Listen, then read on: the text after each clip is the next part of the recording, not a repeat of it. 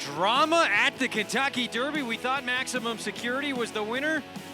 Objections lodged by the riders of Country House and Long Range Toddy. 22 minutes. The Stewards still took a look, and in the end, Country House, the second longest shot ever, wins the Kentucky Derby at 65-1. We will talk all about it coming up. Our show brought to you in part by America's Day at the Races, presented by America's Best Racing. For the love of the race, visit americasbestracing.net today, and by Claiborne Farm, 100 years of doing the usual unusually well. Great to have you with us on this Sunday afternoon here on Fox Sports 2. Greg Wolf alongside New York Racing Association handicapper Andy Sterling, four-time Major League All-Star Paul LaDuca. Unbelievable what happened for the first time in the history of this historic race.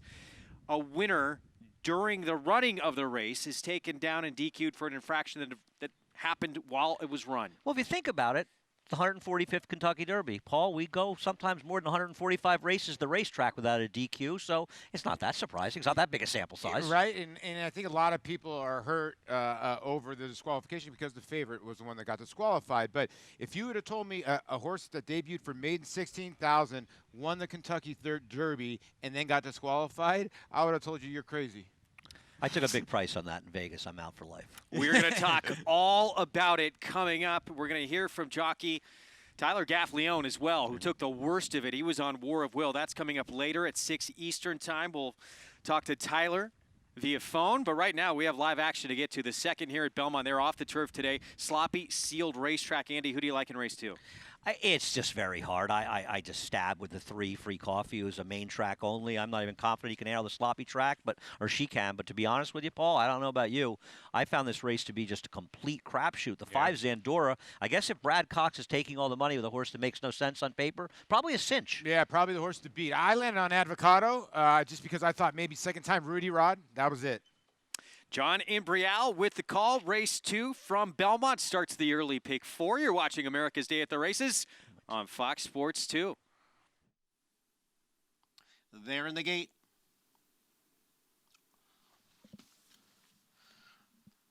One of the horses has flipped inside the starting gate. We're going to have a delay here. We're going to have a delay. Get off that shot.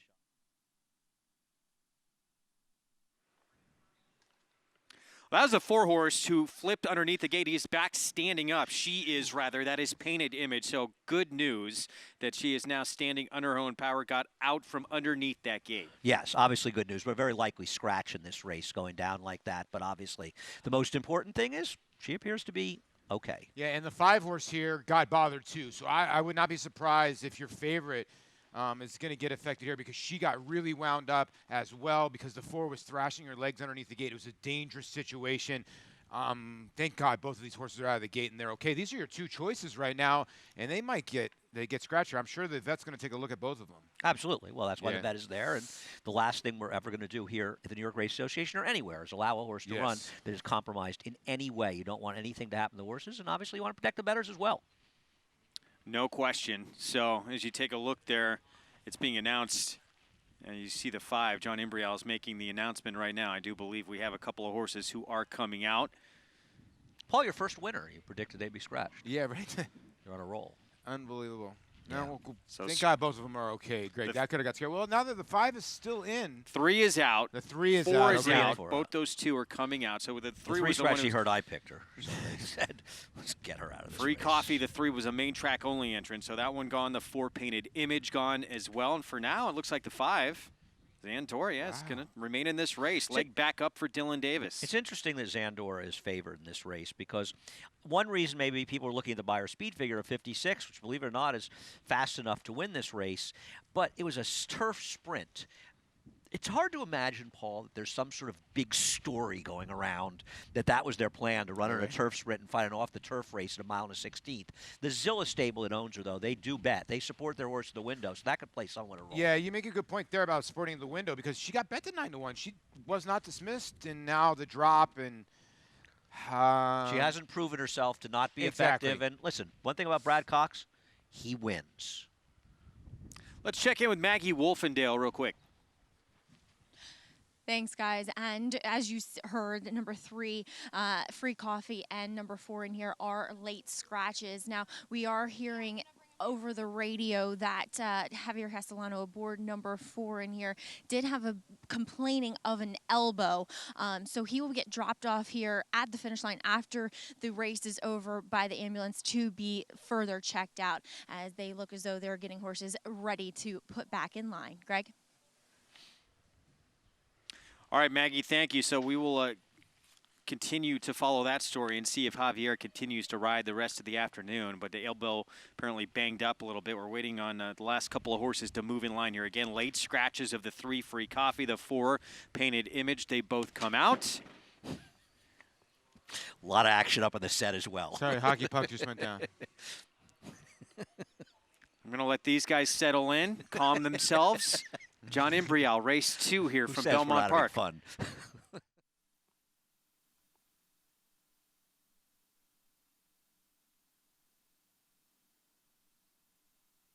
Once again, set for the start. And they're off.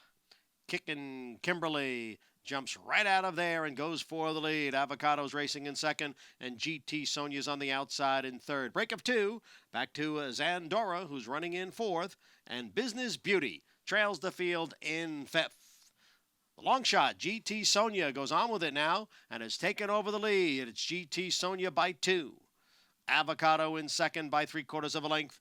Kicking Kimberly down towards the rail, runs in third by a length and a half. Then Zandora in fourth. A break of 4, back to Business Beauty. The quarter in 23 seconds. GT Sonia steps away to lead by 3. Avocado runs in second, followed by Kickin' Kimberly. Then it's Zandora. The favorite is fourth, a half dozen lengths off the lead. Farther back, it's Business Beauty. They head for the far turn. The half in 46 and 3. GT Sonia in front. The lead is 3.5 lengths. There goes Zandora now, moving up on the outside and into second. Zandora is closing in on GT Sonia. It's GT Sonia and Zandora on the outside. A gap of 3 to Avocado in third. Now Business Beauty has moved into fourth, and Kickin' Kimberly has dropped out of it. 3/4 in 1:13 as they come for the quarter pole. And here is Zandora now to take over. Zandora in front in the stretch. GT Sonia in second. Business Beauty is now up to third.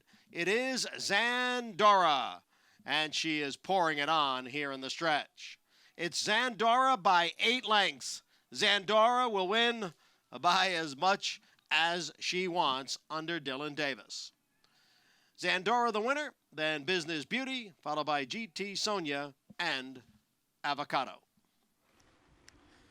Zandora for fun. Dylan Davis, Brad Cox, Zilla Racing Stables. Favorite wins at 3-2. And the good news is that anybody who played our early pick 4s, our pick 5, Yes, that that's true. used the horses that were scratched, they scratched into the post-time favorite, who is Zandora, so they're alive, and that's always good. We don't want the bettors take the worst of that fall. No, you're right. You're right. So everybody stays alive here. The 7 took late money, but the 9 got out there. GT Sonia and showed a ton of speed, but the big white face of Zandora, and she was just in cruise control. They're too smart, Paul. The bettors are too smart. I'll tell you what, you had the right horse, though. The 6 ran a good race. It was the only horse that made up any ground besides the 5. It looks like you can make up a little ground on this racetrack today.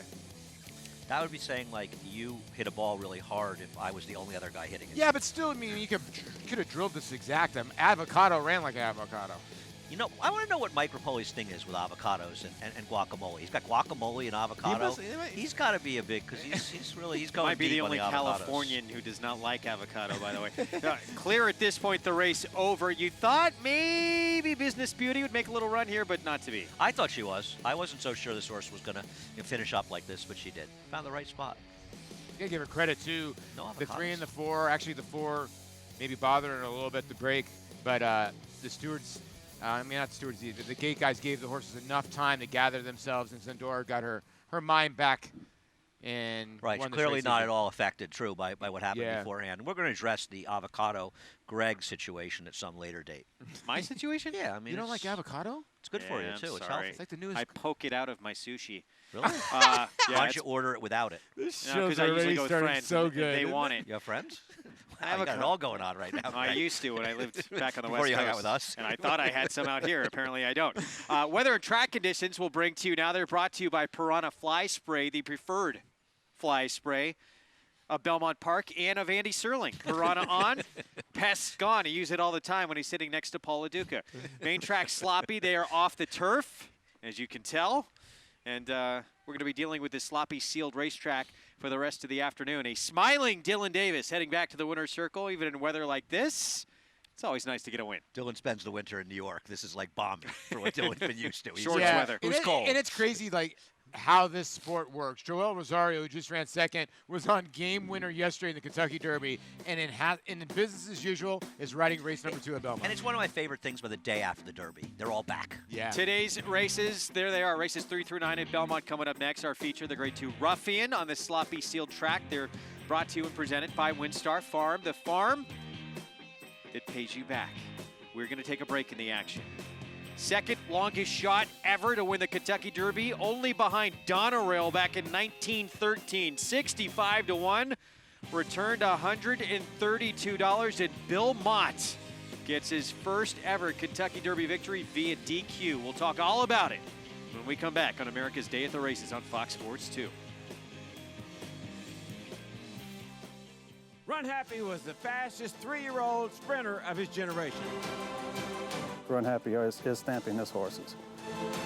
They all got great necks, great hind legs. They all got a good walk, and this colt moves very, very well. Very smart. He hasn't turned a hair since we had him.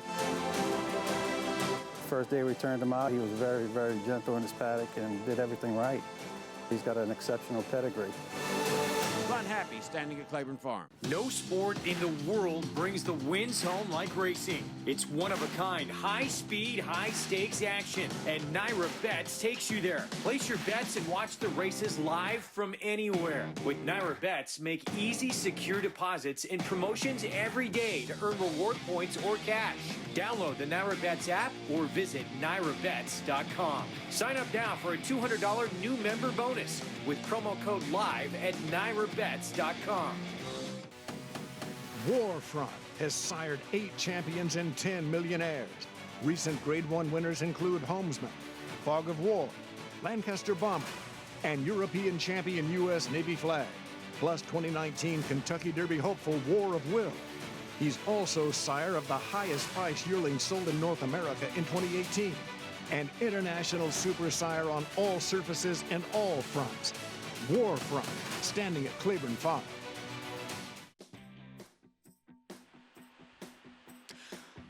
Back on America's Day at the Races, brought to you by Claiborne Farm. 100 years of doing the usual unusually well. Race 2, start of the early pick 4 in the books. As you see, the tractors working on the track here on this sloppy sealed surface on this Sunday afternoon, the day after the Kentucky Derby here at Belmont Park, which we'll talk about in just a moment. Want to remind everyone, get signed up, started, play along with Naira Bets. You can earn a $200 new member sign-up bonus. Use the promo code LIVE at sign-up.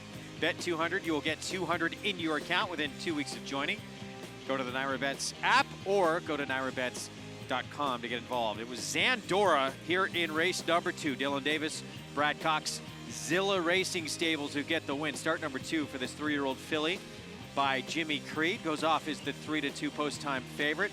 We also have more on Painted Image and jockey Javier Castellano. We heard from Maggie Wolfendale. He was claiming, or complaining, I should say, of an elbow issue. For more on that, let's go back to Maggie. Well, Greg, I'm happy to report that I got to speak to Javier Castellano as he came out of the ambulance here, and he showed me his elbow, and he said it's just a bruise, and it was, and he's going to go downstairs to be checked out by first aid, but he has every intention on riding the rest of his mounts here on today's card. Also, a Painted Image, she came back with one of the ponies, and she looked to be fine. A little bit shaken up, understandably, but her trainer, Derek Ryan, looked over and said she was okay. So good things to report down here after what looked to be a fairly scary incident at the gate. Guys? All right, Maggie, thank you for that. So that's very good news to report. Javier will be riding the rest of the afternoon. We have a few things to talk about after what transpired in Louisville. What happened? Maximum Security appeared to be the best horse in the race. Crosses the wire first. Everybody thought he was your winner, and then we had Stewards taking a look at things for 22 minutes after an objection by both Flavien Prat and John Court, riders of Country House and Long Range Toddy, and in the end, a change made. Let's show you the whole thing. Here's the Kentucky Derby from Saturday at Churchill Downs.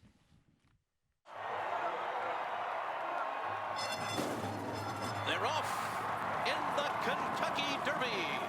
Maximum Security and Vekoma had good beginnings, and they go out to the early lead, and Long Range Toddy's close too, and there goes Bodie Express on the outside into the early mix. So they will lead the way early on. And then it's War of Will running in 5th on the inside. Spinoff is 6th. Improbable is 7th position in between horses. Then Cutting Humor to the outside, followed by Country House. Then Code of Honor, Tax, and Pluska Parfait. By my standards is alongside, about 10 lengths off the lead. Gray Magician rides the rail into that turn, and then comes Roadster alongside of the Gray Tacitus. Break of another 2 lengths more, back to Win, Win, Win. Game Winner is in behind him. He's second last, leading Japan's Master Fencer to the backstretch. So on to the backstretch they go, and through this first quarter mile in a sensible 46.62 seconds. Maximum Security leads the way by 3/4 of a length. Long Range Toddy pressing the pace under John Court on the outside second. War of Will is down toward the inside under a snug hold in 3rd. Then it's Bodie Express 4th. Improbable behind horses in 5th. Vekoma 6th on the outside.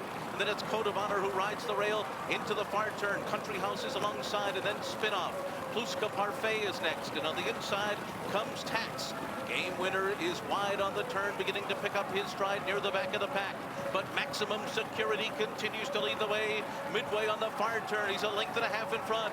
War of Will is second. Long Range Toddy 3rd, and 4 wide and moving up is Country House's Bodie Express plummets through the field. And here comes Code of Honor, and he bursts through an opening on the inside of Maximum Security, and they're into the stretch. Country House on the outside. Code of Honor down toward the rail. Maximum Security keeps on fighting. War of Will is there too as they come to the final furlong. It is Country House on the outside. Maximum Security so dead game. He keeps battling on. Maximum Security. Country House 1-2 down to the line. Maximum Security wins the Kentucky Derby. Well, a brilliant performance nullified via disqualification, and he absolutely did impede the progress nearing the top of the stretch of War of Will, Long Range Toddy, and Bodie Express as well. War of Will kind of took the worst of it. Do you agree with the decision? Yeah, I think if the rules of racing don't apply in our biggest races, then when do they apply, Paul? Yeah, I'm completely with you. If you watch the replay of that race from the beginning, that's the best break I've ever seen from the one post in the history of the Kentucky Derby. The 2-horse broke out. Tyler Gaffalione had War of Will completely loaded on the rail. And everybody's talking about Master Fencer running 5th. He rode the rail the whole way. War of Will was on the rail. And if you keep watching that replay and you think that War of Will was not going to challenge Maximum Security, you're out of your mind. Well, it's not even, I think, a question of that. I think you just have to say they didn't get his fair chance to do it. He did. Maybe he wouldn't have, maybe he wouldn't have. And Bodie Express also, Bodie Express actually was completely and totally eliminated from the race. And he actually had some horse in the stretch. He was sort of trying to re-rally from the back of the pack. And you can't allow horses to just sort of interfere badly with other horses and then say, well, it didn't really matter. Because I really don't think they would have done well. That's not the way it works. No, Belmont even admitted as well. He said, look, if this had been the first race of the day, there's no question this horse would have come down. But it's the Kentucky Derby. He feels for the stewards being in the situation. I feel for the connections of Maximum Security. He was the best horse in the race. He's not denying it. But that doesn't mean it wasn't a justified DQ. It's a difficult situation, and I think the stewards made the right call. Yeah, and here's the thing. The people that come out and say Country House was never going to go by, here's my argument if you're Country House's corner. What if War of Will does not get fouled, and he tests Maximum Security a little bit earlier and stings him a little bit earlier? Now Country House might have a better chance of going by. I don't think it's even about that. I think it's more about the horses that were actually fouled by the first place finisher and them having their chances compromised. It's got zero to do with Country House. He was a 4-shoot recipient of circumstance. Yes, he was. And he really didn't affect him much at all, even though his jockey said he took a little bit of getting knocked sideways. It was very minor from his standpoint. Greg, the horse lugged out. I mean, he spooked once and then spooked again. If you watch that replay, he comes out a little bit, Louis corrects him, and then obviously he sees something in the infield and he spooks again. And now you've got But three horses that have been impeded and now been punched in the gut. He also directed him. He kind of overreacted to him drifting out, and he surged towards the inside. You could see that. He was trying to shut off Velasquez, right? So at that point, you have to say, like, what is he doing? He's ripped the horse drift out. And I don't believe Louis Sai is at all responsible for his drifting out. No. But then again, someone's responsible for him coming in, and he came awfully close to coming in. That was on Code of Honor Saez. as well. I agree, that was on him. And you know, I've said it a million times. I wish that riders would just keep a straight path and stop hurting and going after. Here's another look. here. Mark Cassie said for all those, and he's the trainer of War of Will, for all those that said this horse shouldn't have come down, did War of Will need to fall down for him to take him down? Because this is about as close as it's going to get. Could have been bad. No doubt It about could have been very, very bad. Pink silks, black cap, that's War of Will. And there you see Code of Honor and Velasquez right here, and then now he gets the door sort of shut on him a little bit. Not really, but he's getting banged around a little bit. It was the right decision. It was the right decision because you just can't do. I get it. The best horse did not win the race, but that's something that we can talk about for years to come, and we've been battling this Hopefully not. Forever, that the rules need to be changed. I get that. Why should the rules be changed? But my thing is like, what was wrong with the rule that says a horse can't interfere with other horses in the race? The rule can't be changed, Andy, because you can't project it. That's the problem that I have. Everybody wants to project. How can you project what I've seen horses like just like look like they're dead at the top of the lane and come back and win? You never know what's going to happen. That's true. Only previous horses DQ'd in a Derby, 1968 Dancer's Image. That was taken away, though, after the fact due to a medication violation. And then in 1984, in the running of a race, Gate Dancer, he was DQ'd from 4th to 5th. Never has it involved a winner. Here is one of the stewards, Barbara Borden, explaining the steward's decision after the card on Saturday at Churchill. The riders of the 18 and 20 horses in the Kentucky Derby lodged objections against the 7-horse, the winner, due to interference, turning for home, leaving the quarter pole. We had a lengthy review of the race. We interviewed affected riders. We determined that the 7-horse drifted out and impacted the progress of number 1, in turn interfering with the 18 and 21. Those horses were all affected, we thought, by the interference. Therefore, we unanimously determined to disqualify number 7 and place him behind the 18. The 18 being the lowest placed horse that he bothered, which is our typical procedure. Here's the biggest issue, and here's the look at the running order. Maximum security DQ. They placed him 17th behind the horse who finished lowest of who he interfered with. That was Long Range Toddy. My biggest issue, the stewards refused to answer any questions from the press involving this DQ. You can't have that. Yeah, I don't want to comment on rules in Kentucky and what they do, but I can't argue with you, Greg. I certainly wish that they had answered some questions. It seems like in this situation it couldn't have hurt. Here's the deal. We live in a world where there's no accountability in every sport, and I played baseball for 17 years and watched guys blow games, and umpires don't even want to give quotes. Joe West has never given a quote after a game. So I understand where they're going. You could see in her face she didn't want to take a horse down in the Kentucky Derby. Yeah. And then they were like, don't answer any questions because you know you're going to get probably drilled by the press. Well, someone who has been in 5 Kentucky Derbies, that is Richard Migliore. Send it down to the MIG and Maggie Wolfendale with more on their thoughts on the situation. Thanks, Greg. And I mean, I guess you can look at this situation as a glass half full in that we didn't see anything happen. War of Will stayed on his feet, Richie. I think, ultimately, as the guys were saying upstairs, the horse maximum security had to come down. What are your thoughts? Well, I understand the point, and you'd be silly not to acknowledge that he came out and did bother several horses, most notably War of Will.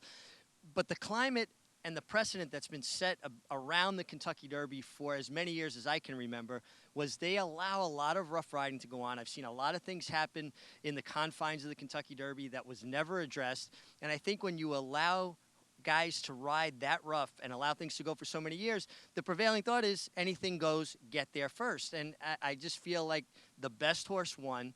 They should have left it alone. If you want to sanction somebody afterwards, I just don't see how rewarding a horse that wasn't bothered, even though his rider Flaving and Pratt claimed foul, how that serves the betting public or anybody involved. Thankfully, like the guy said, there was no incident. Everybody came back okay. But I would hate to be the guy that they set the precedent with that now we're not going to tolerate that anymore.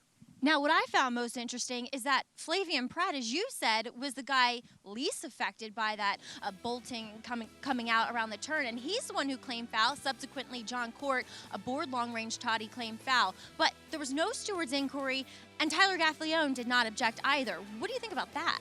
Well, Tyler Gaffalione, through his agent, Matt Musico, who I spoke to this morning, said that he finished 7th, and he just didn't feel like it would change anything by him claiming foul. He was going to be placed 6th. Why rain on somebody else's parade? And he was the one most affected as far as I'm concerned. The fact that John Court finished 17th and claimed foul, I just think that's poor form. And Flavien Prat was kind of pointing out, hey, look what these guys did. Now, my question is, no Stewards inquiry. If those two guys don't bring it to the attention of the stewards, is it like nothing happened here, move on, and it's official? That's the question I have. If the stewards felt that strongly, they should have lit the light. I totally agree with you there. I mean, that there should have been an inquiry. And two, Meg, does this call into question kind of the overall ruling body of what rules we play by from jurisdiction to jurisdiction? Because, you know, each state has their own kind of rules to follow as far as stewarding. Well, I think it gets very confusing for not only jockeys, you know, because what's allowable and what's not, how far you can take something. But trainers as well with medication rules. You're shipping from state to state. Are you allowed to give something 36 hours out or 48 hours out? I think we need universal laws that really govern racing in a much more consistent fashion. I don't have a problem with the disqualification as much as I have a problem with the inconsistency around it and the fact that the Kentucky Derby, and believe me, I've been picked up in the first turn in the Kentucky Derby and dropped off about a 16th of a mile later, and nobody looks at it. Thankfully, there was no catastrophic incident. Again, I just think the best horse won. I would have been inclined to leave it alone. Well, guys, War of Will, he came out, you know, incident-free, which is a good thing. And as far as the trainer Mark Cassey is concerned, he felt for everyone. He felt for his horse especially. But onwards and upwards, sounds like we're going to see War of Will in the Preakness. Yes, Mark Cassey says, look, we're not looking for revenge. We're not looking for payback, but we just want to show everyone how good this horse is. So they are planning to move on May 18th and show up in the Preakness. And let's give Mark Cassey a little bit of credit. I certainly thought he was crazy for running War of Will. He ran horrendously in the Louisiana Derby. I'm with you. And he was very clear. And you and I actually talked about it. Yeah. It's one of the rare things we agreed on. He was dead right, and we were dead wrong. Yeah, and Richie had made a great point there. Like, listen, we're on the other side of it, Richie, but they should have lit the light. He's right. And, 100%. Yeah, and he's talking about it was an objection. It was not a steward's inquiry. It should have been a steward's inquiry. They should have lit the light. The steward should have put it up. Always look at it. There's nothing wrong with looking at something that's a non-event and saying a minute and a half later we looked at it. A lot of times the fans see little incidents and they say we want to know if the stewards look at it. And they are often looking at it, but they don't tell us. They got to tell us. Yes, I agree with that as well. Let's hear from Belmont. So 35 years trying to win a Kentucky Derby. He finally gets one via DQ. And for Mott, the Hall of Famer, it was a little bittersweet. You know, as far as the win goes, it's actually it's bittersweet. I'd be lying if I said it was any different. I mean, I'd like, you know, you always want to win with a clean trip and have everybody recognize the horse as the very good horse and the great athlete that he is. I think due to the disqualification, probably some of that is diminished. But, you know, this is horse racing. There were 2 horses in the race that lost all chance to win a Kentucky Derby. And they were in position at the time to hit the board. And people bet on these races. There's millions of dollars that are bet. And there are some people that bet on the 2 horses that got bothered, and they had no chance to get a placing. And I know the stewards had a very, very difficult decision. I mean, I'm glad I wasn't in their shoes. I'm glad I didn't have to make the decision in front of over 100,000 people and the millions of people that are watching this on TV and around the world. But, you know, with that being said, I'm damn glad they put our number up. Well, the entire trip was good. It broke well and just put me in a race. He was traveling really well the entire race. And once I got him outside and I started to make my move, well, the maximum security kind of it drifted out and kind of turned us sideways. Like you say, I wasn't I mean, the two horse inside of me had a lot of more trouble than I did, but it affected me anyway. How about this from Flavien Prat? He was the regular rider of Omaha Beach. He opted off that horse in the Rebel to ride Galilean. Horse winds up getting scratched anyway. Doesn't run in the Kentucky Derby. Would have been the favorite. Winds up winning the Kentucky Derby anyway. It's quite a parlay he put together of amazing events to get to the winner's circle. It's good stuff. And Belmont with the best line of the week at the end of that. And you got to give him credit. I mean, he notices, and he noticed that War of Will was going to make that move. Like, hey, two horses got taken out of their chance of winning their Derby, and I got a little bit of lucky getting put up. We're going to hear from Luis Saez, taken down on maximum security from his victory in the Kentucky Derby. We'll hear from him a little bit later on. We're also going to hear from Tyler Gaffalione, who was impeded on War of Will. That's coming up at 6 Eastern later on the show. Right now, it's back to live action. This third at Belmont, 6 furlongs, $35,000 claiming race for horses who have not won 3 lifetime. And speak of the devil, here is Luis Saez on Kathy Naz. Kathy Naz appears to be a little overmatched, though she did run one of her better races on a sloppy sealed track. Starlight Mission, the 2 at 3-1 here, Joel. Rosario aboard for David Canizzo. Yeah, and this one's taking early money, and now 3-1 is your second choice. Trouble for Skyler. Danny Gargan, 2-back, 11-length score at Aqueduct. Despite the board right now, Trouble for Skyler and Starlight Mission will likely vie for favoritism by post time, and she is in some ways the horse to beat, though I think she's meeting some tougher horses than she met in her prior races. Kendrick Carmouche, all smiles aboard Trouble for Skyler from Midwest Thoroughbreds, familiar silks that we see on this show just about all the time. My Lightning Strike, the 4, we will see next at 13-1, and here is the daughter of Mine Shaft for Bruce Levine. Yeah, last 2 races have not been much, but she does have one good wet track race way back in February. Well, there's no such thing as this, right? We learned that yesterday. Promise Me Roses. 5-1, Manny Franco, Rudy Rodriguez. She improved dramatically when switched to, at that time, an extremely hot Rob Atras barn. First time of the claim for Rudy, you could discount her effort because she did break a length and a half to 2 lengths slow and lost all chance. And the favorite at 8-5, some pace outside. Bowl of Kisses, Rudy Rodriguez, Irad Ortiz Jr. Yeah, 5-year-old mare, obviously had some issues getting to the races or stringing races, but she does have a wet track pedigree. This will be the first time she'll ever step on a wet surface. She is the 8-5 choice. Race 3 coming up at Belmont when we return from a short timeout. 6 furlongs coming up here in the third for horses who have not won 3 lifetime. You're watching America's Day at the Races on Fox Sports 2. We'll be back. It's America's original sport, and no one covers it better than americasbestracing.net. From the sport to the lifestyle, the best races, horses, and destination venues, cocktails, gambling, fashion, and more. americasbestracing.net is a sport for you. Live it, love it, bet it.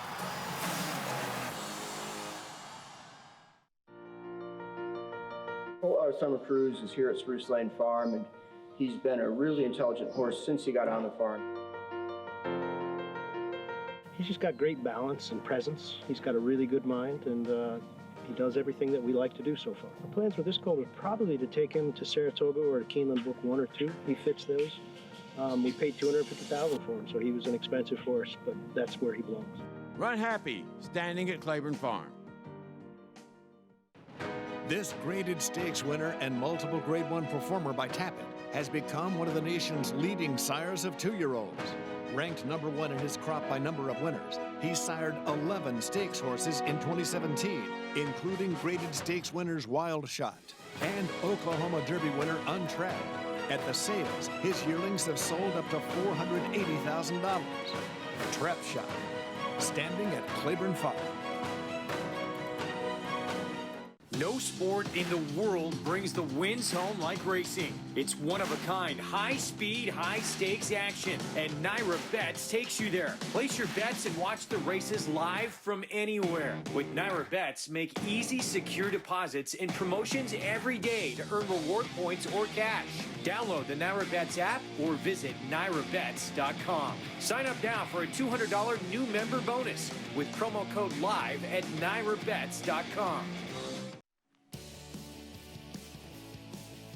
You're watching America's Day at the Races on Fox Sports 2. It's brought to you in part by the champion sprinter. Run Happy raced his entire career medication-free. He never lost while sprinting. Perfect 7 for 7. Now stands at Claiborne Farm for $25,000 out of legendary stall number 1, formerly occupied by the great Secretariat among many other legends. There he is on a farm and starting to see his babies show up at the racetrack. See him in the sales in Saratoga this summer. Yeah, it's going to be fun. Yeah, always a great time. Right across the street from the racetrack, in fact. Funny board here. What's that? Funny board here. Yeah, it is. It should change because Bowl of Kisses is the 7-5 favorite, Greg. She's the 3rd choice in the double wagering. It'll be interesting to see if the odds change. They usually do, but we'll see. Well, meanwhile, yeah, 3-1 on Trouble for Skylar the 3. That is Maggie's selection, and with more on this 4-year-old filly, let's go to Maggie. And Greg, she's my selection because I thought she was very game last time. Yes, she was the beaten favorite, but she did all the dirty work, battling and putting away another pace horse in here. And what I like most is that this is a filly that I know was a slowish pace first time out in her first start of her career, but she had speed. And from that point on, she seemed to lose it. But since getting back in the barn of Gargan and getting reunited with Kendrick Carmouche, that speed is back in play. And Kendrick made sure of it as he even wasting time hooking up with the pony in the post braid, went straight over there, got a nice warm-up into her, and I think she's just doing well. And she's handled a wet track before, though a sloppy one is a bit of a question as we are 1 out. As we see Bowl of Kisses head in, we'll throw it up to John Imbrial for the call of today's 3rd. There in the gate.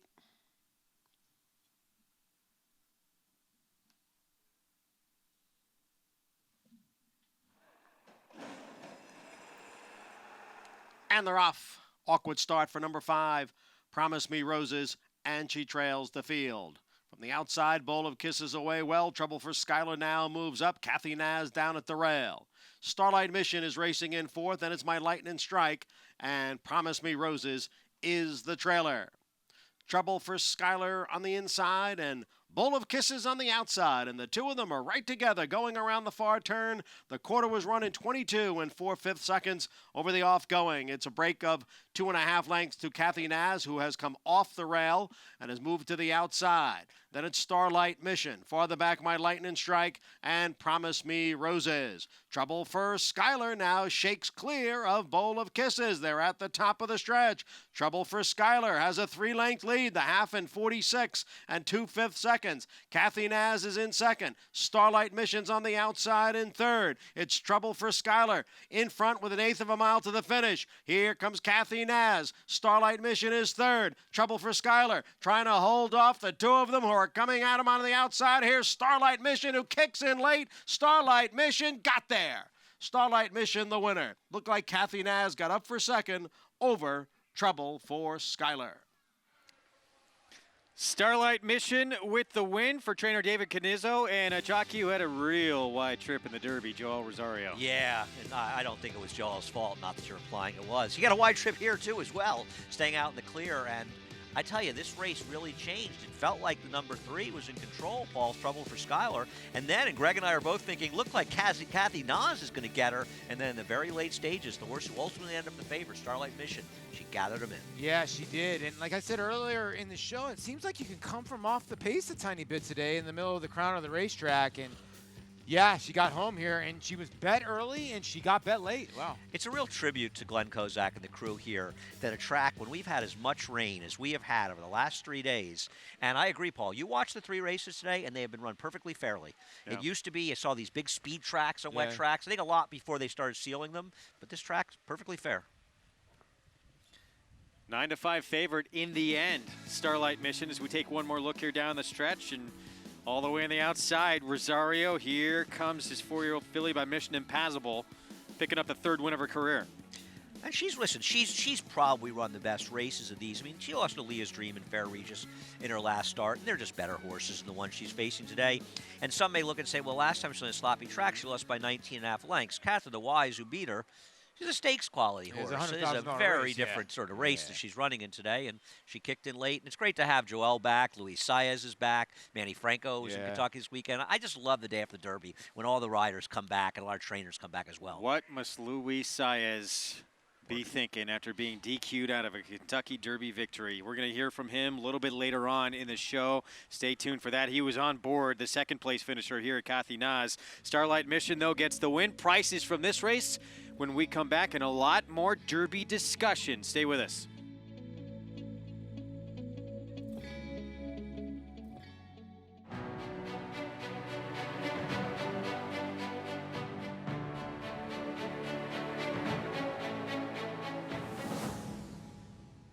Run Happy is simply super. He polishes off an outstanding campaign with a dominant victory in the Malibu. No medication, no problem. Run Happy, standing at Claiborne Farm. There's one thing that everybody wants in our game is they want speed. Daredevil has the speed. You know that he ran a 107 buyer when he won the Champagne Stakes, the Grade 1. That's faster than Uncle Mo, Scat Daddy, and Union Rag. As a 2-year-old, he ran a 96 buyer when he broke his maiden, a 107 buyer in the Champagne, beating a nice horse in Upstart. He is by more than ready, another feather in his cap. I can't wait to see these horses run it too. No sport in the world brings the wins home like racing. It's one-of-a-kind, high-speed, high-stakes action, and Naira Bets takes you there. Place your bets and watch the races live from anywhere. With Naira Bets, make easy, secure deposits and promotions every day to earn reward points or cash. Download the Naira Bets app or visit NairaBets.com. Sign up now for a $200 new member bonus with promo code LIVE at NairaBets.com.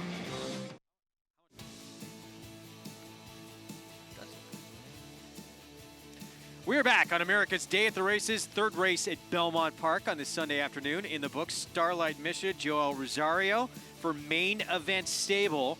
Wins for trainer David Canizzo, second off the claim, $5.60.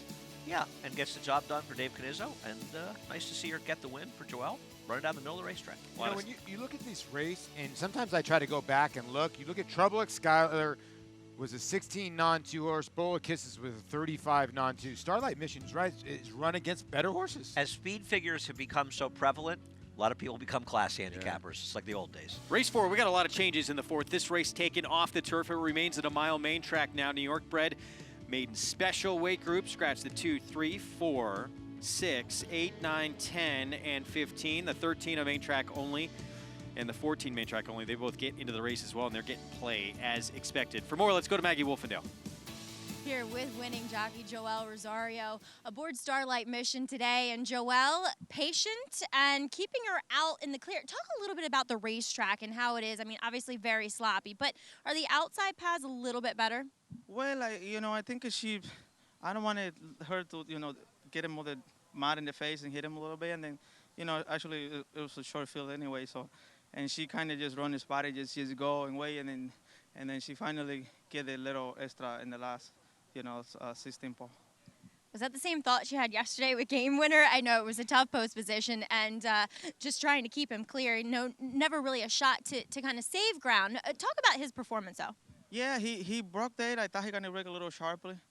Probably, he kind of jumped a little bit in the beginning with I think with the sloppily track, and then he just, take him a little bit of time to get him, going in the race. And then for one point, and I thought he was gonna, do something. He was kind of moving a little bit in the outside, but, the track condition, it seemed like it was not the best probably for him.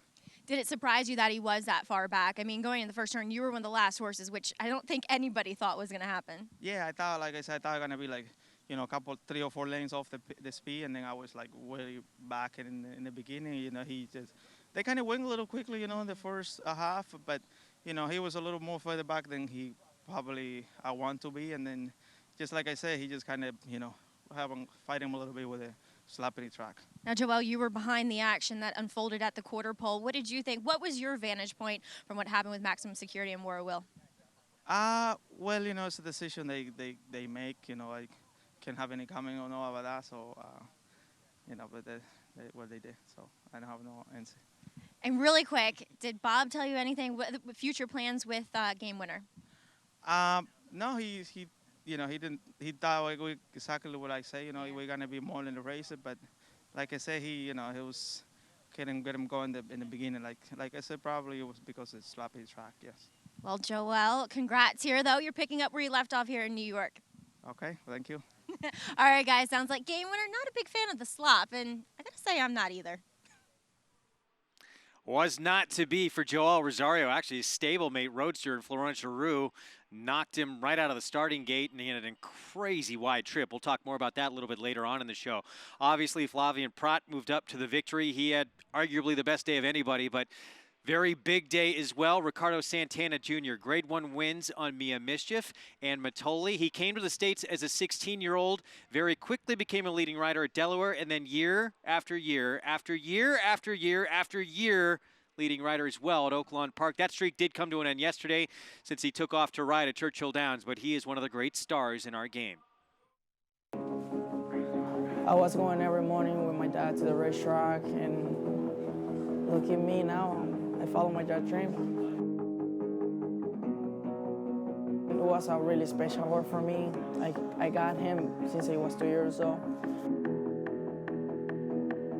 I broke his maiden here. Creator, wow! Creator from nowhere, and he flees the scene. And it was really special for me when Arkansas Derby 2016. And they're off in the Arkansas Derby. Creator is flying. Creator now strikes to the lead. Down the outside, sudden breaking news is coming late. Creator of sudden breaking news. Creator's almost there. It's Ricardo Santana Jr. It's Creator to win the Arkansas Derby.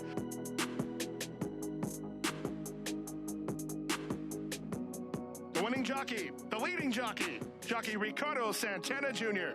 Santana's one of the hardest riders you'll ever see. And he loves to win, almost as bad as he hates to lose, which is definitely a trait you want when you're competing. You want somebody that hates to lose more than they love to win. I don't know, I pass it inside the rail when this much the run. This much. Since I was a little kid, my dad was a jockey. He's not riding anymore because he broke his back. Bro, he coming with me every day to the track, and he's like my angel. He's my other half. When I was a little kid, I was a favorite jockey that was following him everywhere. Gary Gomez, rest in peace. That was my favorite rider, and he's still my favorite rider. I have a daughter now. I love to spend time with her, and I like staying home with her and watching TV and, laughing with her and have fun with her. I'm always a happy kid and love to live life.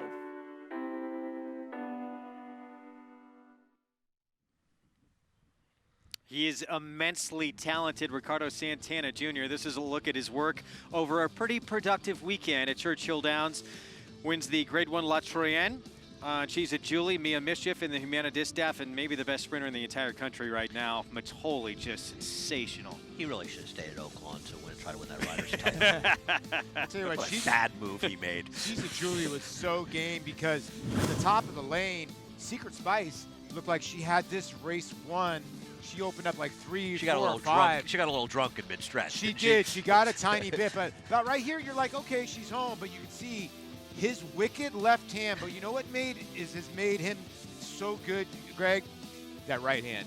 He's learned how to use his right hand. He was always a left-handed guy, but now he can switch and finish with the best of them. And you can see Secret Spice is fighting, but Ricardo just gets on by. Emotional win, too. She's a Julie named after Steve Asmussen's wife. Philly was named Julie Asmussen and co-owner Carol Castillo. They were battling throat cancer. So very emotional win. Steve Asmussen very happy to get that one in the winner circle. Mia Mischief, meanwhile, in the Humana Distaff. big Grade 1 win as well for Santana. Got a Grade 1 win. I've taken a tough beat in the test behind separation of powers. Expected to return on our Man of War card, actually. And holding off Marley's Freedom here. Yeah, Marley's Freedom. Marley's Freedom might be best in New York, huh? It's Bob Baffert horse that wants to run in New York. Yeah, she looked a little choppy, didn't she? Marley's Freedom coming home late, but was never getting to the winner. And how good was this? I know you've loved Mitole for a long time, Andy, but this was a star-making performance. Well, you know, he showed it here that he could stalk. And obviously, he drew the right outside post. Yeah. You know, but he showed he could stalk, and he showed he could get 7 furlongs with ease. And I know Scott Blasi told my friend Steve Bick today that they're pointing to the Met Mile. And how about that matchup potentially of McKenzie and Mitole in the Met Mile? That's one to drool over, isn't it? Yeah, here's the thing. You're right. He's growing up and becoming even better and better and better. I mean, he's so scary good, Mitole. And here's the other part.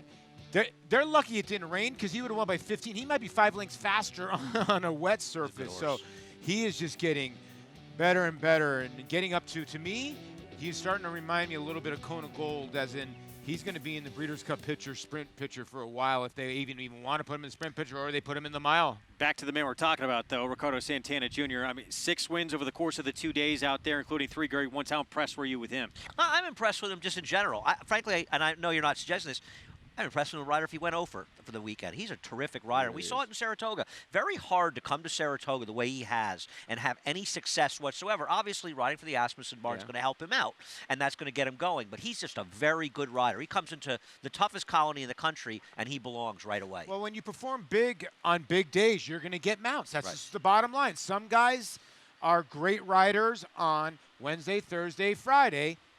Not so good on Saturday. It's just the bottom line. It's in every sport. And this kid rises to the occasion. He does. And he's riding for the Steve Asmussen barn. And right now, if you said, who's the favorite for the Eclipse Award in 2019, obviously it's very early, and Chad Brown, having won 3 in a row, would be in some ways considered the favorite. But Steve Asmussen, right now, he could be the favorite at this point. That's a good point. We're going to take a break in the action. We got more coming up. 4th race is ahead. A maiden special weight.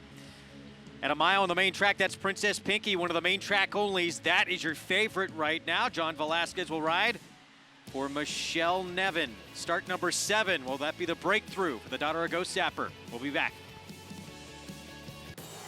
It's America's original sport, and no one covers it better than americasbestracing.net.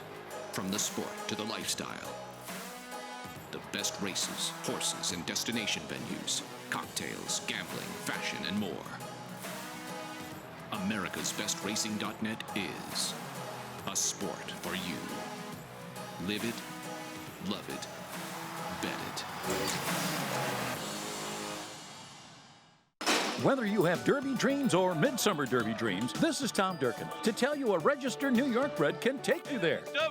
That New York bred Exact and the Whitney by multimillionaires Diversify and Mind Your Biscuits shows the kind of quality that allowed New York breds to earn more than $93 million on the world stage last year. On-track successes have spurred New York bred sales result. At the March OBS sale, Chestertown sold for $2 million.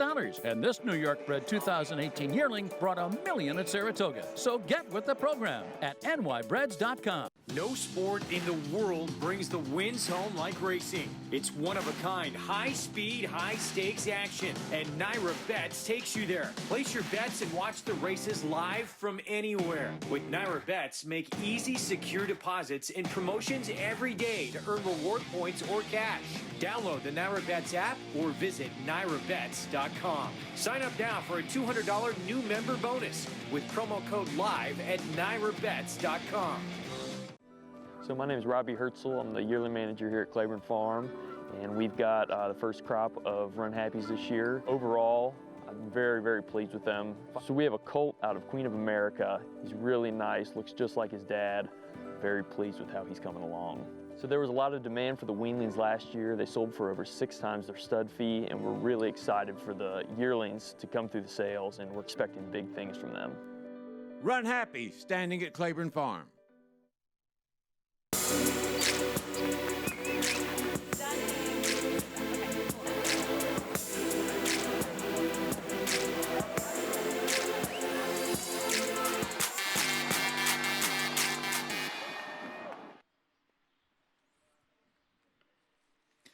We are back on America's Day at the Races, brought to you by America's Best Racing.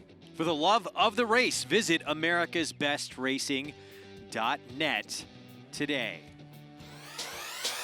Want to hear from you as well. Use the hashtag ABR at the races and share your racing experiences on social media, Facebook, Twitter, Instagram, all of it. Again, hashtag ABR at the races. Share your winning tickets, even your losses, your Derby parties, your Preakness parties coming up, because we're moving on to Leg 2 of the Triple Crown. Your fashion, fun, food, all of it.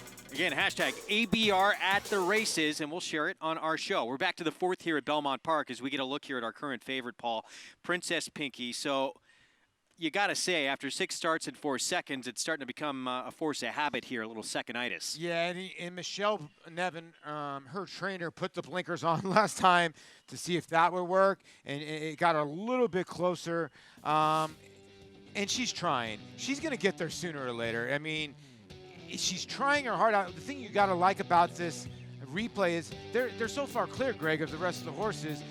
You start wondering, okay, she's going to run into a field that she's going to finally beat. And like I said, I don't know if she's hanging or if the other horse is going. I know she's got a little bit of a hang, but at least she's trying to the wire. Well, you would have thought. So second start of her career, third start of her career, she was 11.5 lengths clear of the third-place finisher. That race, she was 11 lengths clear as well. Start before that, she was 7 lengths clear of the third-place finisher. True. So you think, oh, okay, yeah, next time's the time. Try. But she does that every single time. I agree. And the horse who beat her, Broxton, was sort of an upsetter, and she had shown some ability earlier in her career, and I guess stretching out to a mile helped her.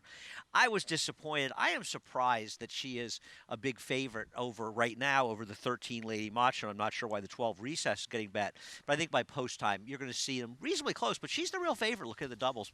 I guess the wild card would be the first-time starter, the 11, who is getting bet here. I know there's been some scratches, but I think just the new face people are looking at. They love Christoph.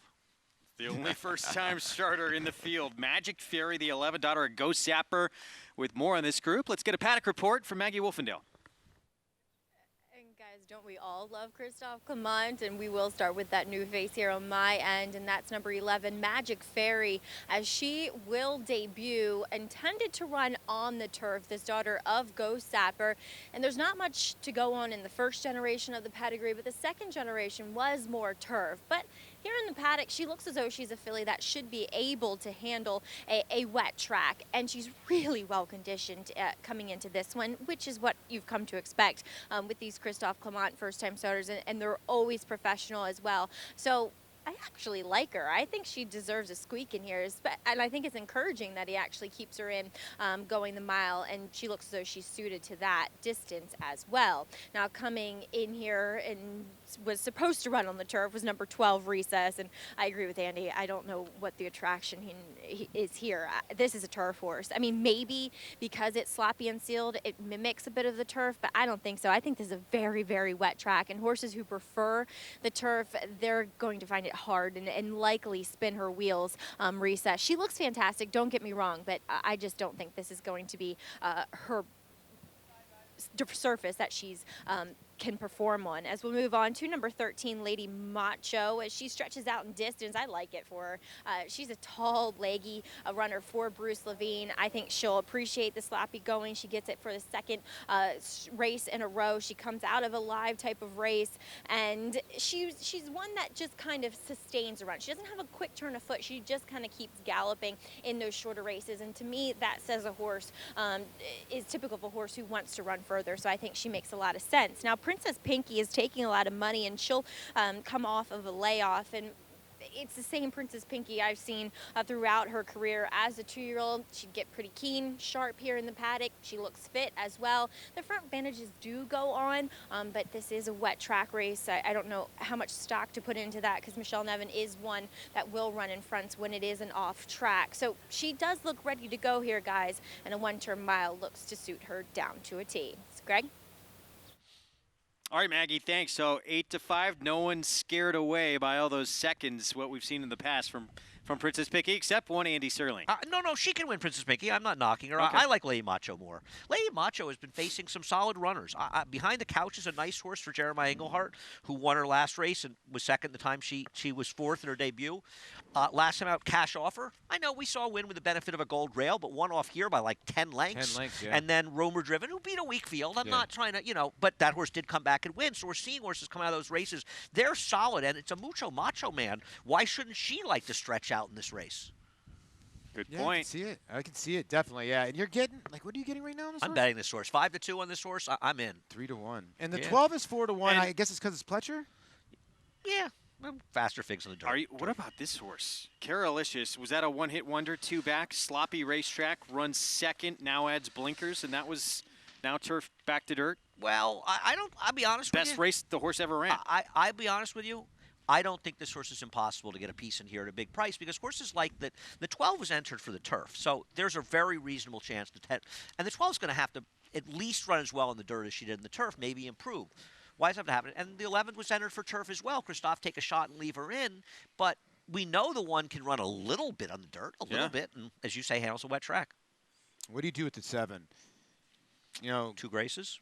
Maiden special weight race on the slop, and I understand this is now maiden special weight on the slop, and she did not run a step with the blinkers on. But she got drowned by she Lady did. Macho. I mean, she didn't break. Well, she hasn't broke well in her 4 starts, right, Andy? Yeah, and she's a horse that should improve. She has a pedigree that says she wants more distance in the air, though you wouldn't know it from her one distance race, which is the worst race she ever ran. I don't know. I'm preferring. I think Lady Macho, if she's 5-2, is a very, very solid bet here. Well, that's to my Paul's point, if you throw out the turf race, taking a big drop here. Oh, no, I'm sorry. No, they don't. That's the problem. You should be. No, and just in terms of some of the other. The problem I have with the 12, with the Pletcher runner, is that, Todd debuted the horse going long on the turf, and the horse has shown no speed. So how much speed is he going to show today? And a point of entry, with all due respect, I love point of entry. I mean, don't get me wrong, but I'm not going to love him on a dirt race. Doesn't mean he can't win. She can't win. But. So here's Carolicious. Again, if you throw out that turf race, last time on dirt, sloppy racetrack, Adam Mile ran the best race of her career. She puts blinkers on today. You know what they say, Greg. 13th time is the charm.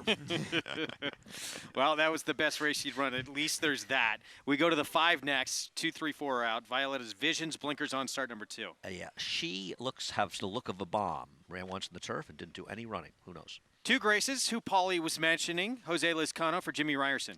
Listen, getting back to the dirt probably won't hurt, but she does need to improve. Magic Fairy will jump all the way to the 11 next. It's the first-timer, daughter of Ghost Zapper for Christophe Clement. And the thing about her is that she doesn't have that much turf pedigree, so maybe she'll be okay in the dirt.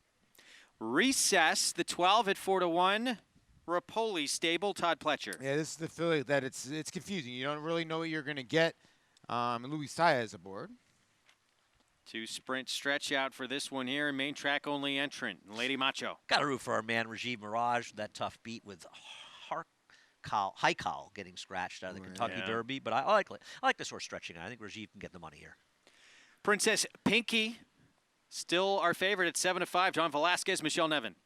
Yeah, and surprising considering I get it. I get that the races are good, a lot of seconds, and the worst race on her form is over a wet track. This kicks off the pick 6. I think some people may believe we have a single later today in our feature. Come Dancing, 2-5 morning line. Can the Chad Brown horse beat her? Not if she runs her last race. I'm going to tell you something right now with Come Dancing. All kidding aside, there are a lot of ifs. It's early in the season. But based on her last race, you can't argue that there's a chance that she's the best older filly or mare in the country. I mean, that race was the best Beyer speed figure anyone has produced in the country this year. Oh, and maybe even almost into last year. It was freaky. She was scared, and she's been a good horse before. It's not as though she had some issues and different things, and I'd love to see her do well. I mean, Pacific Wind, I respect her. She won the race last year, but Come Dancing's last race was otherworldly. Well, and don't forget 2 back too. She crushed Pacific Wind. She ran second, by the way, but come 6 3/4 lengths back to Marley's Freedom. Yeah. No, she's an exciting horse. I mean, listen, Paul and I are degenerate gamblers. We love to bet, and we bet all the time. But we're also fans of the game, all of us. And you want to see good horses run. Yes. And on a dreary day, she's a ray of sunshine. Yeah. Definitely one to stay tuned for and watch later this afternoon. That's our feature, the Grade 2 Ruffian Come Dancing for Carlos Martin. Best number produced in terms of Beyer speed figures all year long. Better even than City of Light. Yeah. Wow. That's putting her in some impression. I mean, that's actually, how many horses ran better figures last year? Like Accelerate's best figure might have been 114. Yeah.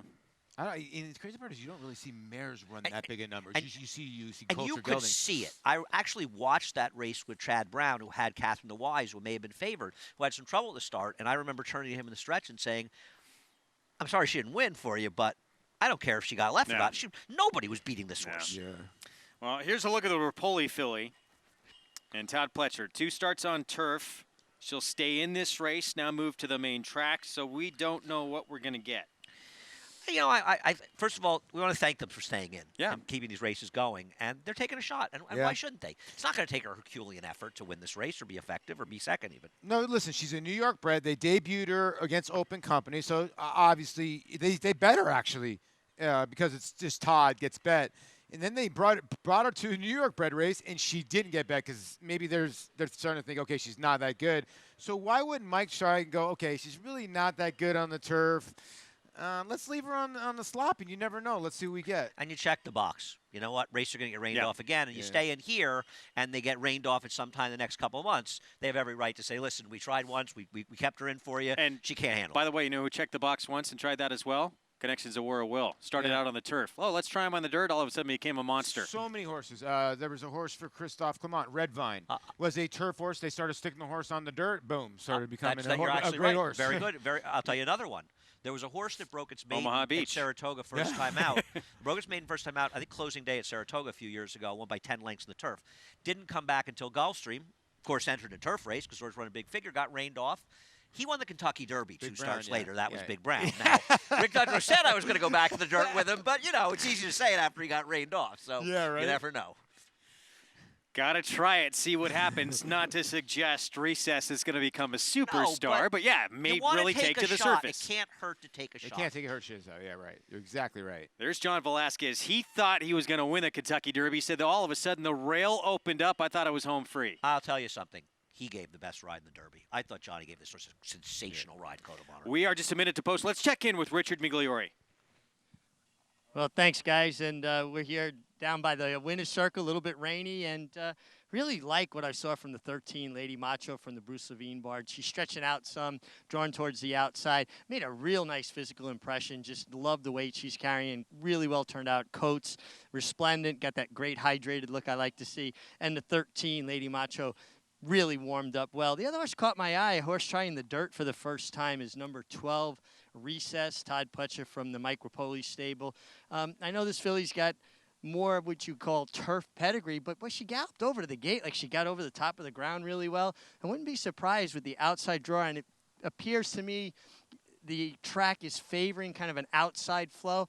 I think the horse, the 12, Recess, she might be okay on this sloppy sealed surface, guys.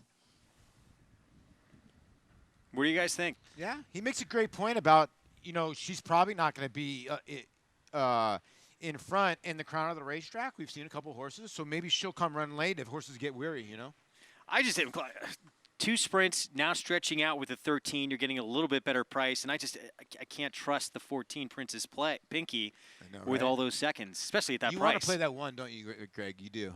No, I would go with the 13. Yeah. Okay. I mean, the one's the kind of horse you use in your tries. Yeah, throw in underneath. Try to get her into there, you know, even the 3rd and 4th slot. I mean, you can. I have a sneaky suspicion the 7's going to run. I don't know why. I have no clue why. Maybe it's the flame. Big flame over here. We have some really, heat really keeping us warm up here on a set on a chilly afternoon here in Elmont, New York, as they continue to load up here. Start of the pick 6, and then it is time for the Naira Bets late pick 5, beginning in the 5th this afternoon. You see that big R with the circle. That's Mike Rapoli Stable Silks. Luis Saez DQ'd out of a Derby victory. We're going to hear from him a little bit later on in our show, along with Tyler Gaffalione, who was impeded on War of Will in the Kentucky Derby. That's coming up at 6 Eastern on our show. Luis Saez is a terrific young rider, and he's going to get his chances in big races like the Derby again. It's a brutal loss for him, but he's a terrific, terrific rider and a terrific guy, and he's going to do extremely well going forward. Yeah, I truly think it was not his fault. It wasn't even his fault. The horse got spooked. It was not his fault. It happens. He's not a rider that anybody thinks of as he's an aggressive rider, but you know, as far as being using his horse, rider, but he's not a guy. I don't feel that way at all. And I've never heard anybody says that. Last to load, Princess Pinky, John Velasquez. We are set. Here's race 4 from Belmont Park. You're watching America's Day at the Races. John Imbrial with the call. There in the gate.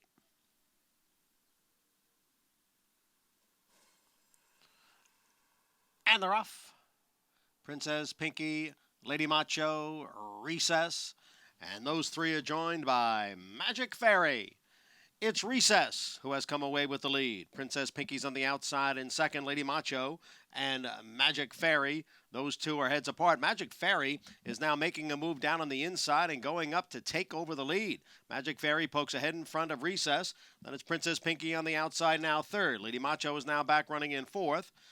Carolicious is fifth, and it's a big break. Back to the two trailers, Violetta's Visions and Two Graces. Up front, it is Magic Fairy with the lead here by a length. Princess Pinky in second by a neck. Recess at the rail in third. Lady Macho is fourth, opening half in 46-1. They race midway around the turn. Magic Fairy has opened up a 2.5 length lead. Lady Macho is now on the move on the outside. Here comes Lady Macho with a quick burst up to challenge Magic Fairy, and the two of them are heads apart. Farther back, it's Princess Pinky. Carolicious has gained ground, and Two Graces is moving up on the outside. Recess has dropped out of it. They're at the top of the stretch, 3/4 in 1:12-3. It's Magic Fairy on the inside and Lady Macho on the outside. Magic Fairy in front now by 2. Lady Macho is running in second with a 16th to the finish, and it's going to be the firster, Magic Fairy, who wins in her debut in this off-the-turfer in the slop. Magic Fairy over Lady Macho, then Two Graces, and Carolicious completes the super. Magic Fairy, first time out, handling this sloppy racetrack for Christophe Clement with Javier Castellano and Cobra Farm. Nice to see Javier is feeling fine after the incident at the gate before. And you know what? He had the goods. He wanted to go to the front with this. And this was a very, very solid pace, 22-4 for the first quarter. It looked like our 13 Lady Macho was going to just swallow her up around the turn, and she just drew away from him. Much the best. Much the best. Castellano made the move up the inside, and he had so much horse, and he kept going. The 7-horse trying to make a giant move. She just had too much to do, but I'm with you, Andy. I thought the 13 had her. You know, when he stuck her left-handed or right-handed, she wasn't liking the whip. You could tell every time Raji was hitting her, her tail was swishing and wasn't having anything of it. But she ran a good second. But the first time Charter showed up, and they bet her at the window, too. 3-1. On Magic Fairy, 11-13, 7-1. Javier Castellano, Christophe Clement. Mentioned Cobra Farm and R&R Partners win with his daughter Ghost Zapper out of a distorted humor mare, Visions of Annette. Relishing the slop. First time out, right into the winner's circle to kick off the pick six sequence here this afternoon. And winds up winning as the third choice on the board. Let's go downstairs to Richard Migliori. Yeah, thanks, Greg. I'm here with Luis Saez. Luis, a tough day yesterday. You turned for home in front on maximum security or right before the quarter pole, and he really reacted to something, ducked out pretty sharply. It looked to me like maybe he saw something. What do you think it was? Definitely. You can see the ears. He looked something. He came out. I grabbed him right away because I saw the intention, you know. But in that point, he switched the lead. So that's why I couldn't bring him back so quick, you know, because he was in the wrong lead in that moment. But, man, super tough. I know it's super tough, and I appreciate you talking to us. Is there any words you can put into the disappointment in losing the Kentucky Derby this way? Oh, my gosh, it's hard, man. I feel bad for the trainer, the owner, for everybody, man, for all the people I see, you know, I was talking about, and man, for me, it was pretty bad, man. That was, you know, the bigger race in my life for everybody, and get disqualified like that is pretty tough. I know it hurts. Thank you so much for taking the time to talk with us, Luis. No problem. Thank you so much. Just a class act guy. He really put it into words. There's really no words to describe the kind of disappointment for a loss like that, guys. It's so tough for that young man. He's such a terrific rider. Give him And credit to for doing that think you've won the race. I mean, even the broadcast, they thought we had a winner. They think you're win, and then all of a sudden get taken down. Have to go through those 22 minutes of agony as well to figure out what's happening. And then you get taken down, which has never, ever happened in the history of the Kentucky Derby. At least it was less than a minute in the Oscars when it happened a couple of years ago. Yeah, right. I thought our colleague Gary Stevens, who you've seen on the shows with us, hit the nail on the head. I think Louis is blameless in this whole thing. The horse saw something, freak. It's a 1,000-pound animal, and they're hard to control. It's just an unfortunate situation. It really is. Speak for yourself, 1,000 pounds. Paul's right. Magic Fairy gets the win in the 4th year at Belmont. Javier Castellano, again, Christophe Clement, the first-time starter. $8.10. It kicks off the pick 6 sequence. The Naira Bets late pick 5. That is coming up next. Again, off the turf today. That race was scheduled for the grass. When we return, our colleague Tom Amos, he won the Kentucky Oaks. How about that? We're going to talk to him about Serengeti Empress and her gate-to-wire score on Oaks Day when we come back. Kentucky Derby winner Orb. On the track, his runners have scored on both dirt and turf, including multiple stakes winner Autumn Warrior, stakes performers Scrapper and Malocchio, and Sipacan Harbor, winner of the Grade 1 Spinaway Stakes at Saratoga. In the sales ring, his 2-year-olds have fetched prices up to $1.25 million and multiple yearlings up to $1 million. Classic winner, classic pedigree, Orb, standing at Claiborne Farm. It's America's original sport, and no one covers it better than americasbestracing.net. From the sport to the lifestyle, the best races, horses, and destination venues, cocktails, gambling, fashion, and more. americasbestracing.net is a sport for you. Live it, love it, bet it.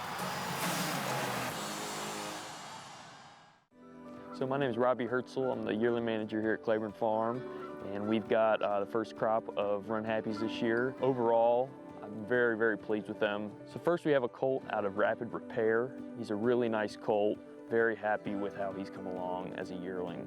So there was a lot of demand for the weanlings last year. They sold for over 6 times their stud fee, and we're really excited for the yearlings to come through the sales, and we're expecting big things from them.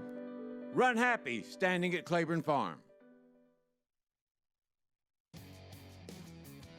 We're back on America's Day at the Races on Fox Sports 2. It's brought to you in part by the champion sprinter Run Happy, now standing for $25,000 at Claiborne Farm out of legendary stall. #1, raced his entire career, medication-free, and never lost while sprinting, and provided some of the great performances sprinting we have seen in a long, long time. Greg Wolf, Andy Serling, Paul LaDuca, Richard Migliori, and Maggie Wolfendale here with you, talking about everything that happened on a dramatic day in the Kentucky Derby, but the day prior in the Kentucky Oaks. What a day that was, as well as our colleague, trainer Tom Amos, with a 13-1 shot, gets Serengeti Empress home, gate-to-wire score in the Kentucky Oaks, and we weren't even sure after what she showed us in the Fairgrounds Oaks if she was going to be able to run in this race. Pulled up in that race, fanned off, she bled in that race, comes back, and she was as good as ever. No, I agree. I'm sure Tom has reservations as well, but a great trainer that he is, he got her there. Well, he joins us on the phone right now. Tom Amos, congratulations. What a moment. What were you thinking when Serengeti Empress hung on and won you the Kentucky Oaks? Greg, first of all, hello. It's good to talk to you guys, Paul, Andy, my friends. It's always fun to share these kind of moments with people you care about, like you guys. But when they crossed the finish line, I had a rush of emotions, all different kinds of things, but most importantly, my mom and dad, who are still alive, they're 93 and 94, and I knew they were home watching. And, all along the way, they've always supported my decisions to enter the thoroughbred industry, even though they knew nothing about it. And other than demanding that I get a college education, which I got at the great University of LSU, they were always behind me. So I thought about them a lot, and I loved talking to them that evening. And this had to feel so special because this is a filly you actually picked out at the sale as well. So this goes back a little while. Yeah, I've been involved with Serengeti Empress ever since September of her yearling sale. And You know, she actually made it up to Saratoga for a race.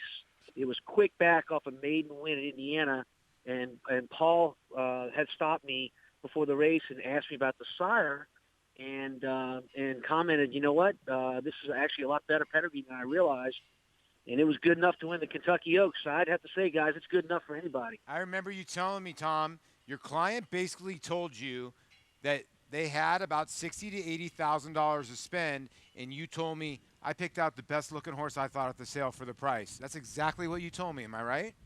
That is exactly right, Paul. And I tell you what, Friday in the paddock at Oaks, if it had been a beauty contest, there were some very pretty fillies there, but none was better looking than mine. I mean, she looked great. She was styling in the race, and she styled in the paddock beforehand. Did you mean Serengeti Empress or your wife, Colleen? Both.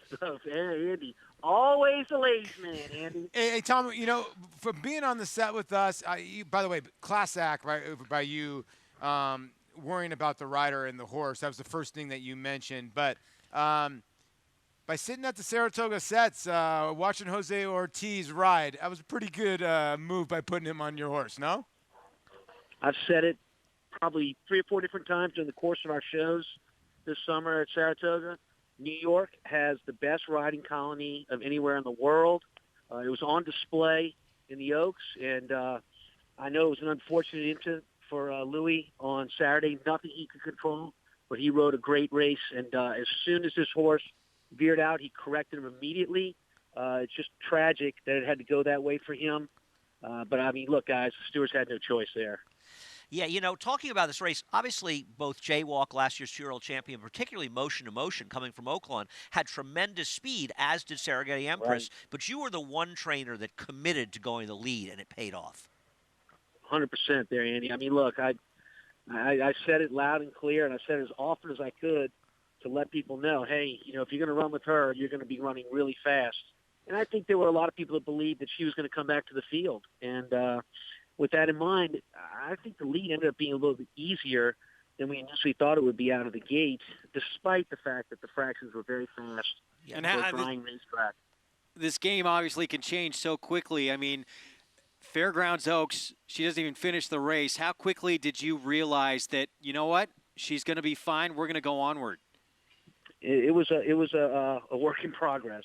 We gotten up here in the beginning of April, and I had made the decision because I've been probably reading too much in social media about the decision to run her or not run her in the Kentucky Oaks that I was not going to run her. So I actually told my exercise rider to take her to the track and just gallop 3/8 of a mile and make sure you pass me galloping so I can get her on my camera and put her on social media, because there were a lot of people, because she got banned off, that thought something was wrong with her other than the bleeding, that she had somehow physically harmed herself.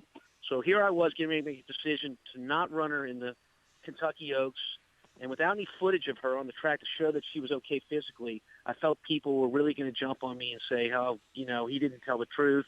There's something wrong with her. So I gave him his instructions. He went there. I filmed her. I put the camera down, and he misunderstood me, and he went an extra mile in his gallop. And when he came around the second time, she was pulling on him. Her ears were forward. I mean, it was a good, enthusiastic gallop. She wanted to do it. And I went back to the barn and I changed my mind. I said, well, you know what? I'm going to try and move forward from here. We did everything from that point forward via social media. I was very transparent with what we were doing with her. And all along the way, if you followed her on social media, you couldn't know anything other than this filly was coming in the race the right way, training great, and was ready to roll. Well, I want to ask you about the celebration, because it's a celebration of a lifetime, because we have a picture right now up on the screen of your better half, Colleen, who's probably one of the best handicappers I've seen too as well. But you went office linebacker on your family and got up in your great suit, and I know you're a big LSU fan. Is that one of the best LSU hits you've ever seen? Well, look, slow down there, because I mean, when it was Fairgrounds Oaks Day, Devin White came out as my guest. He has a Serengeti Empress hat. He's a huge fan of hers, and I don't want to make him look bad by saying that I laid the wood on everybody better than him. But I will tell you this: I am fully expecting the Tampa Bay Bucks and Devin to give me a call during the off season to see if I want to do a little something during during the August workouts. I might have to leave you guys on your loan for a few weeks and go down to Just Tampa. Colleen is okay, right? Yeah. Okay. Everyone survived the mosh pit. Okay. You're gonna wear that pink jacket on the show with me one day this summer in Saratoga, please? It's salmon. Andy, come on. Yeah. I don't know, guys. Salmon? First of all, Tom, I don't know if we doesn't look like I don't know that. if we can afford you anymore. I don't know if we're going to be working with him at Saratoga. Tom, just default to Colleen picked out your jacket. That's all you need to do. 100%. 100%. Well, I got to say, I think every one of us watching the race, didn't matter who you bet, lost your money or not, we're so happy to see you win, Tom. It was really a great moment. Just to feel, knowing you and working with you, that you could be any small part of it. It was really thrilling. I appreciate it so much, you guys. Paul, you hit a lot of home runs in your career. They were all fun, I know. But every once in a while, you had one of those home runs that really, really meant something on a national scale. And that's what that win was like for me. You know, I love all the wins I have. I get great pleasure from. But that one win on Friday, that'll be a tough one to put out the memory bank, and I don't want to. I loved it. We don't want to let you go just yet. We want to ask, man, because I've worked with you for a long time. You're like a second father to me, Tom, and we've had a lot of conversations. And for you to win this Grade 1 Kentucky Oaks, I told you I wanted a drunk text from you, and I didn't get it. I'm still upset I didn't get the drunk text from you that night. But I'm crying for you and your family because there's not a better family in horse racing. Thank you, my friend. Look, my phone went dead. I stayed out. Phone died before I did that night. Yeah, right. You were texting me. Tom's the kind of guy, he's back at the barn at 5 a.m. the next morning. He's not even celebrating the victory. That's how dedicated he is. We want to get your thoughts on the Derby as well. Obviously, all this drama that happened and the call that was made with the DQ. What were your thoughts on what happened on Saturday? I really thought it was a no-brainer. You know, it's a tough thing to do to any connections, and on top of that, this was one of the favorites in the race. But a foul is a foul, and the rule is simple. If it costs a horse a placing, the horse has to come down. So, I mean, to me, it was something that had to happen. I did not watch the telecast on TV, but I'm hopeful, although I doubt it, unfortunately, that the stewards were able to have time on TV to explain their decision. Now more than ever, guys, you know, we saw it a lot at Saratoga, some really controversial calls that even on the set we disputed amongst each other. But now more than ever, I think racing has to become as transparent as possible, and those decisions have to be explained. There's an article in the USA Today saying that this was the worst call ever to black eye to racing. I read that, and this was just an uninformed opinion piece. Yeah. It just makes no sense to me. Tom, by a writer who picked maximum security. Exactly. I want to point that That's out. the problem. But she didn't mention it in his article, which was disgraceful. And the problem you have is it's called reality. If it was switched around, there would be not this much controversy because a 65-1 shot got put up. Right. Not the favorite. That's just the bottom line. I agree with Tom, though. The stewards got to take questions and explain this more thoroughly. Let me just say, because Tom didn't see the broadcast, they did go on and explain their decision. They did not, however, Tom, take questions from the press. They read a statement, but 2 hours after, because they had to finish the card, but they didn't take any questions. I agree. Tom, Amos, thank you so much. It's got to be at the moment, guys. Yeah. It's got to be No, I agree with you, Tom. official, or right after they make the race official, so that the general public that's watching that telecast understands, just like they do in every other sport. Let me ask you one question, Tom. If Tyler Gaffalione, if War of Will's ridden by like a Gary Stevens or a Mike Smith that has that much experience, not Tyler Gaffalione, do they claim the foul immediately, or was Tyler just maybe a little bit because maybe this is one of his first couple derbies, maybe a more experienced jockey like John Court who claimed foul immediately? So I don't know how that all went down, Paul. There's no question that the one horse, War of Will, was fouled dramatically in the race. And if he didn't claim foul, it's a bit of a surprise. But more importantly, the entire time that this was going on over 20 minutes, the objection sign was up. I never saw the inquiry sign put up at any time. And that's important because the objection means that that's a rider claiming foul against another rider. The inquiry sign means that the stewards feel that there's something that needs to be looked at in the race. Whether or not the stewards recognized immediately that there was a foul, the stewards had to recognize immediately that there was something amiss and it had to be looked at. The fact that there was not an inquiry sign put up at Churchill Downs was a big surprise to me. Agreed. A lot of times you don't see objections, rarely, in fact, overturned. Tom Amos, thank you very much. Kentucky Oaks winning trainer, our colleague. We can't wait to see you down the line at Saratoga. Congratulations again, Tom. I'm looking forward to seeing all you guys. We'll have a celebration together. Can't wait. All summer long. You can bet on that. Yeah. Tom Amos, Serengeti Empress, winning the Kentucky Oaks. We're going to go downstairs right now to Richard Migliore. Well, and a big congratulations to Tom Amos. Terrific win. Just a great performance by Serengeti Empress.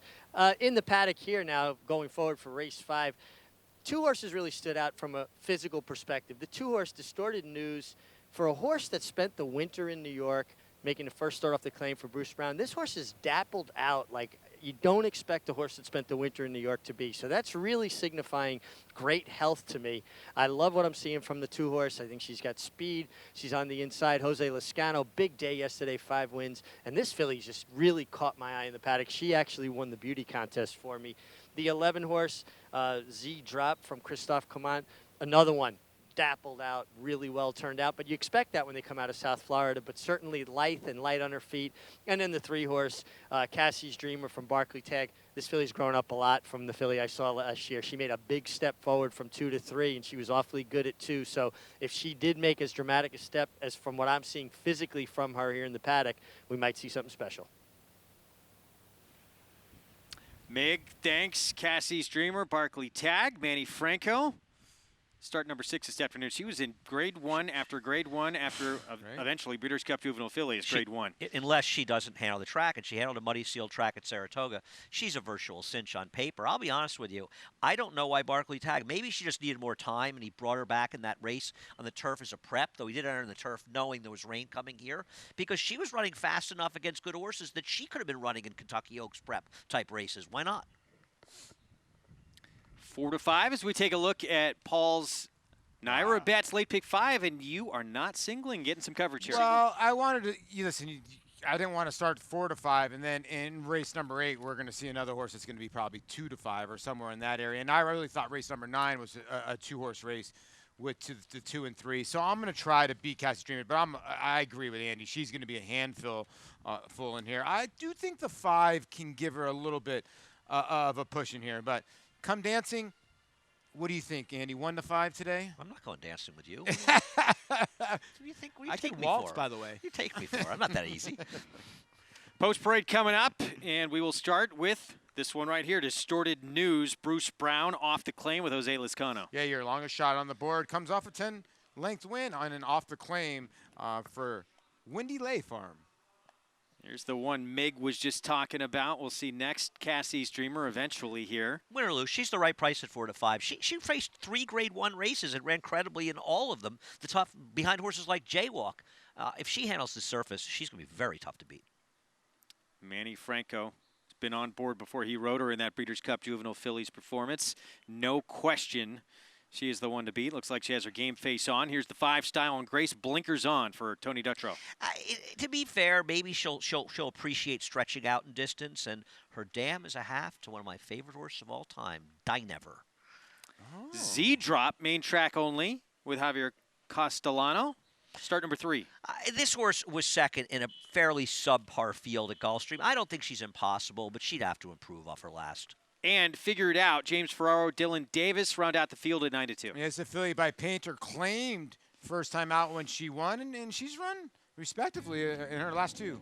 We're going to take a break. Naira Betts late pick 5. It starts here in the 5th at Belmont. Maggie Wolfendale stepping in for me right after this break when America's Day at the Races continues.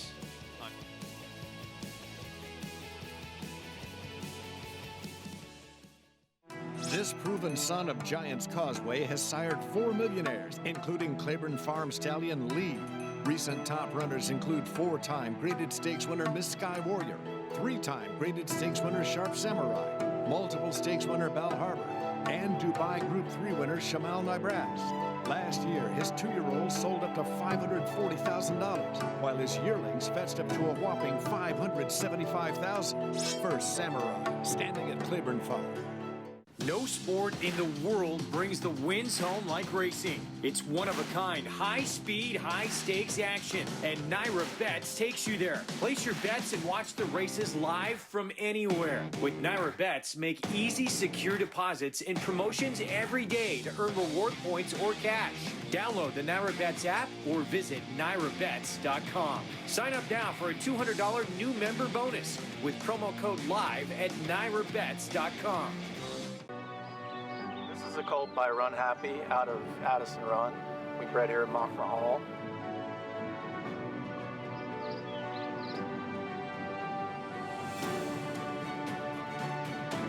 Well, he's a big, strong, good bone, big old hip on him. Moves really well, has that kind of big cat-like walk when he just relaxes and gets rolling up and down the lane. Run Happy, standing at Claiborne Farms. There's a power so selfless, it has the ability to heal, to inspire, to unite, to change your life.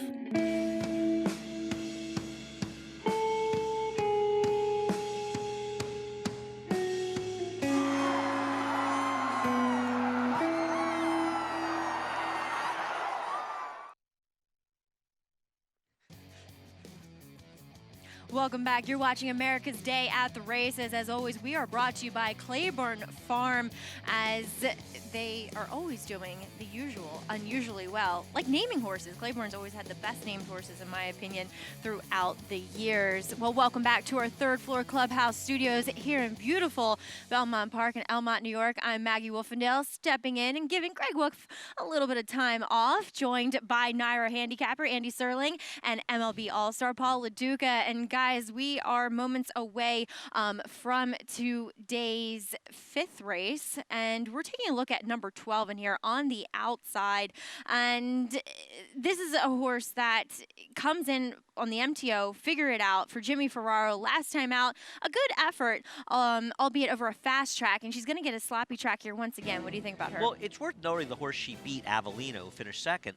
She came back on a wet track and improved her by her figure 7 points with a blowout win. She's okay for Danny Gargan. The question is, can she transfer this form over? Jimmy Ferraro had a terrific winter over at Aqueduct. Now, we saw Aunt Babe not run quite as well over here. One race doesn't make the year. Jimmy does a good job what he has. Her last race was pretty good, though. Yeah, it was. You got to love the fight that she put in to get the victory here, Mags. And she, I guess she always had her measured a tiny bit, but I thought that was a phenomenal race, and I think she can repeat that. I think she's one of those like fillies that's just been an overachiever. And by the way, you could tell who are the two wimps on this set. As Maggie said, it's a beautiful day, and me and Andy are freezing. It's not a the set. beautiful day. I'm the biggest wimp in New York State. Forget about it. What are you narrowing it down to the set? Are you kidding me? Exactly. Maybe it's the entire East Coast. Come on, give me a little credit, Paul. You're a big guy compared to, no, Mr. Sterling, no. We'll check in with our trackside report. That's Richard Migliore. Mig, what do you have for us as they're heading towards the gate? Well, thanks, Maggie. I just want to expand a little bit on the 12, figure it out. I don't have anything to compare this filly to. I really haven't looked at her up close and personal before, but she just seemed a bit on the light side to me. Her coat was just a little bit on the dry side to me. I wasn't overly impressed with what I saw from her in the paddock. Now, again, that might be perfectly in character for her, and maybe I'm making more of it than it is, and we know it's not a beauty contest. Pretty is as pretty does in racing, so if she can run fast, it won't matter what she looks like. But I was honestly a bit disappointed in how she was turned out. I'll go back to the 2-horse. So I think it's just a big overlay here at 6-1 because of the way she looks. She is the one that really caught my eye.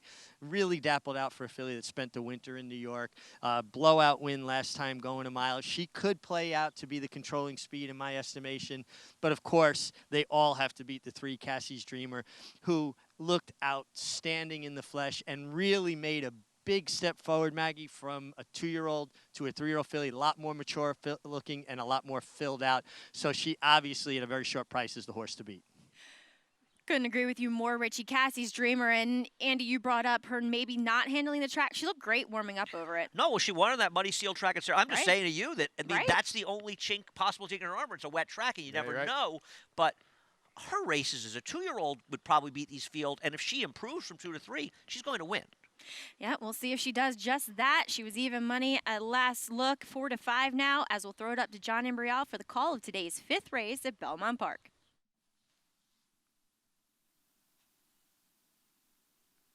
They're in the gate.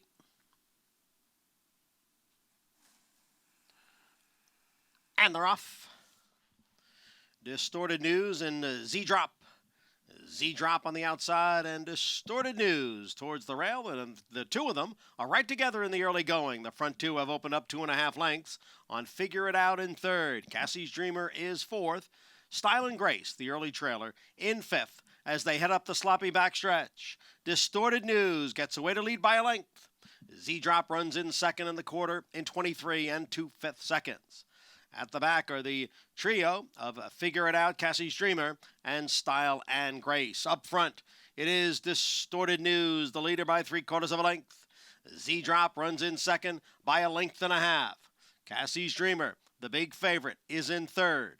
In between horses, Figure It Out. And on the outside is Style and Grace as they go around the far turn. Half mile, 47 seconds. Distorted News is the leader. Z-Drop joined now by Figure It Out. The two of them are second and third. Cassie's Dreamer is down towards the rail and is going to need some racing room. On the outside is Style and Grace. It's Distorted News. Cassie's Dreamer now gains on the inside. Z-Drop drops out of it. They're at the quarter pole. Here comes Cassie's Dreamer now to take the lead. Cassie's Dreamer is in front. Figure It Out on the outside. Distorted News is now back running in third as they move down for the 8th pole. It is Cassie's Dreamer in front by 2. Figure It Out runs in second, then Distorted News, and on the outside is Style and Grace. They come for the finish, and it will be Cassie's Dreamer at odds of 1-2. Style and Grace completes the exacta, then Figure It Out, Distorted News, and Z-Drop. Up the rail, and it was all she wrote here, guys, with Cassie's Dreamer and Manny Franco aboard for Barkley Tag. Sometimes it's just a case of the best horse winning. Yeah, and the horse in front, the two, it was lugging out. I guess it's maybe was the best part of the racetrack, but Manny Franco was just like, you know what, I'll just take the rail. I got the best horse. I'll get the job done. You got to give Style and Grace a little bit of credit. Rosario staying in that 5-path, 6-path, and keeps getting these horses to run home here. And this horse ran home in a nice little second.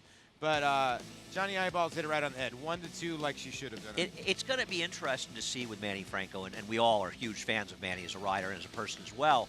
But he had a sensational year here so far, but now the big guys are back. And Manny holds his own with them, but can he continue? And obviously he's not going to get the same kind of mounts that he got necessarily, but I think Manny's going to still have a very, very good year and going to compete year in and year out with these guys. Yeah, coming in off of his second Aqueduct riding title and aboard World of Trouble. We'll go over his race down at Churchill Downs in that turf sprint a little bit later coming up. But we'll also have prices for you for that 1-2 shot. Cassie's Dreamer taking race number 5 here at Belmont Park. You are watching America's Day at the Races. Stay tuned.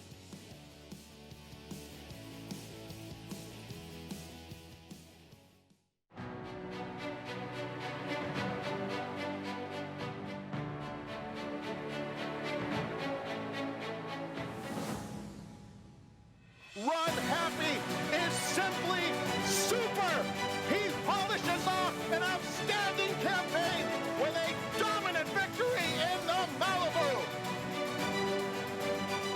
No medication, no problem. Run Happy, standing at Claiborne Farm. It's America's original sport, and no one covers it better than americasbestracing.net. From the sport to the lifestyle, the best races, horses, and destination venues, cocktails, gambling, fashion, and more. americasbestracing.net is a sport for you. Live it, love it, bet it. No sport in the world brings the wins home like racing. It's one-of-a-kind, high-speed, high-stakes action, and Naira Bets takes you there. Place your bets and watch the races live from anywhere. With Naira Bets, make easy, secure deposits and promotions every day to earn reward points or cash. Download the Naira Bets app or visit NairaBets.com. Sign up now for a $200 new member bonus with promo code LIVE at NairaBets.com.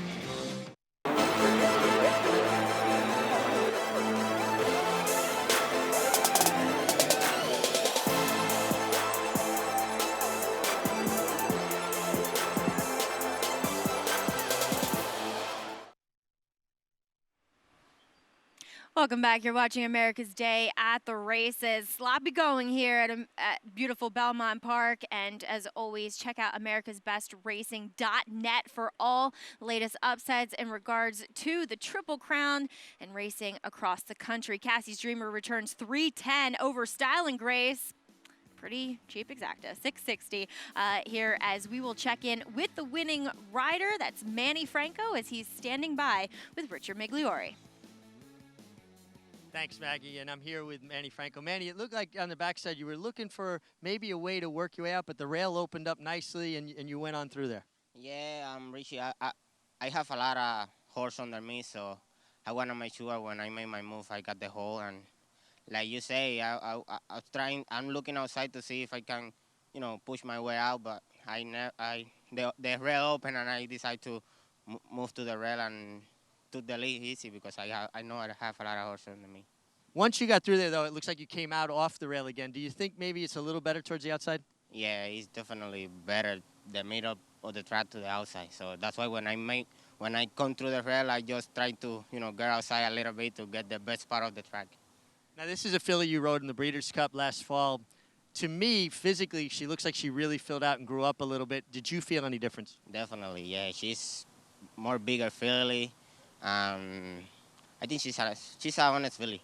She's gonna be around winning races. Now, yesterday you got to ride in your second Kentucky Derby. It was a roughly run race, particularly around the far turn.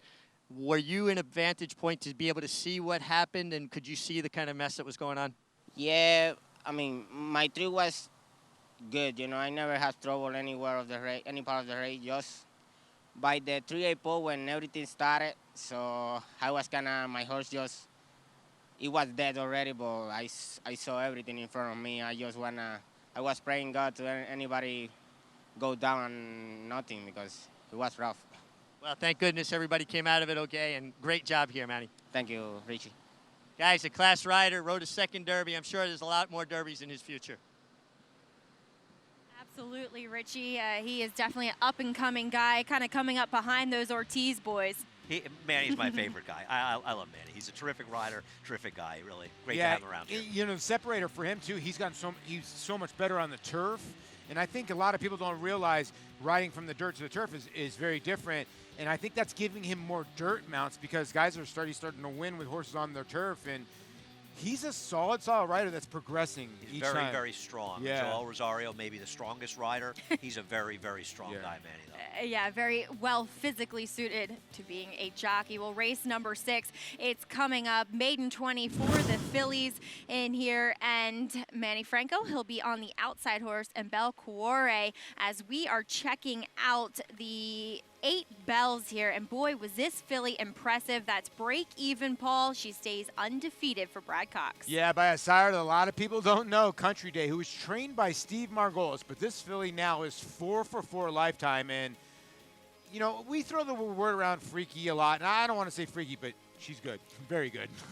There in the Acorn on Belmont Day, you have to think. And Sean Bridgman piloting that one back from a collarbone injury. Nice to get that win. The Edgewood Grade 3, well, the much-anticipated return of newspaper record. Andy, some excuses for this defeat. Concrete Rose, though, she showed that recency prevails. Yeah, and I don't want to just talk about newspaper record and obviously a bit of a disappointment. Not that she ran badly, because Concrete Rose ran a huge race here, a 93 buyer. This was an exceptional performance and a clear move up from any race she ever ran as a 2-year-old. As far as newspaper record, she clearly ran off on Ira Ortiz early in this race and just went too fast on that course. She didn't run badly, she just disappointed. All right, the Ali Sheba. Well, an interesting trip and ride from McKenzie, Paul. Mike Smith, though, he's the master. He knew what he was doing. He did, because on the backside, you make a great point, Maggie. He dropped back, and everybody, even the track announcer, Travis Stone's like, McKenzie's dropping back. He dropped back to wheel around Tom Zayata, and bye-bye. He didn't even hit this horse, and it's scary that McKenzie might be getting better. McKenzie Matoli in the Met. Yeah, and someone else, too, that is, I'll get to it in a second. But World of Trouble, as I said, Manny Franco aboard this one. Andy, just never in doubt. How cool is this horse? It doesn't matter what's under his feet. He's just fast. He's one of the best horses in the country, honestly, and the way he can handle the turf and the dirt. I would be running him in dirt stakes, try to increase his value, but he's clearly just, I mean, this is a joke. I mean, it's like he's in a completely different field. Right. I mean, I understand. I mean, it just shows he loves a little give in the ground. He loves that Churchill turf, but he's just a machine, this horse. The win margin 3 3/4 lengths, and he's either going to the Jaipur or the Vanderbilt. As we said, doesn't matter what he runs on. It can be mud or dirt or the grass, as we will check in with the Churchill Distaff Turf Mile. Now, Irad, this is where he kicked off quite a day on the turf on Saturday, as we'll see Beau Recall. She's last right now here, Paul, and she just motors home this 5-year-old mare. Yeah, you could tell her head, she was like, let's go, and she starts exploding. Like, you love to see horses. This is the most exciting part about horse racing. Those horses that run their races upside down, dead last to first, a la like Megahertz, her little kick that she used to have. But that's turf racing, and I'll tell you what, when he gave her the reins, he didn't really hit her, he gave her the reins, and she just took off. And done well in the barn of Brad Cox as the American turf. This one for the 3-year-old boys on the grass. And the price, Andy, on Digital Age, I think was probably the most shocking thing. I could talk for an hour and a half about this horse. One of 3 two-year-old yearling purchases made at Tattersall, one of them being newspaper record for Clarvich Stables. This horse won his debut with just an absurd trip down at Tampa, and he was relentless in closing down a slow-paced race. This is a serious racehorse. And as Chad Brown said, he knows where the wire is, considering his short race experience, and that the Belmont Derby is the goal. As the Pat Day Mile, Mr. Money, talk about a horse that lost his way a bit here, Paul, over the winter, got back on track quite nicely for Brett Calhoun. You got to give Brett Calhoun credit, but you got to give Gabriel Saez credit. Horse cutting back in distance, and he got aggressive, and he said, you know what? I got all the bottom. Come and catch me. And this is what happened. He destroyed this field. They're talking Preakness. I'd be thinking Woody Stevens. I don't care where they go. This is a good performance. It was a very good performance. Instagram, not so good, though. He was the beaten favorite, 8th of 13. As bricks and mortar, he showed why he has been the NTRA #1 rated horse for the past 4 weeks, as again Irad Ortiz, a master on the turf. Late in his 3-year-old season, this horse had an injury, and you really never knew if he'd be able to come back. It took him well over a year to get back, and now all he's done is won the Pegasus and this $1 Million Turf Classic, as well as the Munez at Fairgrounds. He is the top turf horse in the country right now, older 100%. male turf horse. Now, there's a lot of racing left to be done, but just like Digital Age, he was relentless in closing down. I truly feel that when Bricks and Mortars first came out, I don't think Chad thought he was a superstar, but that horse knows where the wire is and has more want than some turf horses that I've seen in a long time. You can even tell he pulled himself at the wire. Like, I got this race won. He's a very smart animal. And I mean, the case can be made that he's the top older horse in the country, period, no matter what surface. Right. I mean, obviously McKenzie looked terrific, and Matoli looks terrific, and they've got more racing to do. But right now, he's the one who's done the most. He's got the 2 Grade 1 wins. 3.7 million in earnings, and 4 for 4 after that 14-month layoff. Quite a training feat by Chad Brown as well. Now, we talked about the upset of Instagram. We also saw another upset in Hidden Scroll. Baracho. I mean, this is just another horse to add to the roster of Rusty Arnold horses that kick some horsetail this weekend at Churchill. You got to give Rusty Arnold credit. I think he still has the record of Keeneland where he's won like 40 years in a row. He's had a winner at the meet. He's an unbelievable trainer. And I still go back to the workout of Hidden Scroll beating Tacitus by about 20 lengths. And it just shows you Tacitus shows up in the afternoon and Hidden Scroll sort of doesn't. I have to imagine that Bill Mott is looking back on it. And listen, you don't know who makes a decision thinking, maybe we shouldn't have gone to the Florida Derby because he just didn't run well. You heard it here. I think Hidden Scroll's a turf horse. Yeah, but they're not going to the turf until they've exhausted his dirt opportunities. You're probably right about that. Well, coming up, we'll touch more on the controversy at the Derby, including some sound from Flavian Pratt, as we'll welcome Greg Wolf back to the set. You're watching America's Day at the Races.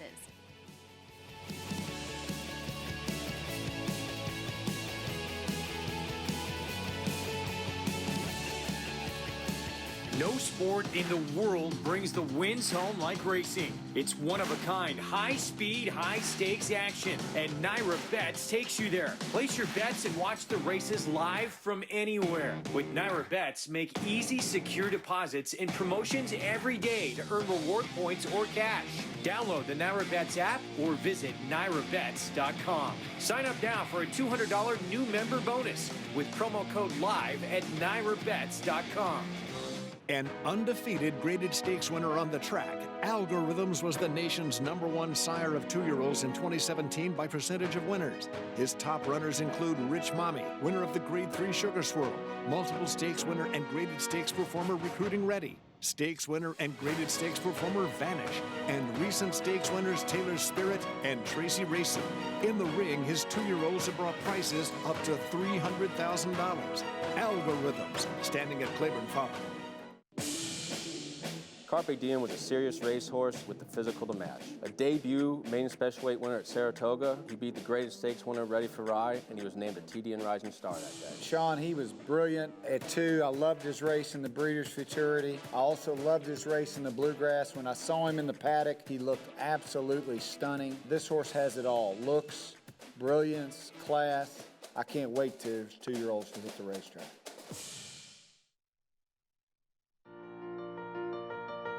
Summer Cruz is here at Spruce Lane Farm, and he's been a really intelligent horse since he got on the farm.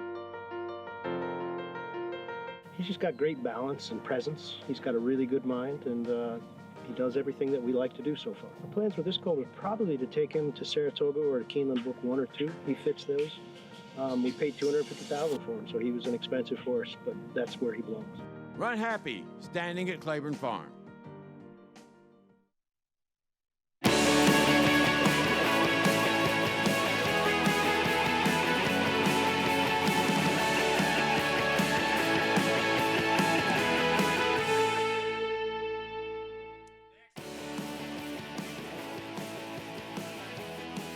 The fastest horse in the country. Come Dancing looks to back that up in the Ruffian. Pacific Wind is the defending champ of the Ruffian, but she'll need to make up more than 6 lengths from her last meeting with Come Dancing as she gets a rematch this afternoon. And it was a Derby with unprecedented outcome. We'll discuss the Kentucky Derby DQ and the win for Country House and what that means. All coming up on this edition of America's Day at the Races, brought to you in part by America's Best Racing.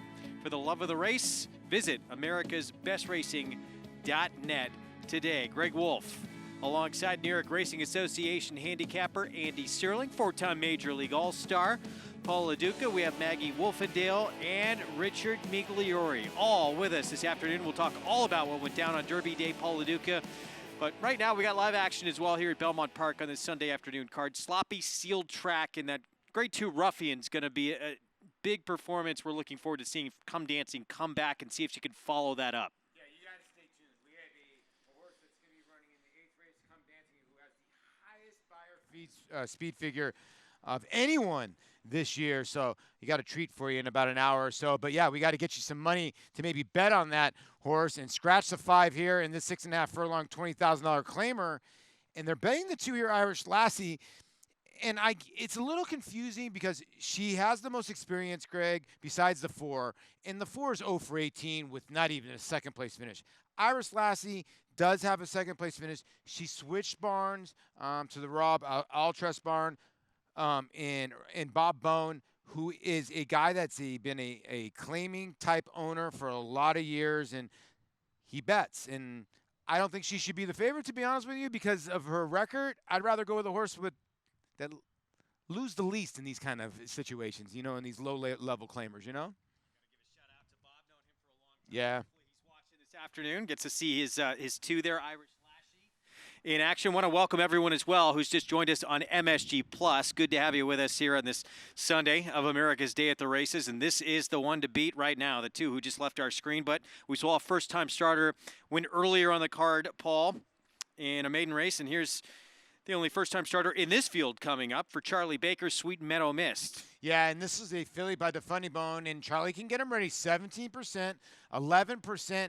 So he's 1 for 9 with debut maiden claimers. But you got to love the bottom side of the pedigree. Meadow Lake is a wet track.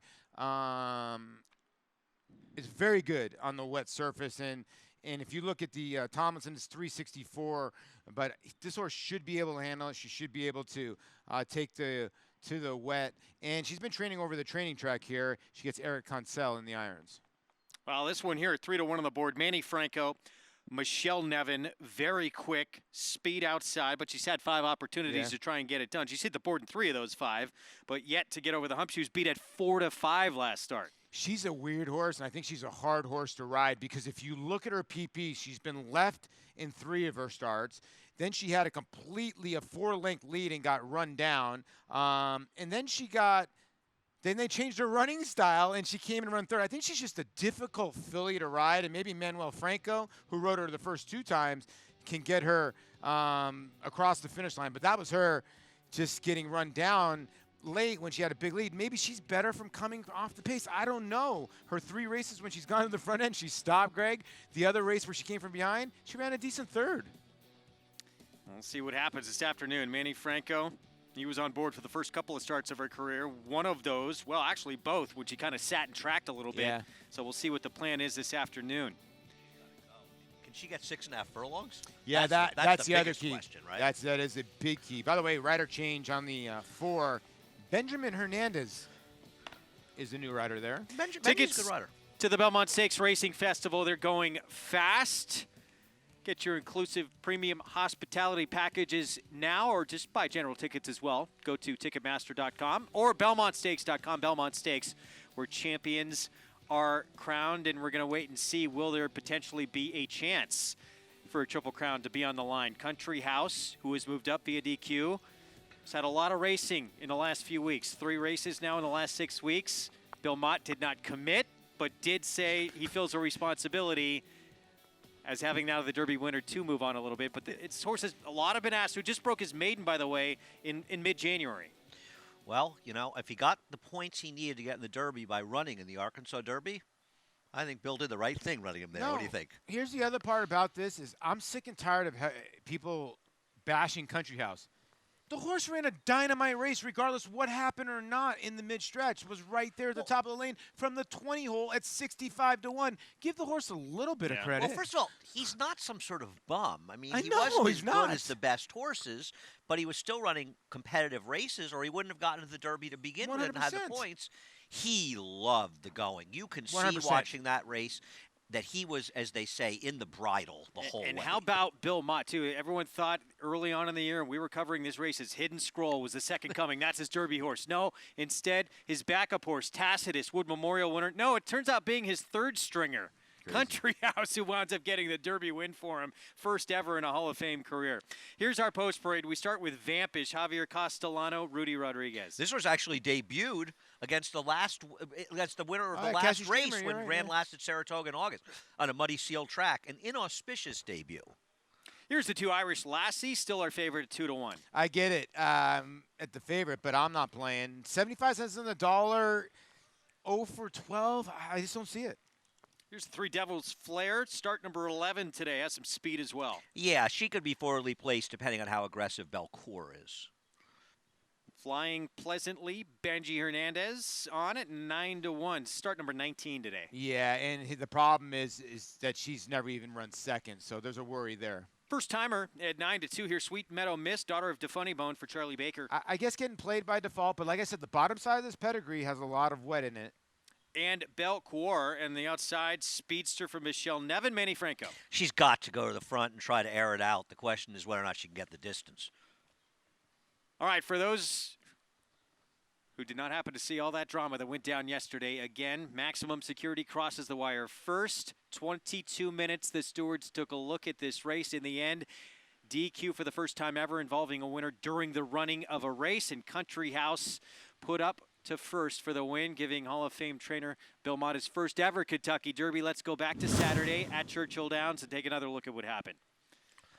Well, you can see right here, I want people to focus on how Maximum Security lugs out right here already, and then he corrects him, and then he lugs out again to cause it. So people are always talking about that lug out when he destroyed everybody. He shied away from something, and then he came back in and caught honor. And Johnny Velasquez actually even said that he thought his filly saw something. So something in the infield spooked this horse, and I don't think it was Louis' fault, but it obviously impeded the race. I haven't heard anybody suggest, or anybody rational suggest seriously that Luis Saez is at fault here. No.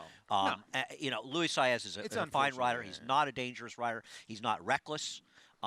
It's just sometimes the horses will do things, but that doesn't mean that they're not guilty of an infraction. And to your point as well, most rational people believe this was the right call as well, from what I've heard from most people. Right. I mean, I understand the whole point, the Derby and things, but I still stick by, if we're not going to enforce the rules in the biggest races, then why would we have rules at all? No, you're right.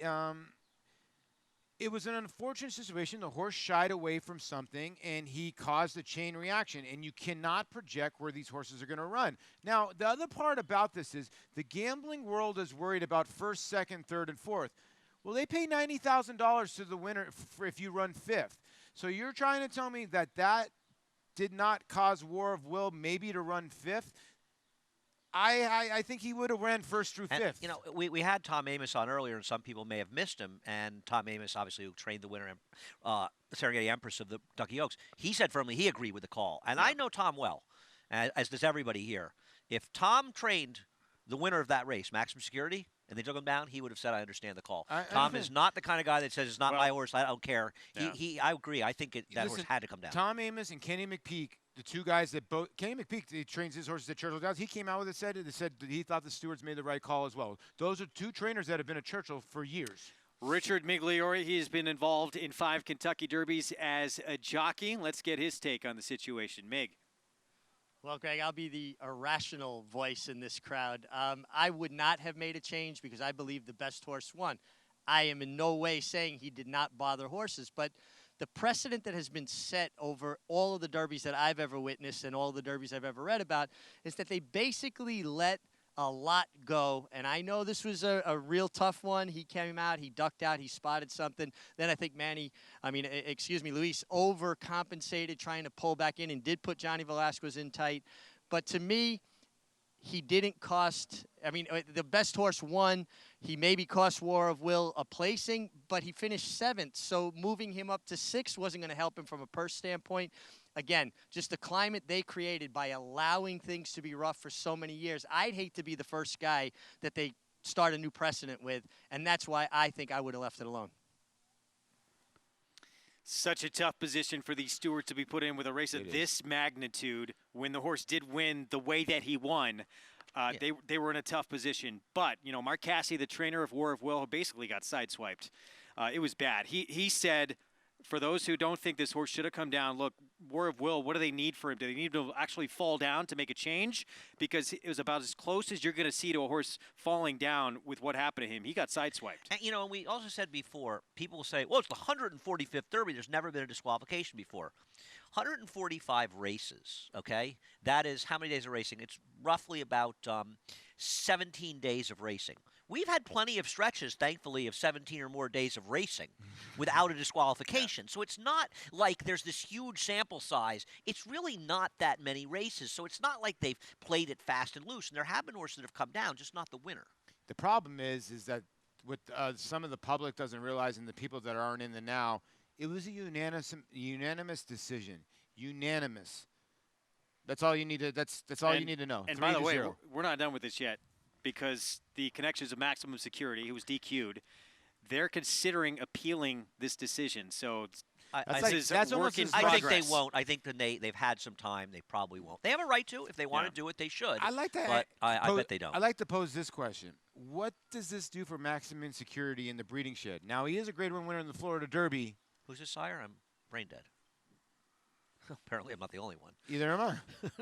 Maximum security. He debuted for 16,000. New Year's Day. New Year's Day. He debuted for maiden 16,000. That's yeah, crazy. he has value. Anybody but on not, Twitter could have bought the Derby winner if they had 16,000 in their bank. Everyone on Twitter claims to have more. They claim to have bet 16,000 on maximum security yesterday. We'll talk more about it coming up. Right now, loading up for the start of this late pick 4 on this Sunday at Belmont.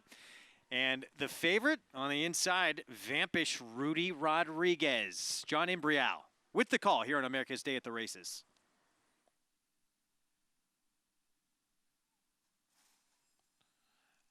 And they're off.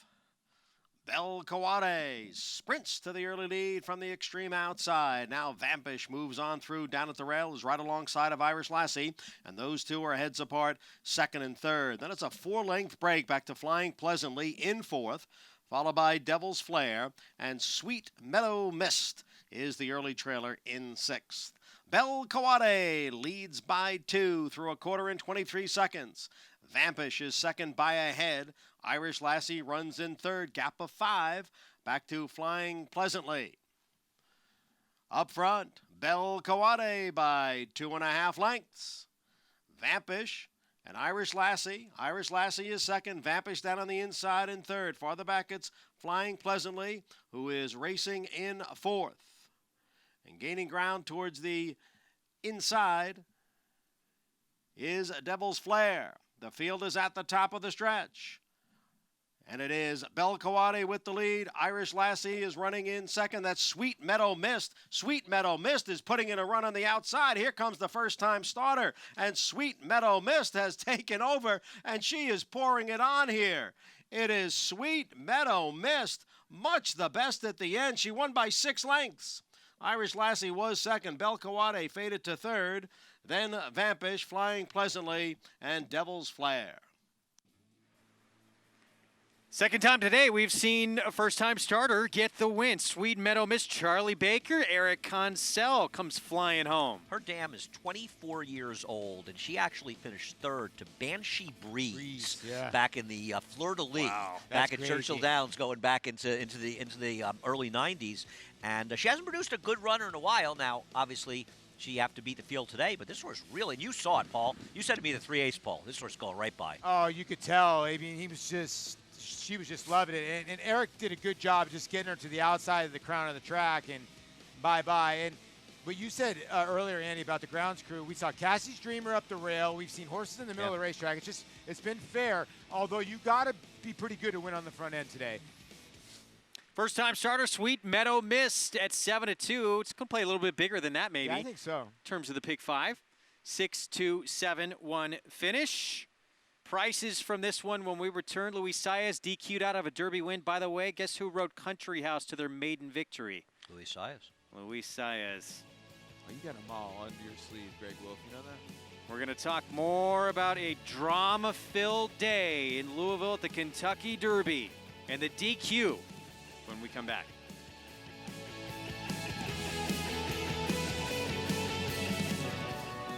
This is a colt by Run Happy out of Addison Run. We bred here at Moffra Hall.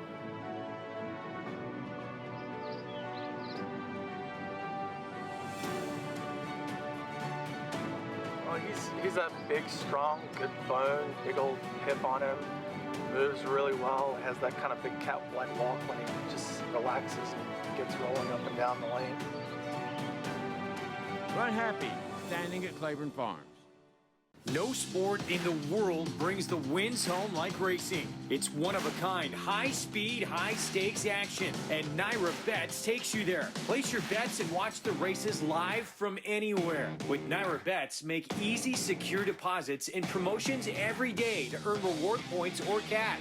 Download the Naira Bets app or visit NairaBets.com. Sign up now for a $200 new member bonus with promo code LIVE at NairaBets.com.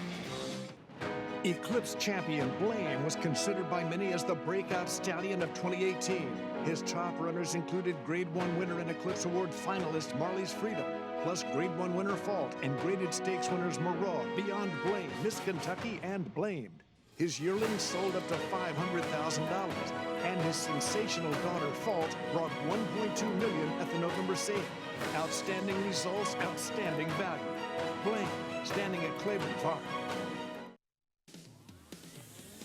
We're back on America's Day at the Races on Fox Sports 2 and MSG Plus. It's brought to you by Claiborne Farm. 100 years of doing the usual, unusually well. Great to have you with us on this Sunday here at Belmont Park into the winner's circle. First-time starter here in the start of the late pick four. Sweet Meadow Miss for trainer Charlie Baker, Eric Consell. Yeah, this is a filly by the funny bone out of the Meadow Lake mare, Meadow Vista. And Andy was talking about 24-year-old mare. So it's pretty cool. Congratulations, Mama. Yeah, that's pretty cool. It is really cool. Take a look at the Naira Bets late pick 5 follow along. 2 legs in. We had an odds-on favorite start us off. And now minor upset with the first-timer. Yeah, it's a good horse to have in the pick 5. Spiced up a little bit. Yeah, why not? The early pick 5 had Cassie's Dreamer at the end of it, and it paid $250, and there was another short price. So these are good wagers to get down. Even if you singled Cassie's Dreamer or used many, you still got a chance to make a profit. Race 7, mile and a 16th, New York bred entry level allowance. DuPont, Joel Rosario. Wow, 6-1 morning line. Dropping out of a stakes race, taking a lot of money right now. Yeah, I picked this horse, though. I think this race is absolutely wide open. For me, I would have used the 1, 2, 3, and 4 if I had played the pick 5, which I did not. Yeah. All right, we'll talk plenty more about this field. Have post-break coming up in just a little bit. We want to get back to Saturday and all the drama that transpired in the Kentucky Derby. Would you ever believed we would see a DQ for the win in America's most famous race? These were the final odds at post time. Of course, let's not forget the big favorite was scratched a couple days before the race, Omaha Beach, with a breathing issue. No Cal as well. And as a result, Bob Baffert didn't think he was going to have the favorite in the race, wound up with the favorite. Improbable went off at 4-1. And Improbable's not the one you would have thought it would have been favored. You would have thought it would have been game winner. Improbable kind of struggled a little bit with the going and maybe even with the distance at the end. Yeah, and I want you to pay attention when we roll this real quick. Watch the 17 and watch the 2 because they were the ones that caused a lot of trouble in the beginning of this race. Here it is from yesterday, the Kentucky Derby. Not great. Churchill Downs. Okay. On Be My Standards. They're off in the Kentucky Derby. Maximum Security in Vacoma had good beginnings, and they go out to the early lead, and Long Range Toddy's close too, and there goes Bodie Express on the outside into the early mix. So they will lead the way early on. And then it's War of Will running in 5th on the inside. Spinoff is 6th. Improbable is 7th position in between horses. Then Cutting Humor to the outside, followed by Country House. Then Code of Honor, Tax, and Pluska Parfait. By My Standards is alongside about 10 lengths off the lead. Gray Magician rides the rail into that turn, and then comes Roadster alongside of the Gray Tacitus. Break of another 2 lengths more. Back to Win, Win, Win. Game Winner is in behind him. He's second last, leading Japan's Master Fencer to the backstretch. So on to the backstretch they go in through this first quarter mile in a sensible 46.62 seconds. Maximum Security leads the way by 3/4 of a length. Long Range Toddy pressing the pace under John Ford on the outside second. War of Will is down toward the inside under a snug hold in 3rd. Then it's Bodie Express 4th. Improbable behind horses in 5th. Vacoma 6th on the outside. And then it's Code of Honor who rides the rail into the far turn. Country House is alongside, and then Spinoff. Pluska Parfait is next, and on the inside comes Tax. Game Winner is wide on the turn, beginning to pick up his stride near the back of the pack. But Maximum Security continues to lead the way. Midway on the far turn, he's a length and a half in front. War of Will is second. Long Range Toddy 3rd, and 4 wide and moving up is Country House's Bodie Express plummets through the field. And here comes Code of Honor, and he bursts through an opening on the inside of Maximum Security, and they're into the stretch. Country House on the outside. Code of Honor down toward the rail. Maximum Security keeps on fighting. War of Will is there too as they come to the final furlong. It is Country House on the outside. Maximum Security so dead game. He keeps battling on. Maximum Security. Country House 1-2 down to the line. Maximum Security wins the Kentucky Derby. Well, that victory would be taken away after the stewards talked for 22 minutes. Maximum Security comes out to his right, nearing the top of the stretch, impedes the paths of War of Will and Long Range Toddy and Bodie Express, and Country House for Hall of Fame trainer Belmont moved up to victory.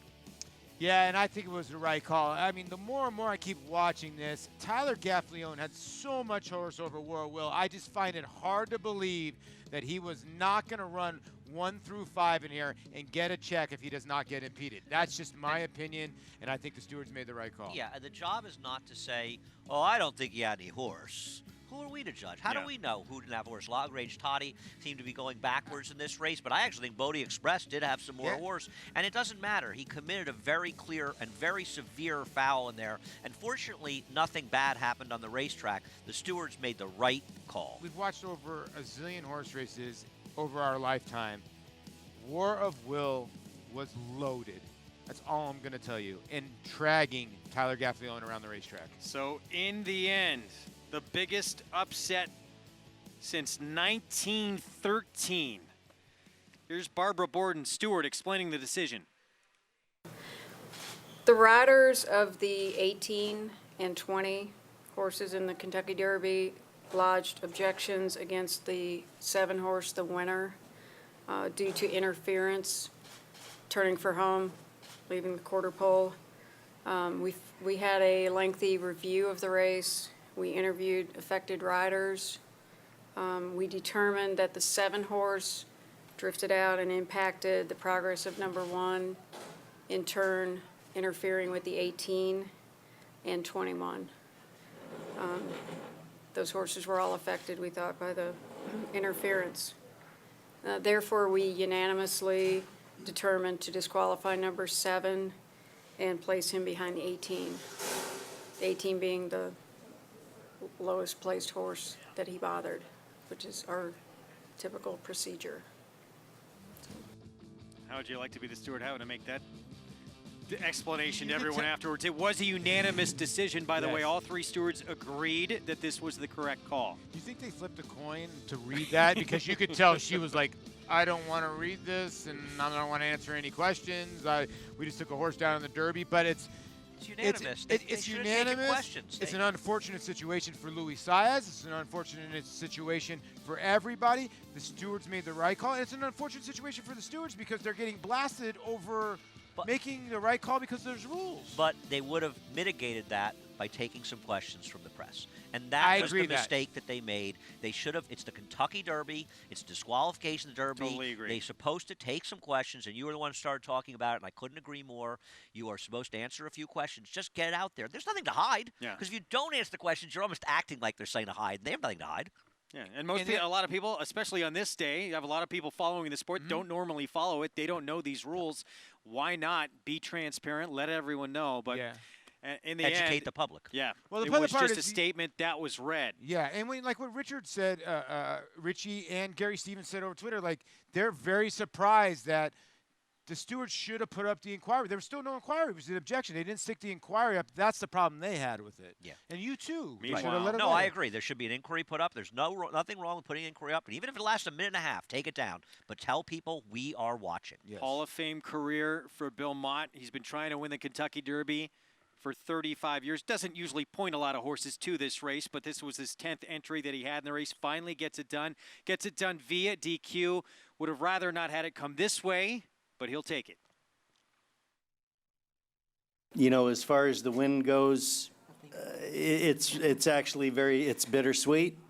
I'd be lying if I said it was any different. I mean, I'd like, you know, you always want to win with a clean trip and have everybody recognize the horse as the very good horse and the great athlete that he is. I think due to the disqualification, probably some of that is diminished. But, you know, this is horse racing. There were 2 horses in the race that lost all chance to win a Kentucky Derby.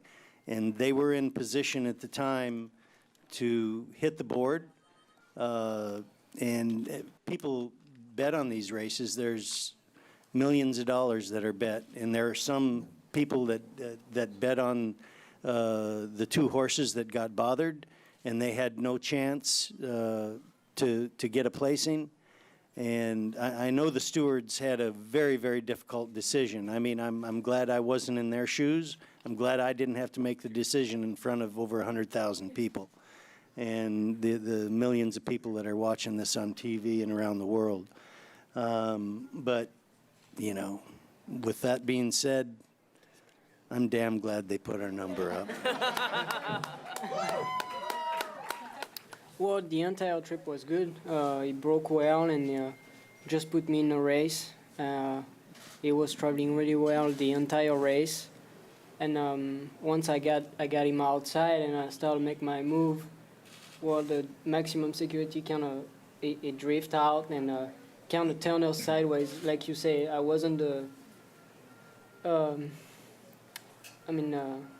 the two horse inside of me had a lot of more trouble than I did, but it affected me anyway.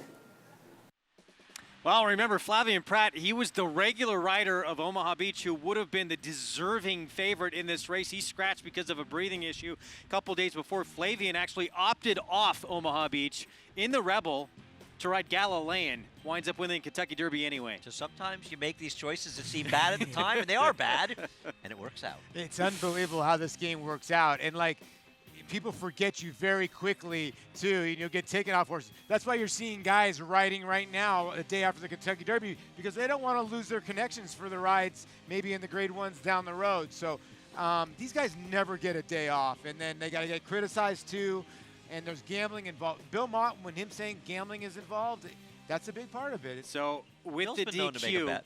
maximum security, he was placed behind long-range Toddy, who he impeded as well, so he wound up being placed 17th in the race. Let's not forget, with the change in order here, Bill Mott, he runs first and third because Tacitus winds up being moved up to third. Yeah. We'll take a trip. You see game winner was 3 3/4 back. Now we're going to take a look at him.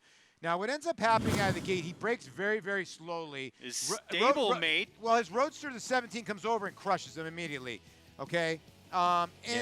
He sort of takes him out of the race. But here's the deal. When we go to the backside of the race, Joel Rosario has a chance to go inside.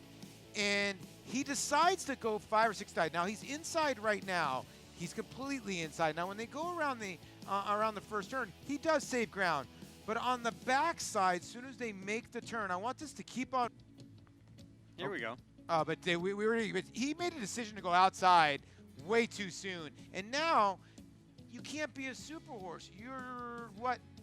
I counted it last night, actually stopped it and paused it. He was 11 wide. And the reality is that the start is the most important point of pretty much any race, because the most minor trouble gets exaggerated significantly, and especially in a race like the Derby with such a big field. So that wasn't huge trouble at the start. And around the turn to be that way, and it's his stablemate that does it to him, too. After what happens at the start and the whole, you put them all, well, all that happened because of what happened at the start, right? If it doesn't happen at the start, he has a totally different position. Joel, as he said to Maggie, thinks he's going to be much, much closer, and it's just a totally different trip. And again, how much further did he run than the rest of this field? Almost 103 to 100. He went 120 feet farther than Tax, 103 feet farther than the winner. So he basically ran a 16th of a mile almost farther than anybody else. And Greg and I took a tape measure out, and we looked at it, and it's a lot. And here's the thing. It is, Bob officially. Bob Baffert, the first thing he said is, I need game winner to save ground. Look, Bob Baffert, he wanted his improbable and game winner. He wanted them to stay clean, he said. Improbable did not stay clean. No, but Improbable got a very good ride.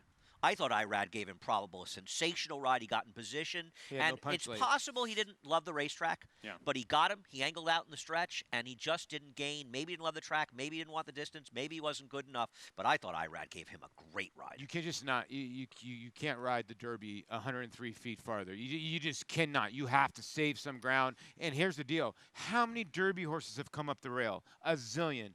Not many coming 20 wide. Yeah, he's going to be great to watch back. So how tough is maximum security going to be come Preakness? That seems like it's right up his alley, We'll see if they run him back. I mean, we'll see if Jason Serva's going to run him back in 2 weeks. I agree. He runs that race. But once again, you can't discount the weather, because the weather, I'm not saying it helped maximum security, but it definitely hurt some others. Yeah. 7th coming up here at Belmont. We're 12 minutes away. Time for a Paddock report. Let's go to Maggie Wolfendale. Thanks, Greg. And I actually read that they're not considering maximum security for the Preakness as of now. But as far as horses in the paddock for this day, other than for the New York breds, we'll check in with the layoff runner. Coming back to New York here is number 3, Dupes Point, who gets Lasix now as a 3-year-old. And I love what I'm seeing from this horse. You want to talk about one that, as a 2-year-old, and debuted pretty early on in the season, just kind of a gangly type of horse that everything wasn't really where it should be, and he was a little bit on the weedier side. You know, he just hadn't filled out yet, but boy, has he turned into a good-looking horse for Christoph. And I like his fitness levels and everything he's showing me here. My problem is the track for this horse.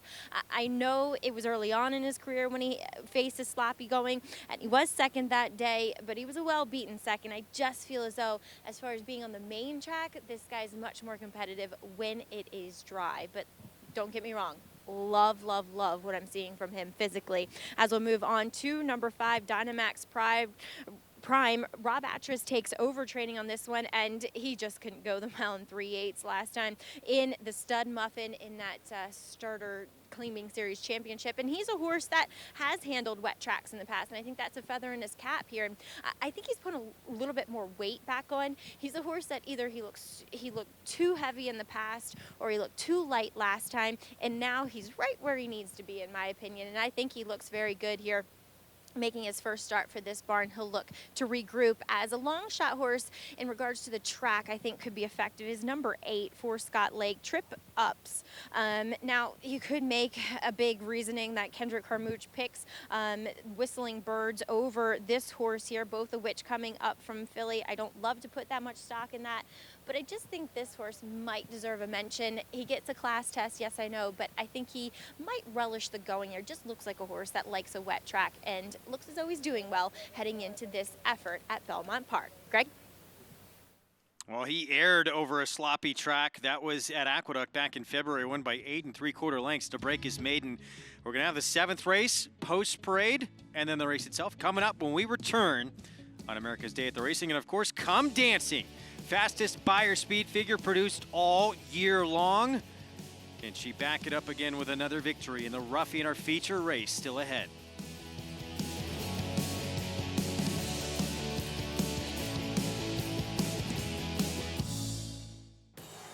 It's America's original sport, and no one covers it better than americasbestracing.net. From the sport to the lifestyle, the best races, horses, and destination venues, cocktails, gambling, fashion, and more. americasbestracing.net is a sport for you. Live it, love it, bet it.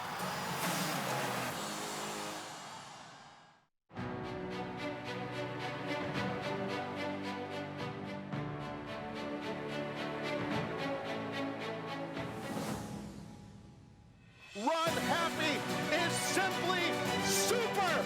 He polishes off an outstanding campaign with a dominant victory in the Malibu. No medication, no problem. Run Happy, standing at Claiborne Farm. No sport in the world brings the wins home like racing. It's one-of-a-kind, high-speed, high-stakes action, and Naira Bets takes you there. Place your bets and watch the races live from anywhere. With Naira Bets, make easy, secure deposits and promotions every day to earn reward points or cash. Download the Naira Bets app or visit NairaBets.com. Sign up now for a $200 new member bonus with promo code LIVE at NairaBets.com. Mastery retired undefeated, winning his 4 starts by a combined 20 lengths. A 6-figure September sale purchase he won impressively in his 2-year-old debut at Santa Anita. From there, he captured the Grade 3 Bob Hope Stakes and completed his juvenile campaign with a dominant performance in the Grade 1 Los Alamitos Futurity. At 3, the top-rated son of Candy Ride sizzled in the San Felipe. Now his much-anticipated first crop arrives in 2019. Mastery, standing at Claiborne Farm. We are back on America's Day at the Races on Fox Sports 2 and MSG Plus, and our post-parade for Race 7 is coming up. We're going to get a look at Robert to kick things off. for AC Avila. I think there's a question whether his very best race will come on this racetrack, but he is coming out of a second behind a talented runner. It's all relevant. 3 starts at Belmont, has not hit the board in 0 for 9 on a wet track, although did hit the board on one occasion. Here's the 2:10.29 for Jimmy Ryerson. Beat much cheaper in his last start, but he's actually in very good form, and I would not discount his chances getting Jose Ortiz. And just won by 6 lengths on a sloppy racetrack as well. Dupes point to 3. Christophe Clement coming out of a stakes race. He's the horse who's supposed to move forward as a 3-year-old, getting Lasix. 2-1, though, is the lowest price I'd take. Whistling Bird should provide some pace here. Kendrick Carmouche. Kendrick's going to do what he does best. That's go to the front. Can he get the mile in a 16th?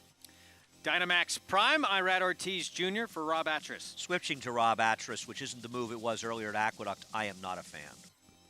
Big Thicket, 11-1. That is our biggest price on the board here. I actually ran well in his last start, but he's not getting a lead like he did in that race. And, whoa, almost lost the stick right there. Nice catch. A little more speed outside with trip ups. Good hands from Rajiv Mirage there. With Mike Luzzy, big win yesterday in the Westchester. First stakes win in 5 years. Yeah, that was great to see. So, this horse coming off, showing some speed early, backing up late. That's our group, though. And Dupes Point right now is our favorite. Looks, though, like a couple that want to go to the front and battle here. So we have Richard Migliori back on set, rejoining us here up top. Well, and I think that makes it even a better kind of perspective trip for the 3 Dupes Point. I think he'll be the one stalking from in behind. Andy, you see a lot of licking here, don't you? Yeah, well, I think Whistling Birds is probably the fastest of the speeds, but I don't think he's going to be going, 25, 24, 48, so I do think the pace will be fair.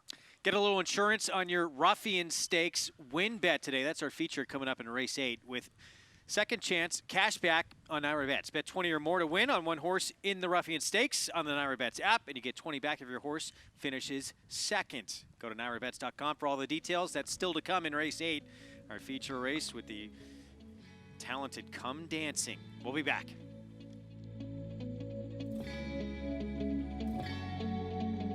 Run Happy was the fastest 3-year-old sprinter of his generation. Run Happy is stamping his horses. They all got great necks, great hind legs. They all got a good walk, and this colt moves very, very well. Very smart. He hasn't turned a hair since we had him. First day we turned him out, he was very, very gentle in his paddock and did everything right. He's got an exceptional pedigree. Run Happy, standing at Claiborne Farm. Warfront has sired 8 champions and 10 millionaires. Recent Grade 1 winners include Homesman, Fog of War, Lancaster Bomber, and European champion U.S. Navy Flag, plus 2019 Kentucky Derby hopeful War of Will. He's also sire of the highest price yearling sold in North America in 2018, and international super sire on all surfaces and all fronts. Warfront, standing at Claiborne Farm. No sport in the world brings the wins home like racing. It's one-of-a-kind, high-speed, high-stakes action, and Naira Bets takes you there. Place your bets and watch the races live from anywhere. With Naira Bets, make easy, secure deposits and promotions every day to earn reward points or cash. Download the Naira Bets app or visit nairabets.com. Sign up now for a $200 new member bonus with promo code LIVE at nairabets.com. Welcome back. You're watching America's Day at the Races, presented by America's Best Racing. Check them out at americasbestracing.net for all the latest news and those behind-the-scenes stories that are very interesting in regards to horse racing, especially the Triple Crown, as we are back here trackside at Belmont Park, and race number 7 warming up, about to go to the gate. And the horse that is currently sitting as your favorite is number 3 in here. That's Dupes Point, as he returns as a 3-year-old, having to face older horses right off the bat. Now, to be fair, these older horses, well, they're not any superstars, to say the least. So there's a lot of upside with Dupes Point. And my biggest concern, not necessarily in how he looks, because he looks the best in the field, was the track. So I asked his trainer, Christophe Clement, what did he he feel as though this horse would be able to do over this sloppy going? And he said, honestly, I don't know. And that his biggest concern is this horse's lack of enthusiasm in the morning. And he said, look, I could keep breezing him or I could run him, because in his breezes, he's not getting a lot out of it because he just kind of does kind of what he has to. And he thought if he put him in a race, then therefore he'd get his mind back on business and benefit a little bit more fitness-wise out of this. So the kind of vibe I was getting was that this might be just a stepping stone for him, just to get a race into him, because he's going to get more out of it than continuing to breeze him here, guys. So we'll see what he can do, but the public is saying he's ready to rock and roll.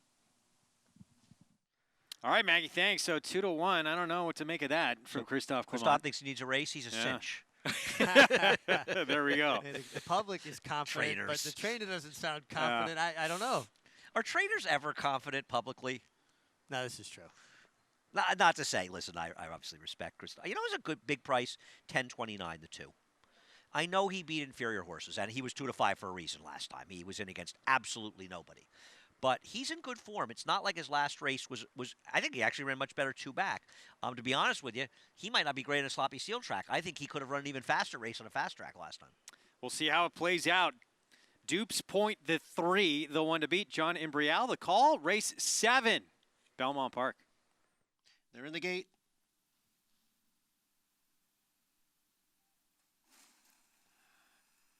And they're off. 10:29, trip-ups from the outside. At the rail is Robert. It's trip-ups with the early lead. Robert runs in second. 10:29 is next in third, as Whistling Birds now gains ground and is up to fourth. Down on the inside is Dupes Point in fifth, and his Big Thicket. Dynamax Prime trails the field in seventh. Trip-ups leads here by 2.5 lengths, with Robert racing in second. The opening quarter, 23 2/5 seconds. Dupes Point. On the rail, running in third. On the outside is Whistling Birds, and in between horses 10:29. Then a break of 2 to Big Thicket, and 3 more to Dynamax Prime. Dupes Point gains on the inside to now take the lead. Dupes Point is the leader.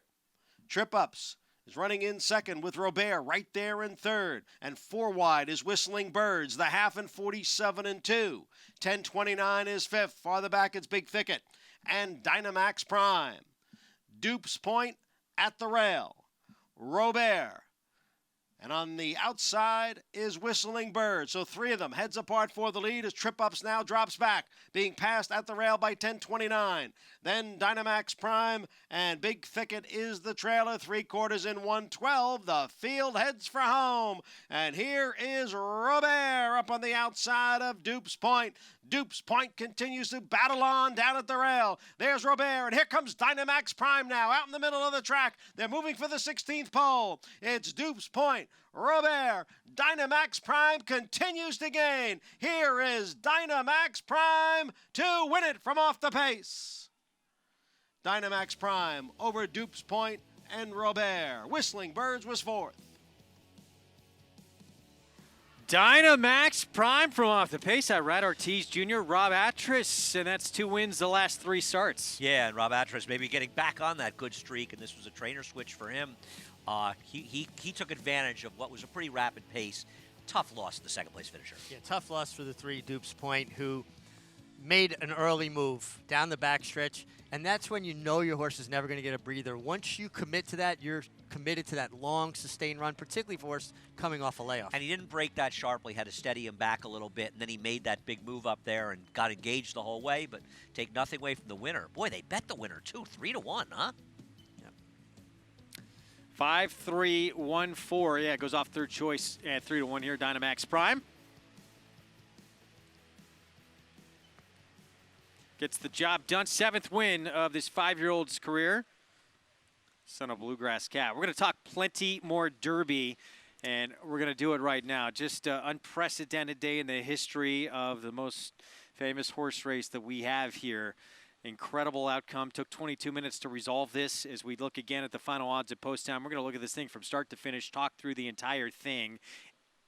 Bob Baffert didn't think he was going to have the favorite going into this race. He wound up having the favorite with Improbable. He was the improbable favorite. I think a lot of us thought that Game Winner would be the favorite. Yeah, including someone sitting offset, bet me a lot of money, thought that Game Winner would be the favorite. Pay He's up, my Anthony pigeon. Stabile. Don't steal him from me. Right out of the gate, though, for Game Winner post 16, his stablemate hurts his chances. Roadster from post 17. Yeah, that's something when another horse in your barn affects your chances, and that really eliminated Game Winner. Well, it really did, because it put him further back than they wanted to be. And he's a grinder. He's not a horse that's shifty. He's not going to make quick moves. He's not going to make multiple moves. And his trip was compounded after that when Joel Rosario committed, as soon as they turned the backside, to go out to the clear. Now, maybe if he has position, he doesn't have to do that. Right. So it goes hand in hand. Right. Well, we've talked about this, you and I, on many, many different occasions. Trouble at the start gets exaggerated. And look, everyone knew Maximum Security was going to be in the lead. No, well, his trainer said for the second straight time in a row he actually wasn't going to the lead. So one thing we've learned, speaking of trainers, is Jason Service says something, don't believe it, because he was committed to the lead in this race, and he went fast to get it and then was able to slow it down. Very fast first quarter, but slow second quarter and crawling third quarter. And the effect of that, and you can really see it in the shot, was it bunched the whole field up. Absolutely, did accordion the field. The interesting about him is the horse that you could turn on to get that fast quarter, and then he'll idle. He throws his ears up, but partially maybe what caused some of his trouble as well, because he looks around. And in fourth on the rail, the one horse, you see War Will. Look, he was such a star early on the Derby trails, a 3-year-old. Then he had that issue where things went wrong. How easily was he traveling before this problem happened with him? Oh, he was just cruising. I mean, he had a good hold of Tyler Gaffalione, and Tyler Gaffalione chose to come out and around. I guarantee if he had to do it over, he would just sit in behind him a little longer, because then he's the one who gets that run up the inside. Listen, it was a mess. There's no doubt that Maximum Security ducked out, bore out into those horses, and created a jam. I still think War Will had his opportunity to get by him through the stretch, and I think the best horse won the race. And only because that does take something out of you, though, right? No, When you get there's no doubt. You don't there's know no what way it to took out of him. quantify exactly how much it did, and I think that's all fair, and I'll concede that point. But Andy, the problem I have with this is a couple of things. One, if you think about derbies over the years and how roughly they're run and nothing is said about it. I'm going to tell you something, Richie. I can't remember something this severe at that kind of point in the race. All right, at a different point in the race. That's a fair point. It's sometimes early trouble. I think early trouble is under-adjudicated in all races, to be honest with you. The first turn at times could be so rough. Maximum Security DQ'd, placed 17th behind Long Range Toddy. Meanwhile, horse who was moved up to 4th. That was Improbable, who was the post-time favorite. His jockey, Irad Ortiz Jr. Maggie Wolfendale standing by with him now. Thanks, Greg. And Irad, let's talk a little bit about yesterday. I mean, a great day on the turf for you, but first we'll talk about Improbable. Went off as the post-time favorite. And was it a matter of the track, not really getting the distance? He ran well, and you gave him a great ride positionally. He run good. He's a nice horse.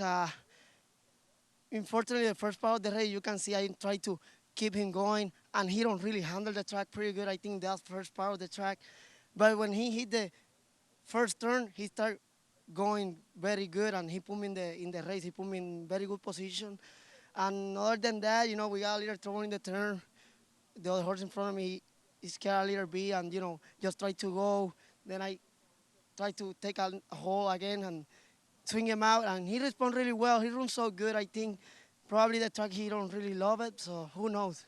All right, well, we'll look to see him down the road, but arguably one of the best horses, older horses in the country. You were aboard yesterday, Bricks and Mortar. That's your boy. That's my boy. He's doing so good right now, and we get along so well. I know him right now really good, I think, and just rather with confidence. Whenever I ask him, he responds. He's there for me all the time. And a lot has been said about Newspaper Record coming back on Friday, and you could tell. I mean, your heels were down, your hands were up. She was very fresh. She was fresh. I mean, she break out of there. You can see from the beginning. She break. I just take a hold. I never asking. So she was a little fresh. She was a little keen the whole time. And then in the backside, finally she get a little breathe, but I don't know, she get intention with something, and she put his ears down again and start going again. I said, man, I'm going to be in trouble in the end. So, and then she hung a little bit. Probably she need the race. She don't run a long time. I'm very happy the way she did it, the way she run. I'm very positive the next time going to be a different race. All right, I got to ask you also about the undefeated horse, Digital Age, and the American Turf. I mean, this is a horse that seems to know where the wire is, despite only having 3 races in his lifetime. Yeah, he's a young horse. You have 3. He's coming. his mind is getting better every time he runs, and he knows where is the wire. He's a runner too. I think further as he goes, he's gonna be better too, and it's a nice horse. You're gonna see something from him down the road. I like it. And Irad, really quick, just your relationship with Chad Brown and these turf horses. I mean, it's a pretty nice guy to have in your pocket. Man, he's a nice trainer. He's a nice person. I know him really well. We are confident both of us, and he has some nice horses. He's a nice trainer, and I gotta thank him a lot of things. He helped me a lot. He put me on a lot of good horses, especially like you say on the turf. We got a good combination.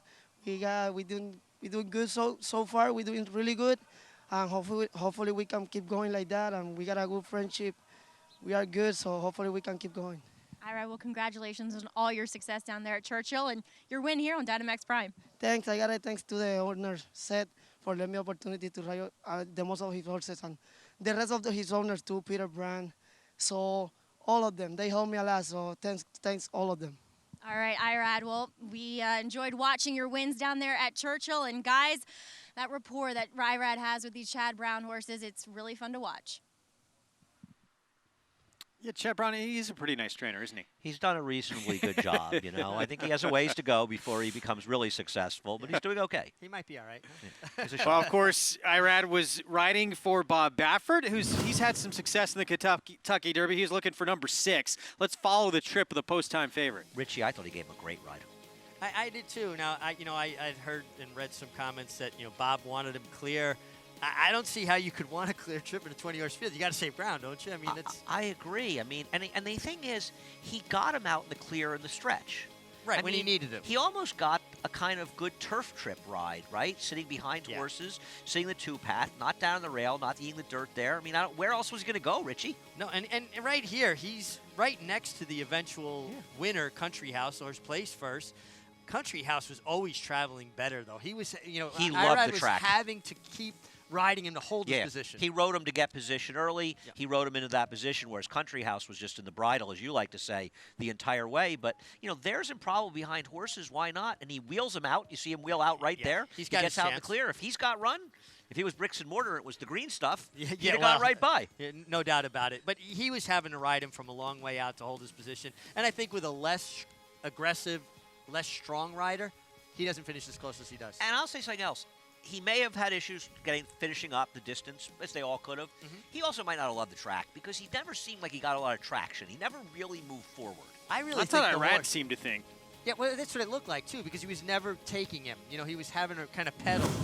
The horse that handled the best was Country House. Meanwhile, Roadster, he really compromised Game Winner right out of the gate there. Slams him a little bit, and that cost Game Winner big time. It absolutely cost Game Winner, and there's a possibility it cost Game Winner the race, and he had nothing. Now, maybe he just hated the track because he's a much better horse than this. Roadster was empty throughout, but I'm going to say this now. If you're going to have a 20-horse field, it's time to have a 20-stall starting gate, do away with 2 gates, and have that empty space that horses run to. Well, didn't the same thing happen with Bodemeister last year? Yeah. I'm not Bodemeister. The horse that ran second in the Travers, Mendelsohn. Yeah, right. Exactly. He got eliminated. Horses are going to run to empty space. It's a big race. You're coming out of there. You're going to send them out of there. And it's just asking for more trouble in a big field. I could not possibly agree more, Richie. So for Roadster, not what we expected in here. He finishes the worst of the Baffert trio in this race. This was your Santa Anita Derby winner, who, of course, beat Game Winner in that race. But he ran so badly, Roadster, that hopefully he's okay, that he's too good a horse to just say, oh, he stinks, he ran badly. He didn't handle the track. Visually, you could see he wasn't handling it. He kept doing that skip and bobble. It was a horse that just could not get a handle on the racetrack.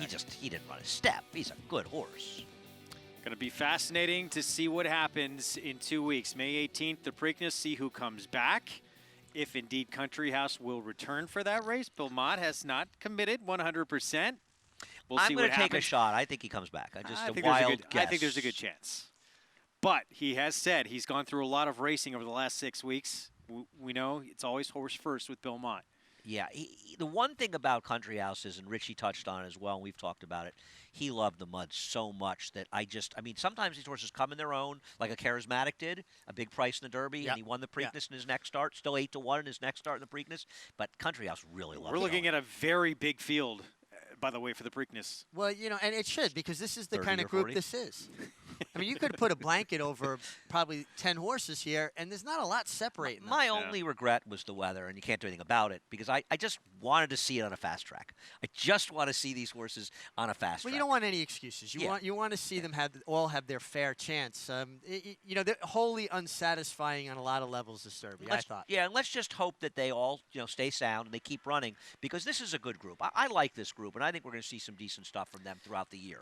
Well, we got a good group coming up in our feature race. Grade 2 Ruffian, including the fastest horse in the country ahead with Come Dancing. But let's give you prices from race 7. It was Dynamax Prime, $8.60 for the victory. I read Ortiz Jr. for Bob Bone and Rob Atras. Yeah, got this horse out in the middle of the track, took advantage of a pretty contested pace, and got the job done off the trainer switch to Rob Atras. Let's take a look at the Naira bets. Late pick 5 follow along. I want to say Paul is still alive on his ticket, I believe. I believe he is. Do you feel like there's an outside flow to the racetrack? You know, I always want to be outside on these tracks, and I have to think about it a little more. The Barclay Tag horse did come off the inside, but he angled out. But then he came out, yeah. But didn't Clement's horse run well on the inside there and maybe run the best race? Yeah, that's fair. So, that's fair. I mean, I think the Belmont tends to be an outside flow track sometimes. Grade 2 Ruffian is next. Come Dancing. The fastest Bayard number produced all year long. That was last time out for her in the Distaff Handicap. Can she follow it up? We'll remember the great Ruffian. Race named in her honor is coming up next. We will do that when we return on America's Day at the Races on Fox Sports 2 and MSG+.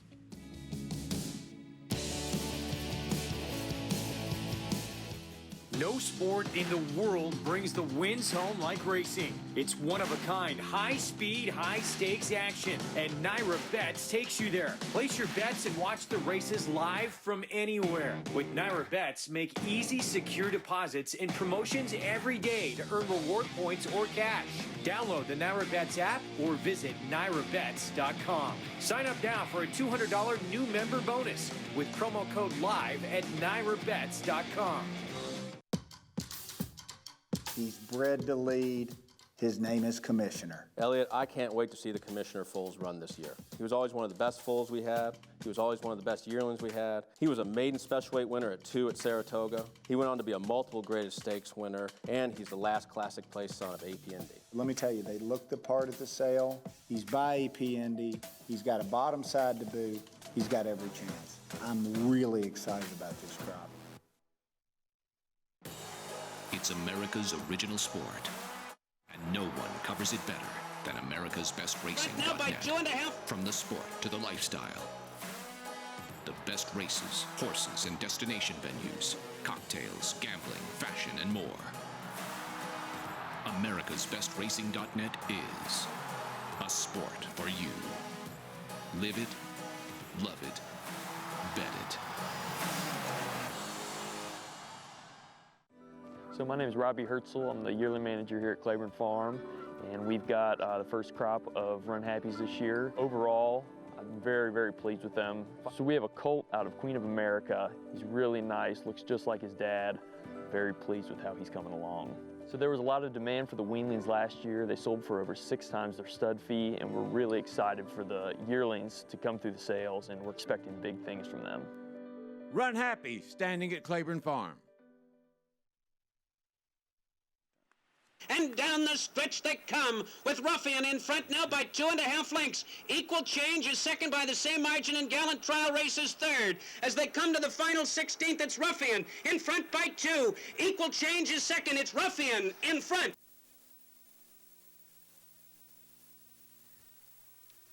Maybe the greatest of all time. Ruffian, what a performer. Every single time that she raced, she set or equaled a track record. Her race in the Spinaway, which is the only time I saw her live. I obviously watched her on TV a lot. I had just started going to the racetrack as a kid. My family's first summer we were in Saratoga. My dad brought me over there. I was just falling in love with being in the track and going to Saratoga, the easiest place in the world to fall in love with. And I had read about Ruffian in the New York Times. I knew about her, and she was running in the Spinaway. And I said, I'm going to go there, and I'm going to go to the finish line and watch her. And I was just in awe of her. And I remember she had the hairline fracture, and she missed the rest of the year. She missed the Frisette, but then she came back better than ever as a 3-year-old. She was incredible, and she really is the horse that gave me a real love for this game. She was so big. She was so beautiful. She traveled fast, but looked like she wasn't doing anything. And to me, she captured my imagination as a young boy. And I remember, getting to talk with Jacinto Vasquez, hands down. He said, not even close, best horse he ever sat on. And think, he took off the Kentucky Derby winner to stay with her in the match race. I mean, right there, that's just a remarkable endorsement. And over the winter, I was in Camden, South Carolina, where Frank Whiteley would train over the winter, and talking with some of the old-timers down there. And they still talk about her in these reverent tones, and showed me the track that she used to train at, galloping through the woods. It was really fun for me to be there. Yeah, the horses like that change your life. Born at Claiborne Farm. Yeah. One of the greats, and a race named in her honor is coming up next. Grade 2 Ruffian, and this was a performance from Come Dancing last time out that would evoke memories of Ruffian. 114 Beyer speed figure in the distaff handicap. Biggest Beyer number we have seen all year long, and it was just lights out. And you could just see her running in this race, running away, because this was a solid field she was in with. This was not a bunch of crows behind her. And she was just running away with her 122 and a fifth on a track that was not particularly fast. This, I think, may be the fastest Beyer speed figure on dirt since Army Mule won our Carter about a year ago. And that was one of the best performances of 2018. Yeah, it truly was. And, it's great to see Carlos Martin get his hands on a horse of this caliber. He's a really good horseman that's had to go through a big rebuilding stage since Carlisa passed away. Kind of his stable, just dwindled down. But Come On Dancing, I mean, not only is she the fastest horse in the race on paper, but then she gets post 5. Like, she's going to have pretty much just carte blanche to gallop into the race. Yeah, as a degenerate gambler, I want to get involved. I want to bet against 2 to 5 shots. I don't want to bet against her. I want to root for her to be the kind of superstar that she showed she could be in her last race. Well, and it's a rematch with Pacific Wind. Pacific Wind was no match for her in the Go for One. Of course, Come Dancing didn't win that race against Marley's Freedom, who's ultra talented. She wound up being beat by a head, but it was 6 lengths back plus to Pacific Wind, who is the defending champ of this race. And Come Dancing showed in that race that she was on the cusp of really achieving some good stuff. Listen, maybe Pacific Wind was tailing off towards the end of the year, and her win was solid in this race last year. But if Come Dancing runs anywhere close to her last race, I don't think anybody, including Chad Brown, the connections, have any illusions that Pacific Wind is good enough to beat her. No, she runs that race back, and everybody else is running for second. I'm curious, Pacific Wind, though, track's sloppy. She's really got wet track pedigree, Dixieland Band on the female side, and maybe that moves her up. Boy, you don't see Dixieland Band's name too much. I love Dixieland that often, Band. right? Yeah, right. Time for a Paddock report. Let's head downstairs and go to Maggie Wolfendale. Thanks, guys, and they are saddled here for today's Grade 2 Ruffian, and we'll check in with your overwhelming favorite. On the outside is number 5, Come Dancing, and as you all touched on, I mean, as far as visual performances go, this was absolutely scintillating, and such an enjoyment to watch as well. Her get back on track off of the layoff for Carlos Martin, and I had noted in the paddock that day, she looked better than ever, and once again, she looks just as good as she did for that distaff effort. She's not necessarily the clear-cut speed in here, but at least she has that outside post where if the horse to her inside, number 4, Frosty Ann, who was a supplemental entry to this Ruffian, goes, she can just kind of bide her time on the outside. As we check in with number 1, Pacific Wind, as Chad Brown will send this one off the layoff, and she's actually done well. From 4 to 5, she's filled out a bit more. 5 is the age that horses really reach their physical maturity, and she's done just that. But with that being said, she does look fit and ready to go, and as you guys brought up, her having some off-track pedigree or wet track pedigree, it shows here. She's what I look for in horses that might appreciate the wet going. So I do think Come Dancing does have a real rival here in Pacific Wind. It's just, does the layoff get to her in the latter stages of this 1 mile affair as she looks to capture back-to-back runnings of this Ruffian, Greg? Maggie, thank you. And there is a look at the grave of Ruffian buried in the infield. Yeah. It's great to remember her. The all-time greats in this sport. The Grade 2 Ruffian from Belmont. Coming up next on America's Day at the Races when we return on Fox Sports 2 and MSG+. This successful son of AP Indy has sired 6 millionaires, including Eclipse champion West Coast, a multiple Grade 1 winner and runner-up in the $16 million Pegasus World Cup. Flatter is adding even more stakes winners to his outstanding record at stud. In the auction ring, Flatter topped the 2018 Fasig-Tipton July sale with a $520,000 yearling. Success on the track, success in the ring. Flatter, standing at Claiborne Farm. It's America's original sport, and no one covers it better than americasbestracing.net. From the sport to the lifestyle, the best races, horses, and destination venues, cocktails, gambling, fashion, and more. americasbestracing.net is a sport for you. Live it, love it, bet it.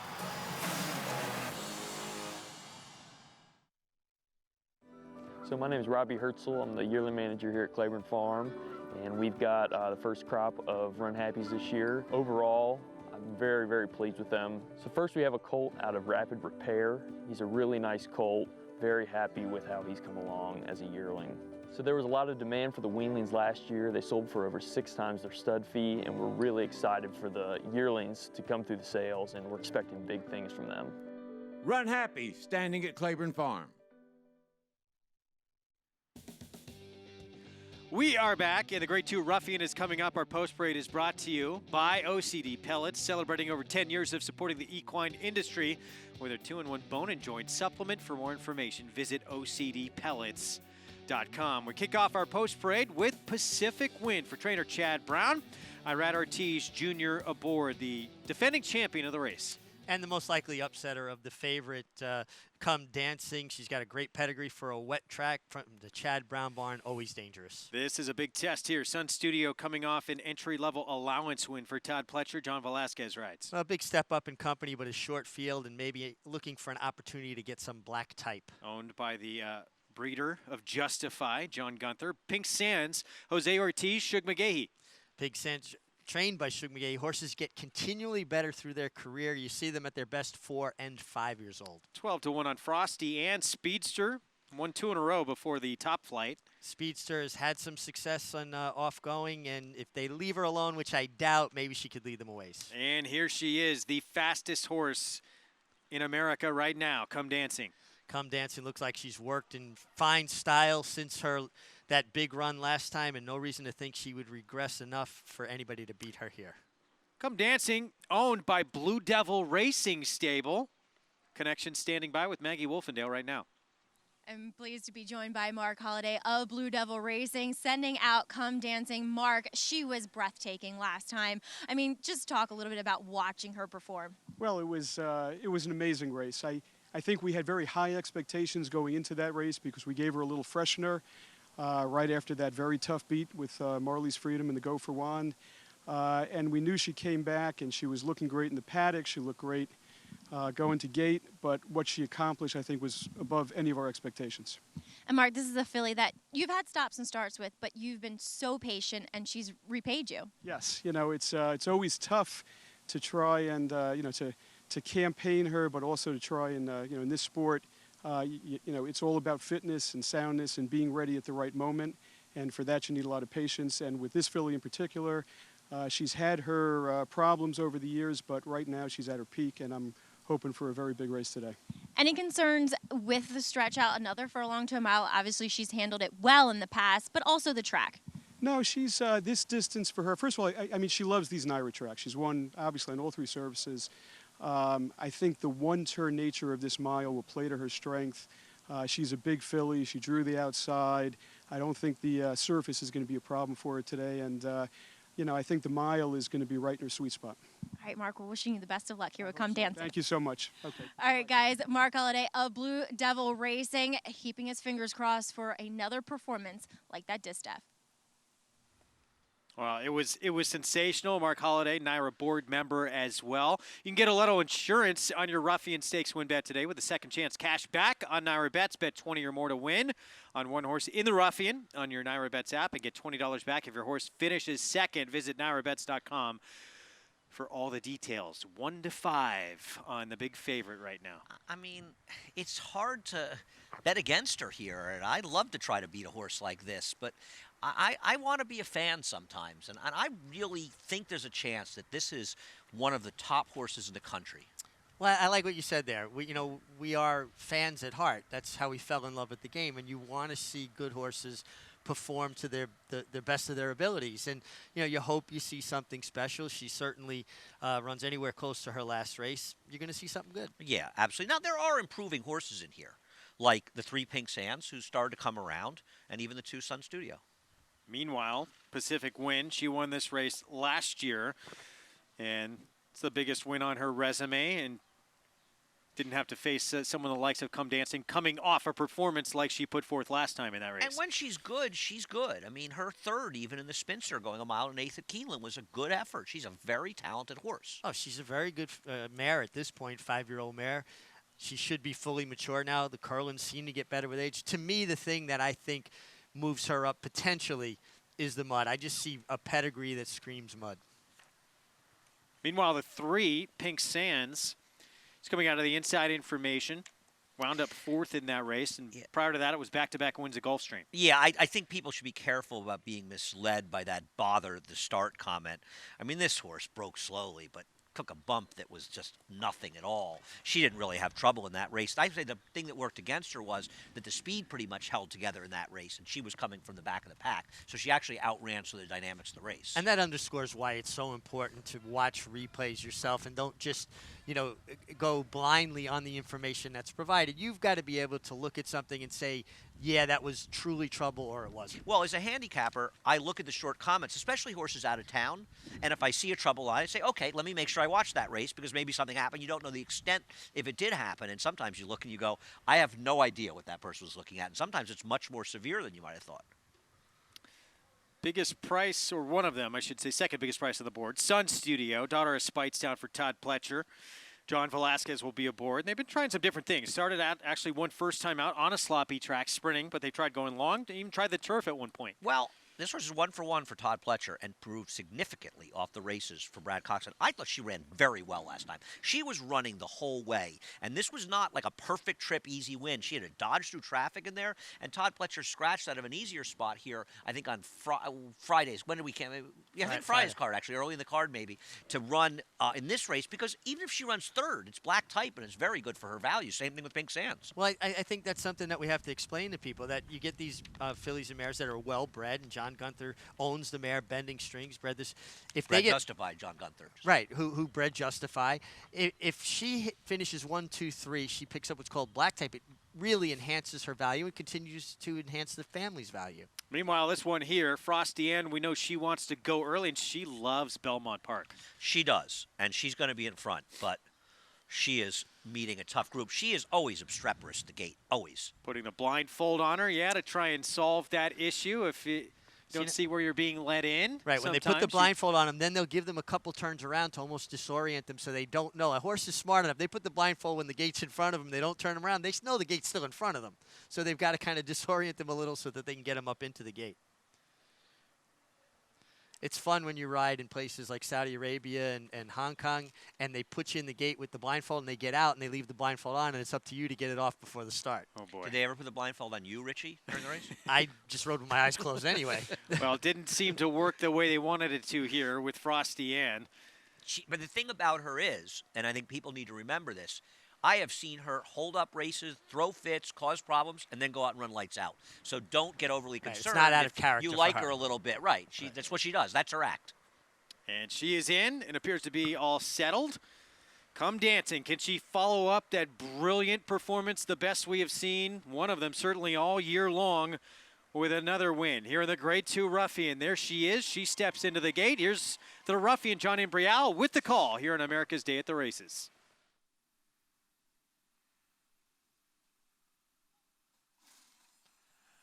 And they're off. Come Dancing was off a step slow. Pacific Wind and Frosty Ann, and it's Frosty Ann who will have the early lead. Frosty Ann in front. Now Come Dancing moves up on the outside to take second. Pacific Wind down at the rail running in third. Then it's Sun Studio in fourth, and Pink Sands is the trailer in fifth. They head up the backstretch. It's Frosty Ann, the New York bred and long shot, in front here by a length through a quarter in 23 and 3. Come Dancing, the big favorite, is second by a head. Pacific Wind at the rail in third. Sun Studios alongside. And Pink Sands continues to trail, but just 3 lengths. Off-pace setting Frosty Ann, who is in front here by a half length. Come Dancing, now getting closer on the outside. Pacific Wind is third. Pink Sands now gains from fourth. And Sun Studio is the trailer in fifth. The opening half was running 46 and 4. They're midway on the turn, and now Come Dancing has taken over. It's Come Dancing in front. Frosty Ann is back running in second. Then Pacific Wind and Pink Sands. Farther back at Sun Studio. They come to the top of the stretch, and it's Come Dancing with the lead as they head for home. It's Come Dancing in front by 2. Pacific Wind all out in second. Pink Sands is third. Come Dancing has opened up on the field. It's Come Dancing in front by almost 5. Come Dancing waltzes home to win the Ruffian decisively. She was off a step slow, but no problem. She won by a half dozen lengths. Pacific Wind finished second. Then Pink Sands and Sun Studio. Frosty Ann was fifth. The time was 1 minute 36 and 2/5 seconds. Another brilliant performance from Come Dancing when Manny Franco asked for more. Boy, did she find another gear. I mean, you could visually see her accelerate off the turn when he set her down. She got that nice breather when she took the lead. Her ears went up, and she got really comfortable. Boy, she's special.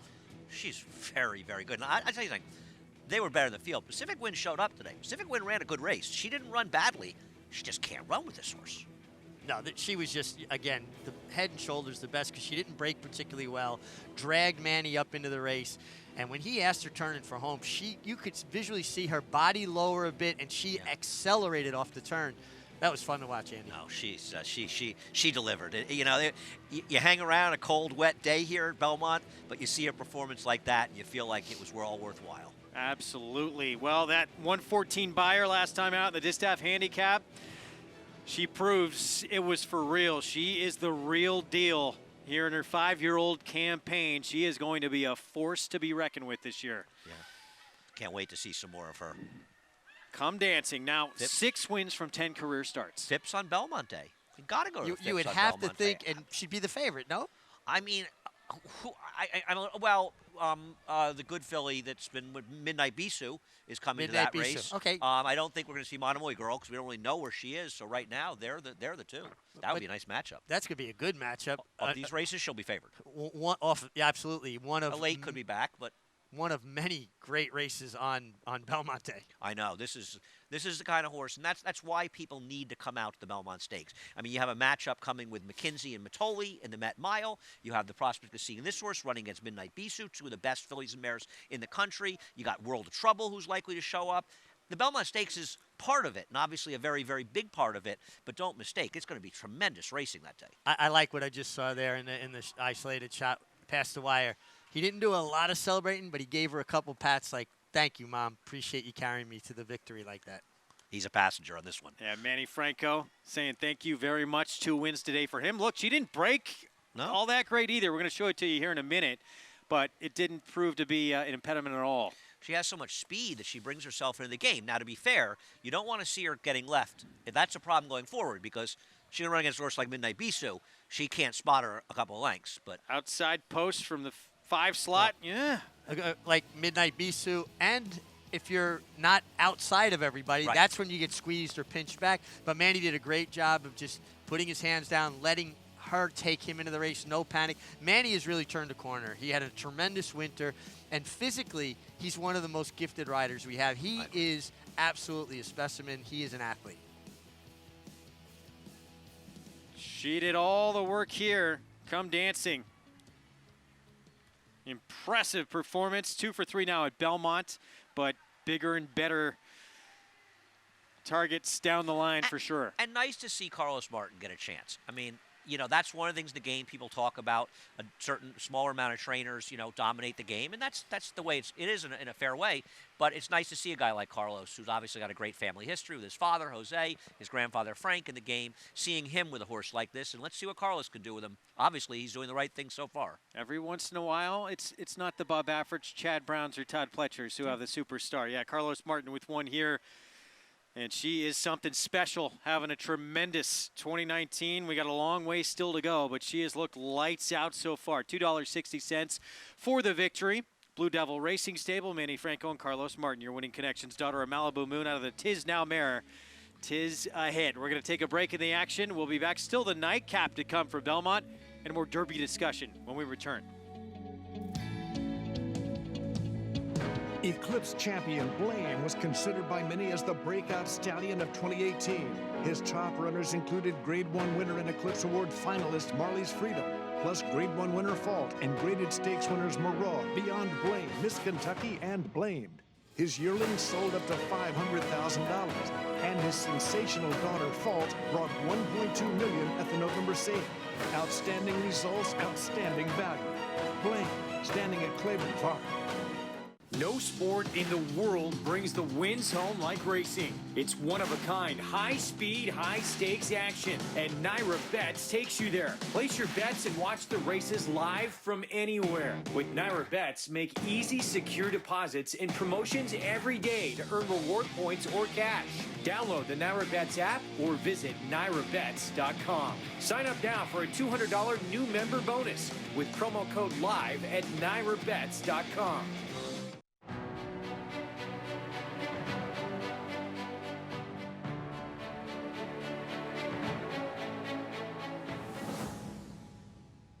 Run Happy is simply super.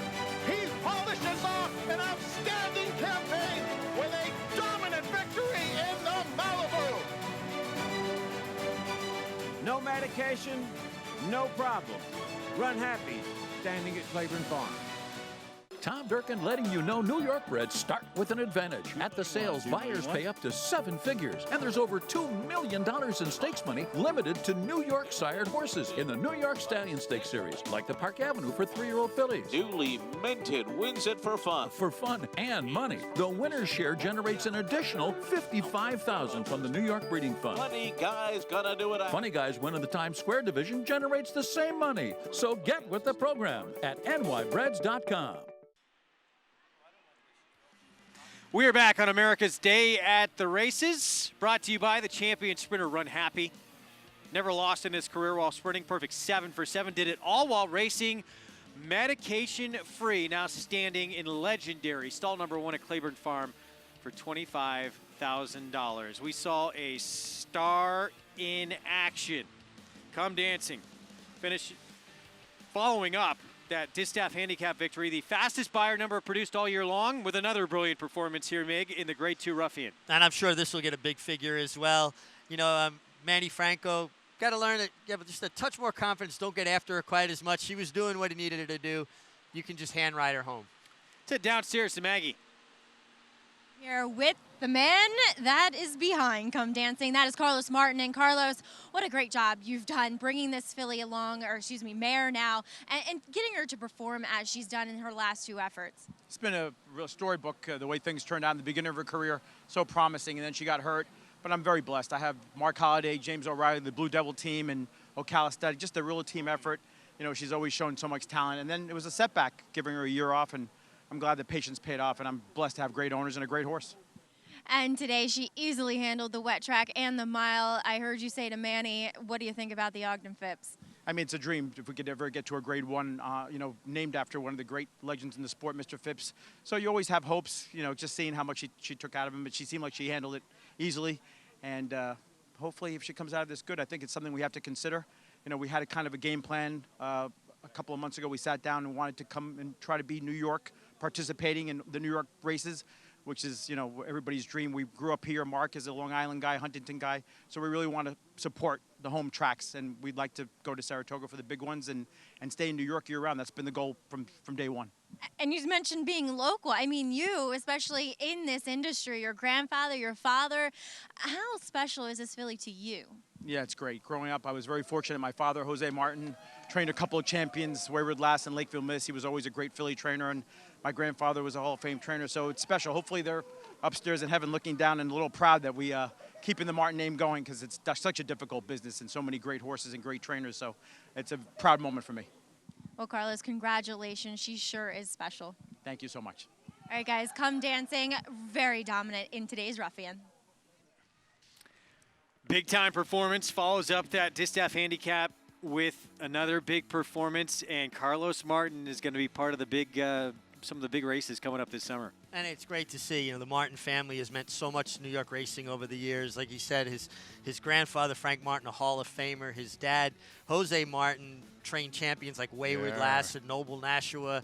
And forget about that. You're crazy. You know, right, a lot of those Flying Z horses, Lakeville Miss. And Carlos was around the barn since I remember him as a little kid. When I was an apprentice, I'm probably about 6 or 7 years older than Carlos. They called him Computer Carlos because all you had to do is mention a horse, and he knew the pedigree and he knew the past performance. And I actually think it was Patrice Wolfson, co-owner of Harborview Farms with her husband Lou, that nicknamed him Computer Carlos. You know, the thing about this mare is patience is a virtue, and that's why you got to give Carlos credit. She had one race in 2016. Obviously, something went amiss. He got her ready in over a year. She won. Then he put her to the sidelines again to get her right. She won. And now at age 5, she's turning into a different beast. Yeah, she's fully matured. He seems like he's got her hitting on all cylinders. And great job. But you know what? He learned from two of the greatest, his dad and his grandfather. Yeah. Nightcap is coming up. It is 6 furlongs. Main track maiden special weight ahead. White Mischief. Chad Brown. Javier Castellano. Right now, the 2-1 favorite. Yeah, I know. I think the one to beat. Anytime you have Chad in the last race and Javier Castellano, but still in the 9th race at Belmont, that's a pretty good jockey colony right in the last. Yes, it is. Wow. And, yeah, they had some work to do yesterday in Kentucky, most of them, and they're already back here. That's how hard these guys work. Even though the main focus of the horse racing world was in Louisville yesterday, there was a pretty good card here at Belmont. As well. We're going to recap some of the big stakes races that happened here yesterday in the Sheep's Head Bay. Chad Brown put Joe Bravo aboard Santa Monica, the 6-year-old mare, and she relished this soft turf. Well, she really did. And Joe did the right thing. On soft ground, when a horse finds their stride, they get in a rhythm. He went on with her. He didn't hold her up, expecting her to quicken. Semper Sentier was kind of bottled up in behind horses, did good when she came out, but the best horse was Santa Monica. I just like that Joe Bravo was so decisive in the soft ground. Yeah, you're right, because when he made the move, I'm like, oh, no, did he make it too soon? But he's, to me, still is the most underrated turf rider in North America. I really do feel that. And so when the guys go out of town, I think trainers feel comfortable putting him on a racehorse, obviously. Oh, you should be very confident in Joe Bravo. And I think you make a great point. Anywhere he goes, whether it's Monmouth in the summer, whether it's Fairgrounds in the winter, he wins big turf races. Yeah, he does. Fort Marcy, and, you know, good for Chad Brown to break through in a big race with a long shot at 18-1, right? Yeah, and Kendrick Carmouche, this was the best part about this, because the other Chad Brown was more fancied, right? And you got to give Kendrick a lot of props here, because everybody else went wide, and he said, you know what? I'm going to go about 2 or 3 deep, and he got a didn't great break well split. either. No, he didn't break well.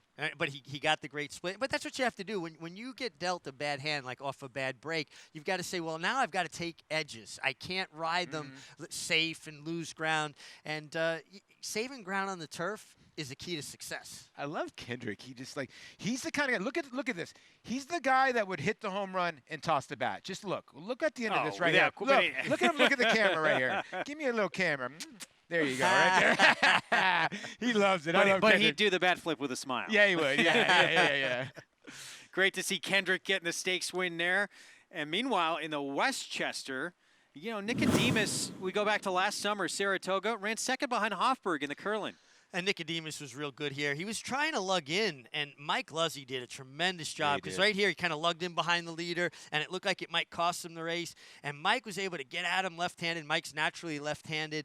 Pull out, get him going again, and, you know, just happy to see Mike. And, you know, a lot of people may not realize Mike had a horrible injury, like a life-threatening injury. He was bleeding internally for 3 weeks. He's got fake parts. Exactly. Before they could figure out where the internal bleeding was coming from. And for him to come back and ride at the level that he's riding at, now I know people, you know, see riders, they get to a certain age and they're ready to give up on him. Mike Luzzy's still got a lot of riding left. Yeah, that was his first stakes win in over 5 years. Good for him, sticking with 100%. It, big for him. Third win on the card that day, by the way, God for bless Luna Rice. his wife, because she has to watch him riding on basically this, and her son Lane, so she's like always got her heart in her throat watching him not easy. ride. Not easy. Look at the owner in the silks. Wow. I mean, that's legit. That's how commitment. you would come dressed. That's commitment, man. So there's the stakes winners from Saturday at Belmont, Santa Monica, Olympico. Wow. It's just hard to believe. I mean, obviously, he had another big contender in the race, but Chad Brown at that price. I know, right? Unreal. When's the last time he's paid $39 on the grass? It's got to be years. Flat Out Stakes, of course, we had our Friday card canceled. The remainder of that card has been rescheduled, and we have it coming up when we are back on the air Thursday. So that has been rescheduled. We'll see that race on Thursday. We look forward to that coming up. We're not done, though, yet. We got a lot more show still to come here, including the nightcap at Belmont as America's Day at the Races continues on this Sunday afternoon here in Elmont, New York on Fox Sports 2 and MSG Plus. We'll have the post parade from race 9 when we return. It's America's original sport, and no one covers it better than americasbestracing.net. From the sport to the lifestyle, the best races, horses, and destination venues, cocktails, gambling, fashion, and more. americasbestracing.net is a sport for you. Live it, love it, bet it. Kentucky Derby winner Orb. On the track, his runners have scored on both dirt and turf, including multiple stakes winner Autumn Warrior, stakes performers Scrapper and Malocchio, and Sipacan Harbor, winner of the Grade 1 Spinaway Stakes at Saratoga. In the sales ring, his 2-year-olds have fetched prices up to $1.25 million and multiple yearlings up to $1 million. Classic winner, classic pedigree, Orb, standing at Claiborne Farm. No sport in the world brings the wins home like racing. It's one-of-a-kind, high-speed, high-stakes action, and Naira Bets takes you there. Place your bets and watch the races live from anywhere. With Naira Bets, make easy, secure deposits and promotions every day to earn reward points or cash. Download the Naira Bets app or visit NairaBets.com. Sign up now for a $200 new member bonus with promo code LIVE at NairaBets.com. You're watching America's Day at the Races, brought to you in part by Claiborne Farm. 100 years of doing the usual, unusually well. Good to have you with us. We have our nightcap at Belmont Park coming up in just 12 minutes here. Main track, maiden special weight at 3/4 of a mile, and that is our favorite right now. Chad Brown, Alan Stable, Peter Brandt, Javier Castellano teaming up. It's time for a Paddock report. That means we're going to Maggie Wolfendale. Thanks, Greg. And we'll start off with the horse you were just mentioning. That is White Mischief, as she will show up off the bench for just her second start, going the 6 furlongs over this sloppy track. Now, she is a filly that you wouldn't think would have much early pace, but she did have a little bit upon debut. Because I say that because she's kind of built more like a router, and she's super laid back. I mean, she's just as laid back as she was first time out, now coming off the bench. So she comes in here fit. I wonder overall talent, abilities, and if she possibly does want to go a bit further than this, though her pedigree does say, 6 to a mile is probably ideal, being by into Mischief out of an Indian Charlie mare. But look, she's fine. She's well prepared coming back here. I just thought there were some other interesting horses coming back off layoffs and first-time starters, which includes number 2, Restructure. And she's an interesting filly because she's a very big filly. I remember when she debuted as a 2-year-old, she was huge. So when they're that big that early, a lot of times that does lead to some issues, and therefore we've seen some stops and starts in her campaign. She looks great here overall. I'm sorry, she was a 3-year-old, but like I said, because she is so big, that leads to some issues. And she comes back in here, she looks fit, and despite being big, though, she is very much built downhill. So I'm really willing to give her another chance here, turning back in distance from the 6.5 and those 2-mile races to start off her career to the 6 here. I think she's very intriguing here for Christophe Clement. Watching her last breeze, which was on the slower side, she was under stout restraint, whereas her workmate, while setting off behind her, never got to her, and she just never really wanted to let that horse by. So I think it was a promising effort leading into this race. Now on the outside's a first-time starter taking some money. That is number 9, Hunting Season for Shug McGahee, and a decent pedigree on this daughter of Pioneer of the Nile. The dam was a good distance kind of runner on the main track, and she might eventually want some more ground. I was intrigued by that last work, which was pretty impressive, where she broke with 2 other horses on the outside, in which the 2 others had experience, and she outbroke them and she never let them by. She stayed in front and was going along quite easily with that last gate drill. I'm not in love with her here in the paddock, though. I was expecting to see a bigger, stronger looking type, and she's not really that, but I can say she does look fit in here, and I don't think you can ever discredit a Shug McGahee horse when they come in on the wet track, because he trains them on this wet surface and they are used to it and they are well conditioned to it, Greg. So I think the money she's taking too is a bit meaningful. Indeed. I mean, certainly a couple of horses who would have taken money are out, but 6-1 down to 5-2 right now on the 9-horse outside, first-time starter. A lot to like there with Shug McGahee, and pay attention to the tote board in races like this. No, she makes a great point. Shug is the kind of trainer. I've talked to him multiple times. A lot of trainers don't like to work their horses over a wet surface, and I remember Shug telling me, like, they're going to run over it sooner or later. I might as well work over it and see if they like it. And he's one of the few guys that'll do that. Yeah. And I agree with Maggie's assessment there. It gives them an opportunity to be comfortable on it. Yeah, 100%. We're going to go back to the Kentucky Derby and kind of focus in on a horse who really took the worst of it in that whole infraction caused by Luis Saez and Maxim, more by Maxim Security, really. Yeah. Luis didn't have a whole lot to do, not a lot he could do, but War of Will really compromised him, and he broke out of the one post. I've never seen a horse get a better trip. If you watch, just focus on the one. He does not get steadied, does not. Tyler takes a look to his right to see where I need to go. And he jumps the tracks right there, but if you watch him, he is pulling the whole way around the track by his own volition. He's dragging Tyler along. And he did a great job getting him out of the gate, going forward to establish position, and then he was the boy in the bubble. He had that perfect pocket situation in the bridle. Now, he comes out here because he's got horse. He wants to make sure he, gets sufficient clearance. And then this is when Maximum Security steps out. Tyler Gaffalione did a masterful job, Paul, there, because he didn't check, and he allowed his horse to see the other horse's heels, and a horse will try to get himself out of trouble. If he had checked him and his head came up, he would have lost sight of them, then he might have tripped, clipped heels, and fell. How difficult is that, too, to be boxed in like that and to wait and wait and wait to make that move? You have to have such discipline and really to control your emotions and not want to say, I gotta, get this spot. Yeah. He really did a great job. For a young rider, he showed incredible amount of poise. Well, I think a lot of people don't realize, and we've said this many more at Saratoga, he had the most wins in North America last year. Now, I get it, he wasn't riding against the best colony, but it's just wins are wins. The kid knows how to ride a racehorse, and he gave that horse a really good ride. And you know what ended up happening was he tried to move to the outside of Maximum Security the first time when Maximum Security shied away, and then he stayed in that lane. Code of Honor came up through that lane because Johnny V saw it happening there. And then, hey, Louis tried to do what he tried to do. He's got to try to shut off that lane, too. Well, once Johnny got there, like, you can't take it all right. But he was overcompensating a bit. If there's any blame on Louis in this situation, it was just trying to get back to the rail too quickly without clearance. Yeah. This was a horse who he was not only the leader in the Kentucky Derby points leaderboard for a while, he was thought of as maybe the best horse heading into the Kentucky Derby, of course, before things went wrong and he lost his action in the Louisiana Derby. He ran a big race. Here's Mark Cassey, his trainer, on what went down on Saturday. I feel sorry. I feel sorry for Gary West. The West. I feel sorry for Gary Barber because Gary Barber never, our horse was ranging up. It was going to be, he may have beat us, but it was going to be a race.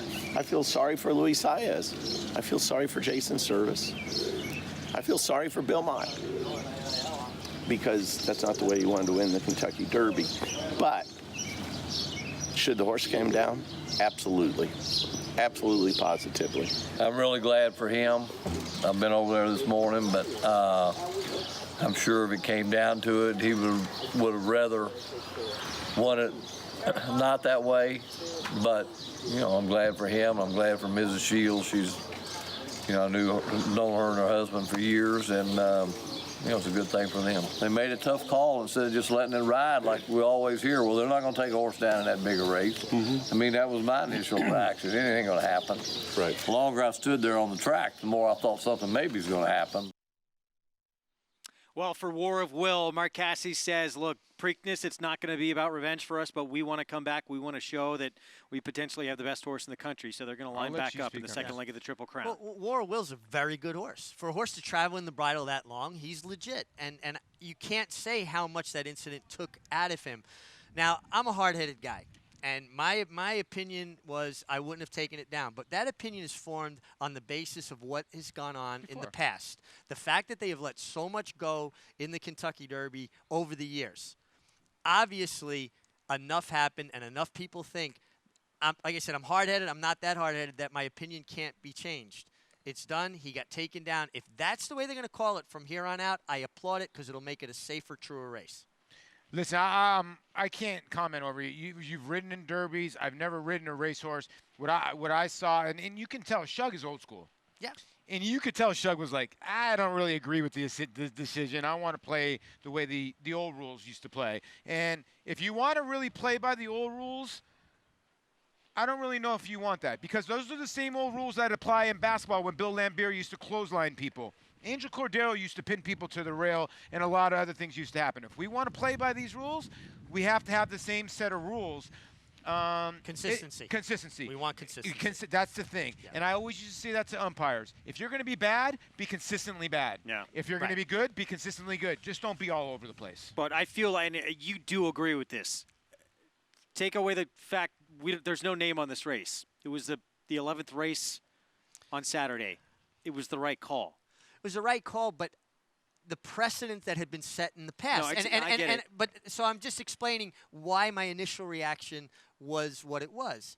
I've seen a lot of things go down in the Derby that in a normal race would have been adjudicated differently than it was in the Derby in the past.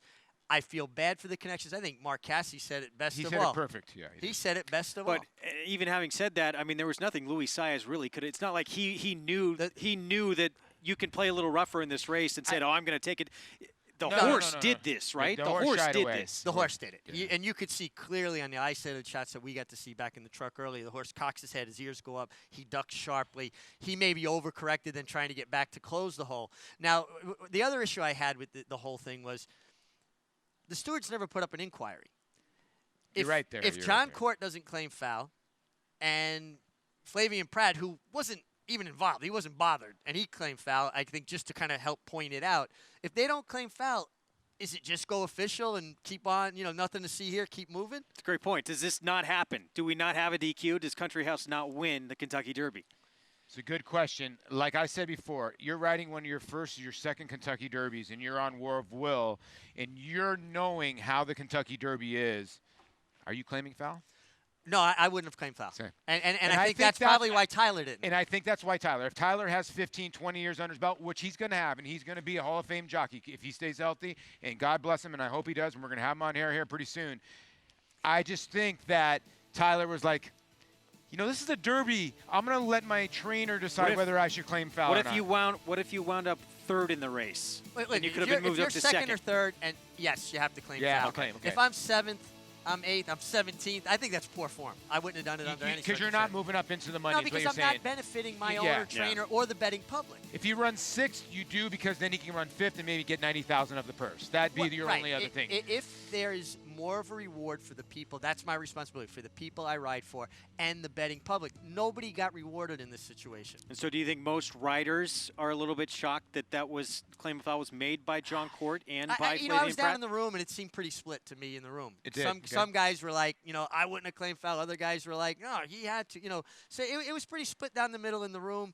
I think when you're listening to these trainers talk and people that were involved, it swayed the way I looked at it a bit. I mean, personally, I just felt like the best horse won, and because of the way it had been adjudicated in the past, I thought it wouldn't have come down. I never thought I would have seen a horse come down in my lifetime. All I know is the oldest rider in the race claimed foul first. Yeah, John Court. who, by the way, made history I for still riding think in it's the poor race form, 17. at 58 years old. I get it. Mig, so there's not an unwritten rule among riders that if it's not going to move you up into the money, that you go ahead and just leave it alone? Right? Well, I think there used to be more of a code like that in the room that if it wasn't going to get you into the money, you wouldn't claim Stay away foul. from it. And you may have words with the guy later on, and you guys could sort it out. But listen, I had guys put me in terrible positions, and I would go in the movies and defend them. I might go back to the room and fight him, but I would defend him in front of the stewards. That's just how it is. Well, a lot of people don't realize, even if you do have an infraction, as we're getting for this race, and you don't get taken down, Richard might get 4 days, and you don't even know about it.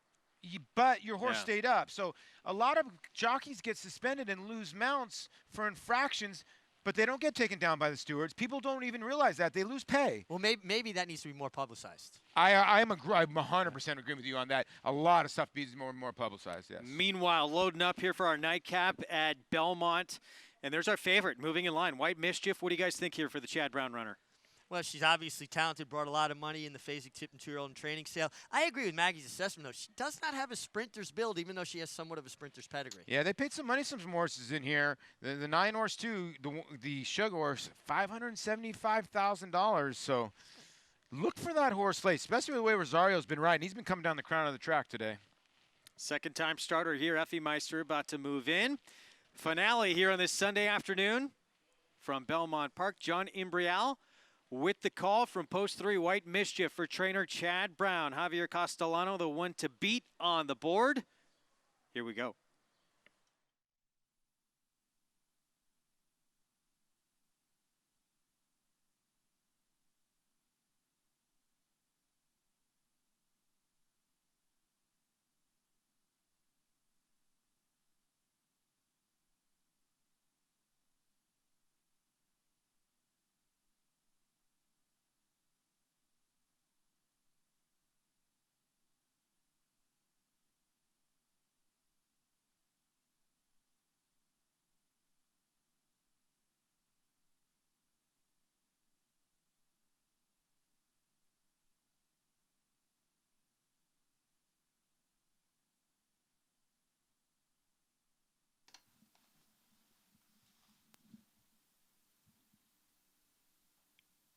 They're in the gate.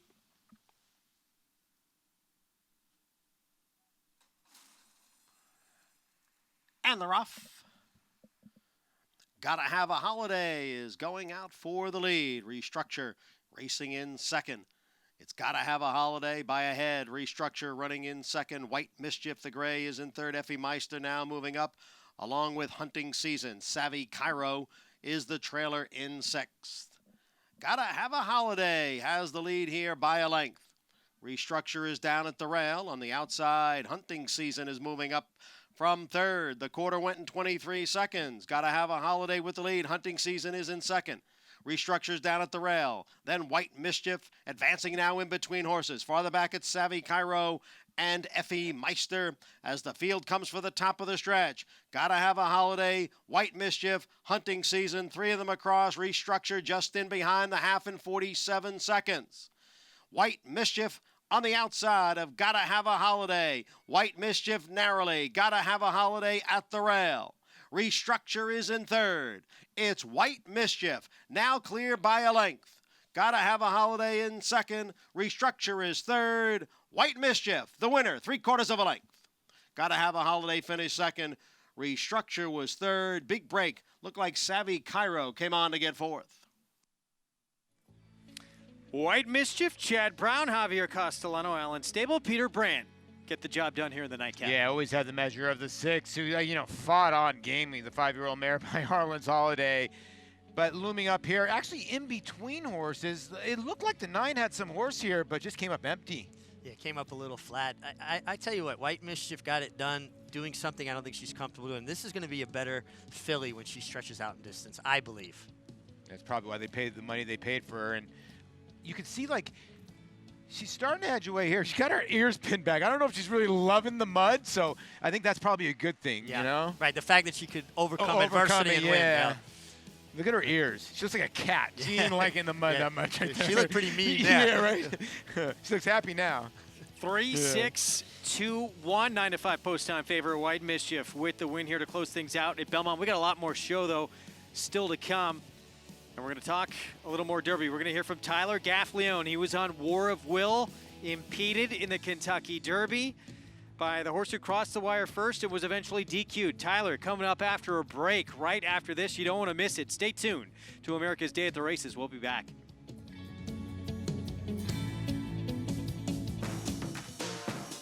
This one is by Tappet and is a brilliant Grade 1 winner. Elliott, of course you're talking about Constitution. He was a TD and Rising Star in his debut. He became an undefeated Grade 1 winner when he won the Florida Derby in his third start. And in the Don Handicap as a 4-year-old, he ran a 111 Beyer speed figure, which is still the fastest Tappet around 2 turns. And don't forget about his allowance race. When he beat Wicked Strong and Tunnelist, his first 2-year-olds have every right to be fast. Grade 1 winner Lee traveled the world competing against the best of his generation. A graded stakes winner on both dirt and turf, he set a new track record in the Grade 1 Don Handicap and retired with earnings of more than $2.3 million. With yearlings bringing up to $650,000 and his first crop of 2-year-olds hitting the track, the sky's the limit for this promising young stallion. Lee, standing at Claiborne Farm. No sport in the world brings the wins home like racing. It's one-of-a-kind, high-speed, high-stakes action, and Naira Bets takes you there. Place your bets and watch the races live from anywhere. With Naira Bets, make easy, secure deposits and promotions every day to earn reward points or cash. Download the Naira Bets app or visit NairaBets.com. Sign up now for a $200 new member bonus with promo code LIVE at NairaBets.com. Our summer cruise is here at Spruce Lane Farm, and he's been a really intelligent horse since he got on the farm. He's just got great balance and presence. He's got a really good mind, and he does everything that we like to do so far. The plans with this colt are probably to take him to Saratoga or to Keeneland Book 1 or 2. He fits those. We paid $250,000 for him, so he was an expensive horse, but that's where he belongs.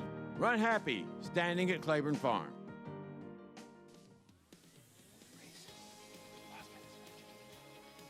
Back on America's Day at the Races, White Mischief takes the finale here.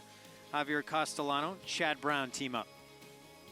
$5.60 for the win.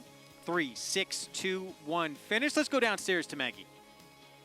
Thanks, Greg. And here with trainer Chad Brown sending out White Mischief to take the nightcap here. And Chad, I don't know about you, but kind of watching her, she really put everything together at the end. Is this a filly that could go further than the 6 furlongs? Yeah, we think so. We hope so. Yeah, as you saw in the paddock, she's a nice, big, good-looking horse. And, you know, she cost plenty of money as a 2-year-old. We had a lot of high hopes for her early on. And unfortunately, she was injured in her debut, and it took a while to get her back. But luckily, the owners are patient, and now we have her back on track, and it was, you know, workmanlike victory today, but I think she got a lot out of it. And 2 big wins for you yesterday on the Churchill Downs Kentucky Derby card. Obviously, Brooks and Mortar, he's been sensational, and the job you've done bringing him back off of that long layoff is nothing short of remarkable. Where can we see him next? In the Manhattan, you know, that we've been targeting that race for a while, and yeah, the horse has been really outstanding talent, easy to work with, and really have to give the credit to my staff and the Stone Street Farm who rehabbed him. Team effort to get him back, and now he's real good right now. Digital Age, undefeated. Ultimate goal is the Belmont Derby here, but is there a race in between? Yeah, it seems like the Pennine Ridge. I mean, New York has not only the good Turf Triple Crown, but a nice prep race in the Pennine Ridge and the Wonder Again for the fillies. So, you know, as always, if I can run home at Belmont, I do, and with this horse, he seems to fit. A newspaper of record, you've said that maybe she needed a race, maybe she was a bit too fresh. How did she come out of it, and is she pointing towards the Oaks eventually? Yeah, I'm going to try to stretch her out and most likely leave her here. It hasn't been decided for sure, so I'll talk to her owner, Seth Klarman, early week here. But, yeah, I just think I had her a little short. I think I misjudged that race a little bit of how hard it'd be, and, you know, we learned from it, and thankfully she came out of it sound. Yesterday, the Fort Marcy Olympico. Were you as surprised as the betting public? Yeah, a little surprised. We did like the horse in, you know, a situation where he was in a race at Keeneland, an allowance race where we really liked him, and he got rained off, and we're just looking to get him started. And although I'm not surprised he's that talented, I thought against my other 2 horses in there, particularly Robert Bruce, that he wouldn't be able to win the race. And fortunately, he was there late and split horses and was real professional. And I'll talk to the ownership group on where to run him next. I'm not sure yet. He was very impressive. Well, an exciting one to add to your roster, but congratulations here in the nightcap and on the rest of your wins this weekend. Thank you. I'm glad to be back. Thanks. Yes, Chad Brown here in New York. He said he can breathe a sigh of relief that he's here with his New York string. Greg? What a career he is putting together, just star after star after star. Oh, and then he can also win with a maiden in the finale on a Sunday afternoon. Naira Betts, late pick 5, follow along. Comes back $235 with no real prices. Got her home. How about that? $48. Well done. Yeah, it was. And Cassie's Dreamer, you're right. Basically, 2 singles got you that much money. Well, we've been talking all day long about all the drama that went down in the Kentucky Derby. Unprecedented finish with a horse who crosses the wire first, DQ'd, placed 17th. That, of course, was Maximum Security, and the horse who was impeded with the most, and it could have been a very scary situation. I'm sure it was for the man who was on board, Tyler Gaffalione, on War of Will. Tyler joins us right now, the 2015 Eclipse Award winner for Top Apprentice in the country. And Tyler, thank you for joining us. We appreciate you coming on. Tell us what that was like for you going on War of Will and when the incident happened with Maximum Security and everything that was going through your mind at the time. First off, thank you for having me on. But regarding the race, it just kind of, everything happened so quick around the turn. I just started to make my move to kind of contest Maximum Security on the lead. And right as I was doing so, it seemed like he switched leads and just kind of veered out pretty quickly. There wasn't much time to react. Thankfully, my horse was athletic enough and maintained his composure, and everybody stayed up. But it was just one of those freak accidents, you know. No fault of Louis. I mean, he did everything he could to try and correct him. The horse just wasn't cooperating with him at the time. Well, Tyler, you said that the horse showed so much athleticism and poise. I would say, and this is Richie Migliori, I would say that you showed a great deal of athleticism and poise because you were in such a precarious situation with your horse's front legs in between Maximum Security's hind legs. And I felt like if you had overreacted or checked severely, your horse's head would have got up in the air and you would have probably clipped heels and fallen. But you showed a great deal of poise. Was a lot of thought going on through this process? You know, it was just pure luck, really. I was just so close to him at the time. Wow. He was so close to him. His legs were just going in between his. If I would have been a half length back, maybe I would have clipped his heels. But like I said, I just got really lucky, and the racing guys were looking out for us. You know, Tyler, this is Paulo Duca. You know, watching the race, you were quoted as saying that you really thought you had a ton of horse and you were going to challenge Maximum Security. He pulled you around the racetrack, didn't he? He did. Early on, he broke very well, but they were pretty quick. They kind of out-sprinted him early, and he was nice and relaxed back there. And it seemed like right when we got down the backside, I don't know if they slowed it down. They went 46, but it felt like they were coming back to us pretty quickly. And he just got a little keen there, and then there was a little spot in between horses, and he's trying to get in there, and it was just too early. I was trying to keep him back and just try and keep him relaxed as possible. But I had a ton of horse the whole way. He's one of those horses. He's very aggressive always anyways. He usually runs against the bit. But as soon as I got him out, I gave him a little chirp, and he jumped right into the bit. So I was pretty confident when that happened. And then, of course, everything fell apart after that. But I was very impressed with him. Even after the interference, my horse dug in between horses. He put in a good fight. Just got a little tired late. Well, we wanted to ask you, Tyler, because it was John Court and Flavian Pratt. They wound up lodging the objection. You obviously took the worst of it on War of Will. Did that go through your mind at any point? Why did you decide not to lodge an objection yourself? You know, I was galloping out, and I had to get the outrider to pull me up once again. The horse is very strong, and he just keeps going. But when I pulled him up, there was already a few riders running over to everybody was talking about it then, talking about what had happened. And there was already a few riders going over there. And I figured with this kind of race, the stewards are going to have to look at it.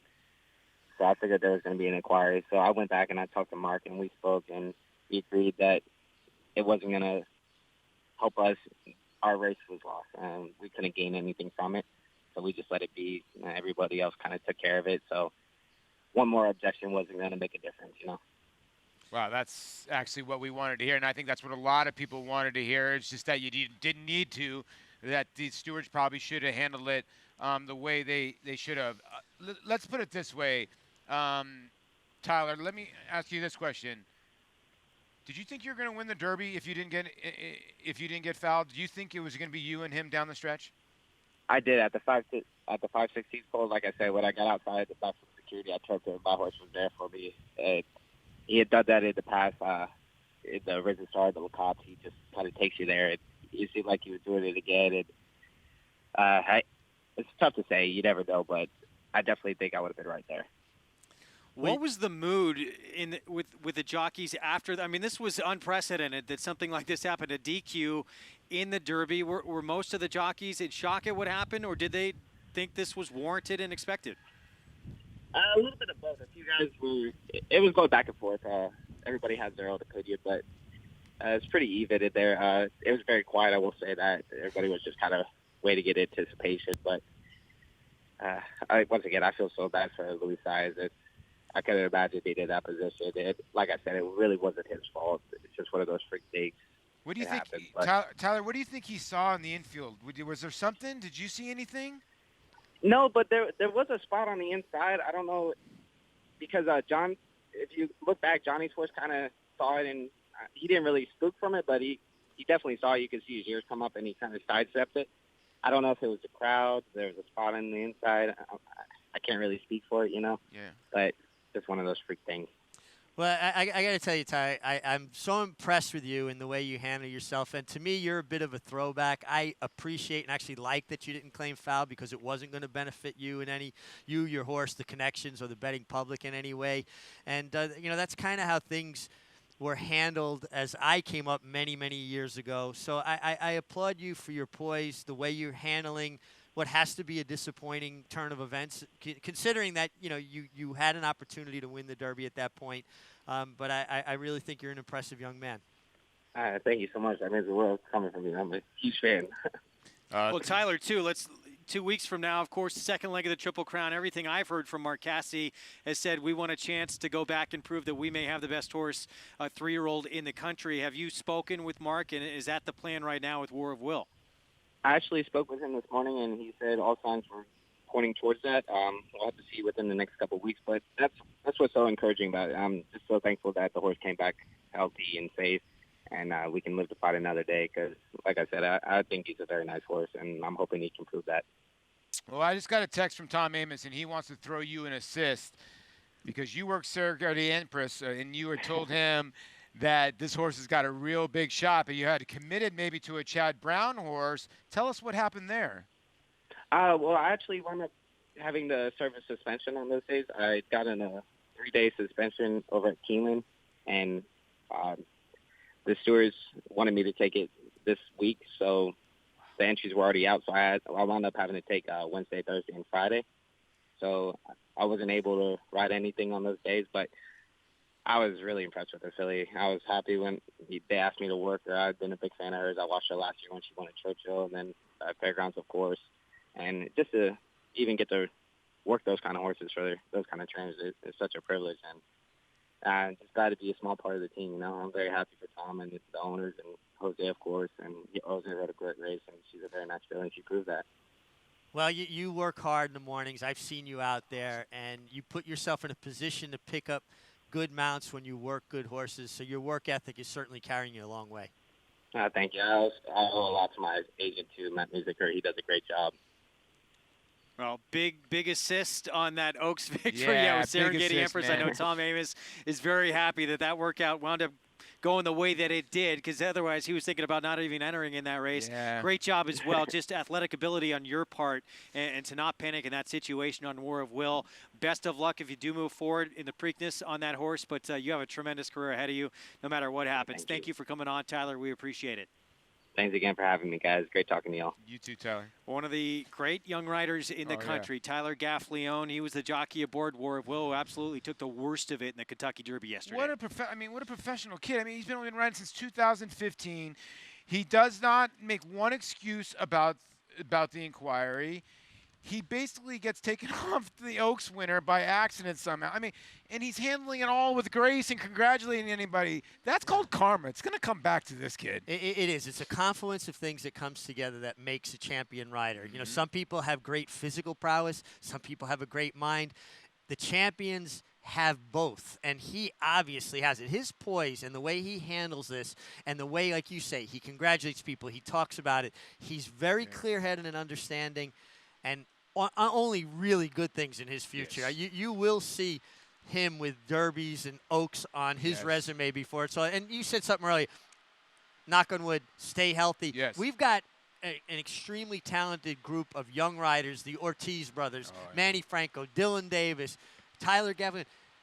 And I'm probably running the risk Ricardo of leaving Santana. Ricardo Santana, leaving people out. A kid that impressed me over the weekend, Chris Landaros, watching him ride at Churchill. And there's just a real good group of young, talented guys that are doing all the right things. Yeah. He is in that list. Very impressive young man. He won 200 racers or more every single year he has been riding. It's pretty incredible. Again, Impressive. 2015 Eclipse Award winner, top apprentice in the country, and looks like maybe the big one in his future as well for top rider in the country. No, it is. And for him to say that, I really feel that's one of that many races. I really feel it was going to be me and Maximum Security down the stretch. I wish it would have happened. I wish that would have been the fight, you know? Yeah. Well, we're going to get to see him. It sounds like Leg 2 of the Triple Crown of the Preakness on May the 18th. We'll be back. More coming up. More Derby recap after a break in the action. A DQ historic finish. 22 minutes. The Stewards talked about it. In the end, they make a change in Country House for the Hall of Famer Belmont, your winner. Run Happy was the fastest 3-year-old sprinter of his generation. Run Happy is stamping his horses. And they all got great necks, great hind legs. They all got a good walk, and this colt moves very, very well. Very smart. He hasn't turned a hair since we had him. First day we turned him out, he was very, very gentle in his paddock and did everything right. He's got an exceptional pedigree. Run Happy, standing at Claiborne Farm. No sport in the world brings the wins home like racing. It's one-of-a-kind, high-speed, high-stakes action, and Naira Bets takes you there. Place your bets and watch the races live from anywhere. With Naira Bets, make easy, secure deposits and promotions every day to earn reward points or cash. Download the Naira Bets app or visit NairaBets.com. Sign up now for a $200 new member bonus with promo code LIVE at NairaBets.com.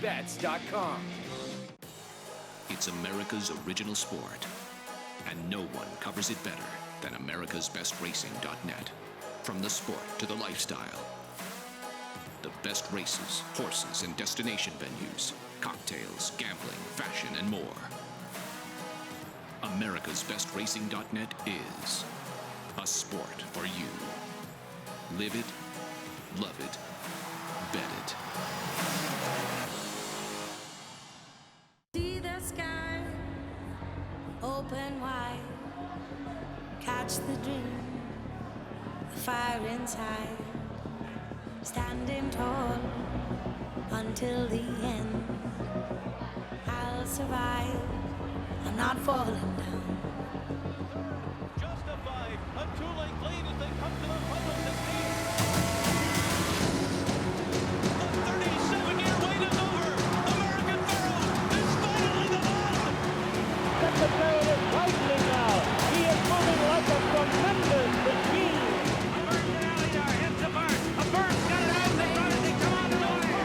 And now he's just immortal. I'm not Triple Crown winner.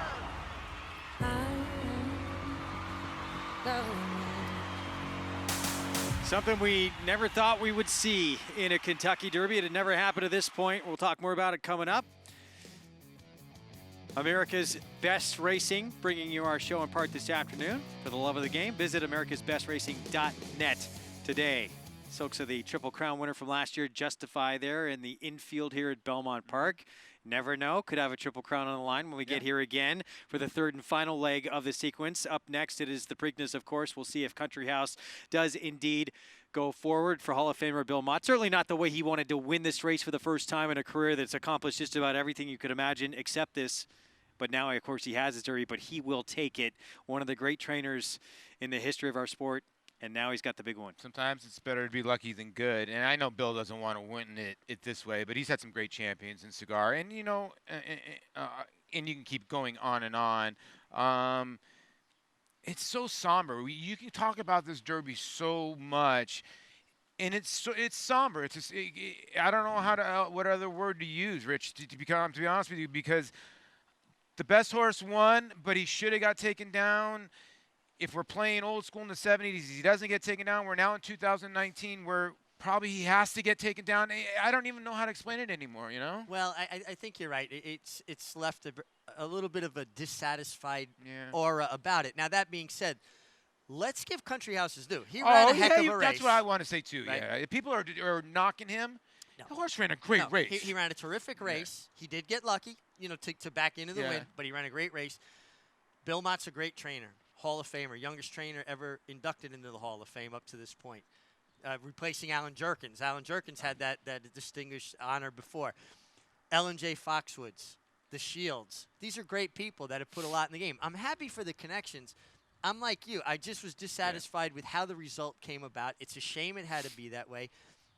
I will say this, though. If this makes the Derby a safer race, a more truly run race going forward from this point, well, then that's a good byproduct of this. Good will come out of it. And we're going to get to settle it on the racetrack because we still have 2 more legs of the Triple Crown to come, and we have the summer as well. We're going to take a look at the whole thing right now. Final odds of post time here. They are Improbable was your post time favorite, not the 2-year-old champion. Game winner for Bob Baffert, but his stablemate. And not Roadster either, who beat Game Winner in the Santa Anita Derby. Here it is from Saturday, the Kentucky Derby, 145th running.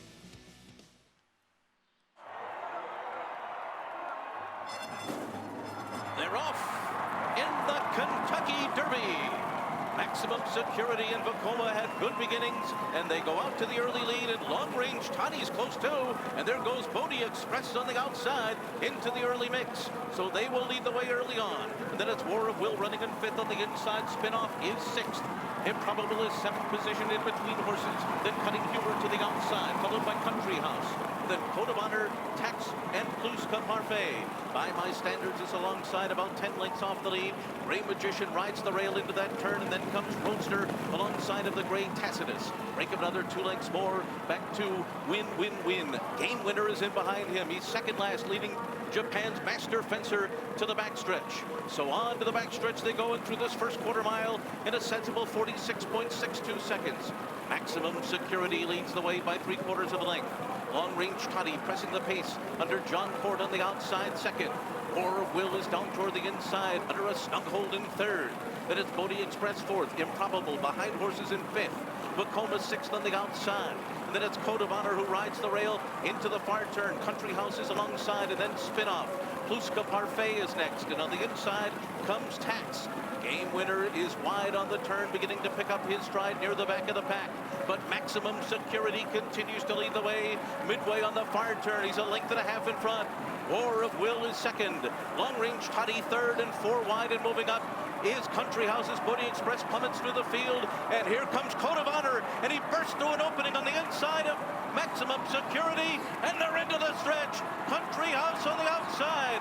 Code of Honor down toward the rail. Maximum Security keeps on fighting. War of Will is there too as they come to the final furlong. It is Country House on the outside. Maximum Security so dead game. He keeps battling on. Maximum Security. Country House 1-2 down to the line.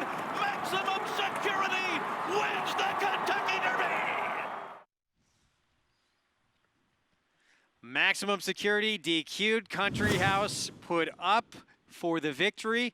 Belmont gets the first Kentucky Derby win of his career. So in the end, Mott runs 1-3 in here. Tacitus moved up to 3rd as well. Yeah, and you think about Code of Honor making that move on the inside, and it did look like he might have been affected by whatever that Maximum Security. You finished 3rd. If you were able to grind it out and be 2nd, you kiss in. I mean, right? Sometimes when you do see a horse slug out in the inquiry, you're begging for your guy to ride out so to get seconds to get put up. In this situation, you don't think anybody's going to get taken down in Kentucky Derby, you know? I know we haven't talked a lot about this, but look who's flying down the lane. Master Fencer, who made history in this race. First ever Japanese-bred horse in the race. Ran huge late. Broke slow, got a little jagged around out of the gate, got hit with the kickback, and he basically propped. He put his feet in the ground. He was 30 lengths last when they were coming by the wire. Looked like Zenyatta in the Breeders' Cup Classic at Churchill Downs. If you watch the end of that race, if we could go back to it, he ran up on Maximum Security's heels by the turn. That's how fast he was rolling up the rail. If Game Winner would have taken that same pass, he would have won the race, I think. Plans for those connections. They say we want to show up at the Belmont Stakes with Master Fencer. The last Japanese horse that ran here, Lonnie ran an okay third. In Yeah, he ran a good third. Yeah. Meanwhile, again, no questions taken by the stewards. They did come out. They had to wait till the entire conclusion of the card at Churchill Downs. There were 14 races, so they had 2 more races until they actually came out, gave an explanation. Here's what they had to say. The riders of the 18 and 20 horses in the Kentucky Derby lodged objections against the 7-horse, the winner, due to interference, turning for home, leaving the quarter pole. We had a lengthy review of the race. We interviewed affected riders. We determined that the 7-horse drifted out and impacted the progress of number 1, in turn interfering with the 18 and 21. Those horses were all affected, we thought, by the interference. Therefore, we unanimously determined to disqualify number 7 and place him behind the 18. The 18 being the lowest placed horse that he bothered, which is our typical procedure. No questions, please. We'll see you later. Yeah, right? And that's always been a pet peeve of mine, listen, in all kinds of sports, you know? Well, you know, that's the thing. They should have answered questions. We need more transparency. But Flavien Prat was not bothered. He claimed foul, and they even said that in their statement. They never said that the 20 was the eventual winner. Wouldn't it be funny if the guy who got placed first in the Derby then was fined for a frivolous claim of foul? Yeah. Maximum Security, by the way, placed 17th in the end. Country House, your winner. Here's his Hall of Fame trainer. You know, as far as the win goes, it's actually it's bittersweet. I'd be lying if I said it was any different. I mean, I'd like, you know, you always want to win with a clean trip and have everybody recognize the horse as the very good horse and the great athlete that he is. I think due to the disqualification, probably some of that is diminished. But, you know, this is horse racing. There were 2 horses in the race that lost all chance to win a Kentucky Derby. And they were in position at the time to hit the board. And people bet on these races. There's millions of dollars that are bet. And there are some people that bet on the 2 horses that got bothered, and they had no chance to get a placing. And I know the stewards had a very, very difficult decision. I mean, I'm glad I wasn't in their shoes. I'm glad I didn't have to make the decision in front of over 100,000 people and the millions of people that are watching this on TV and around the world. But, you know, with that being said, I'm damn glad they put our number up. Well, the entire trip was good. It broke well and just put me in a race. He was traveling really well the entire race.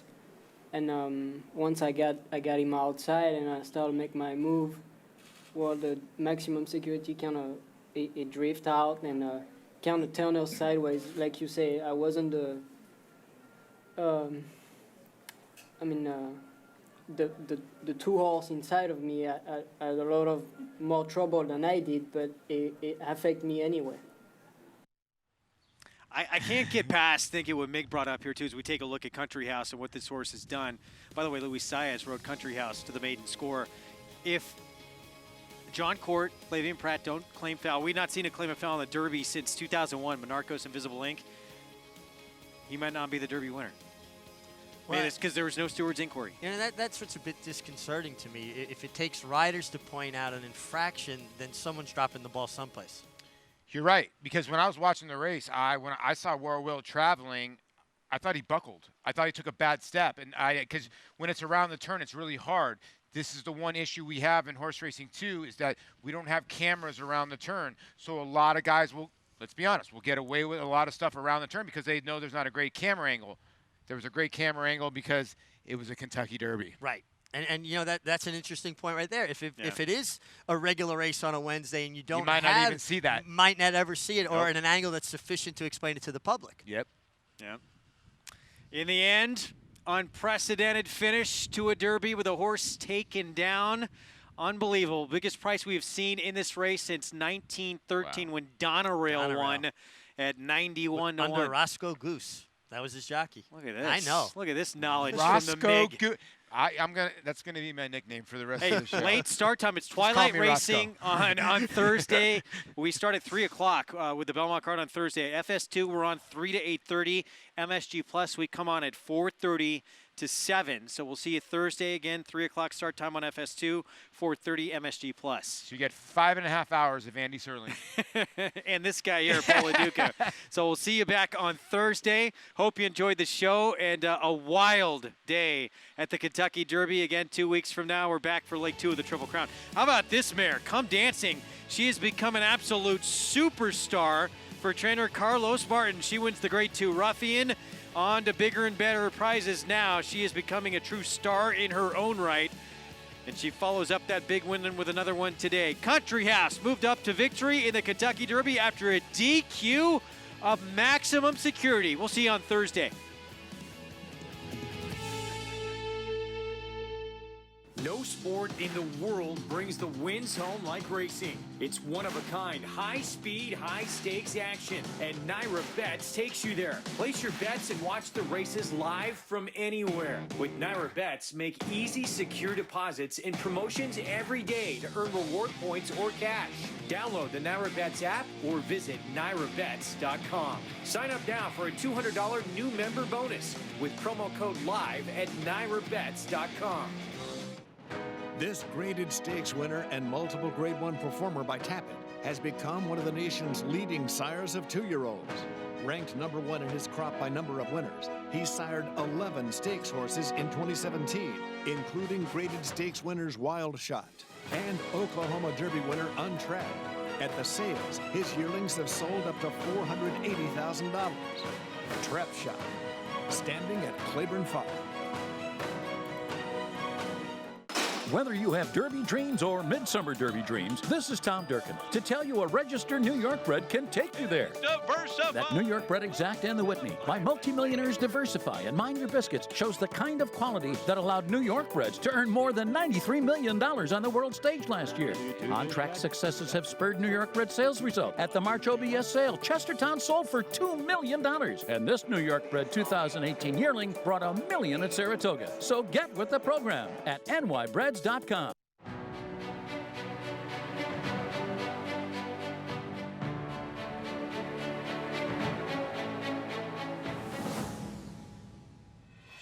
Happy is simply super. He polishes off an outstanding campaign with a dominant victory in the Malibu. No medication, no problem. Run Happy, standing at Claiborne Farm.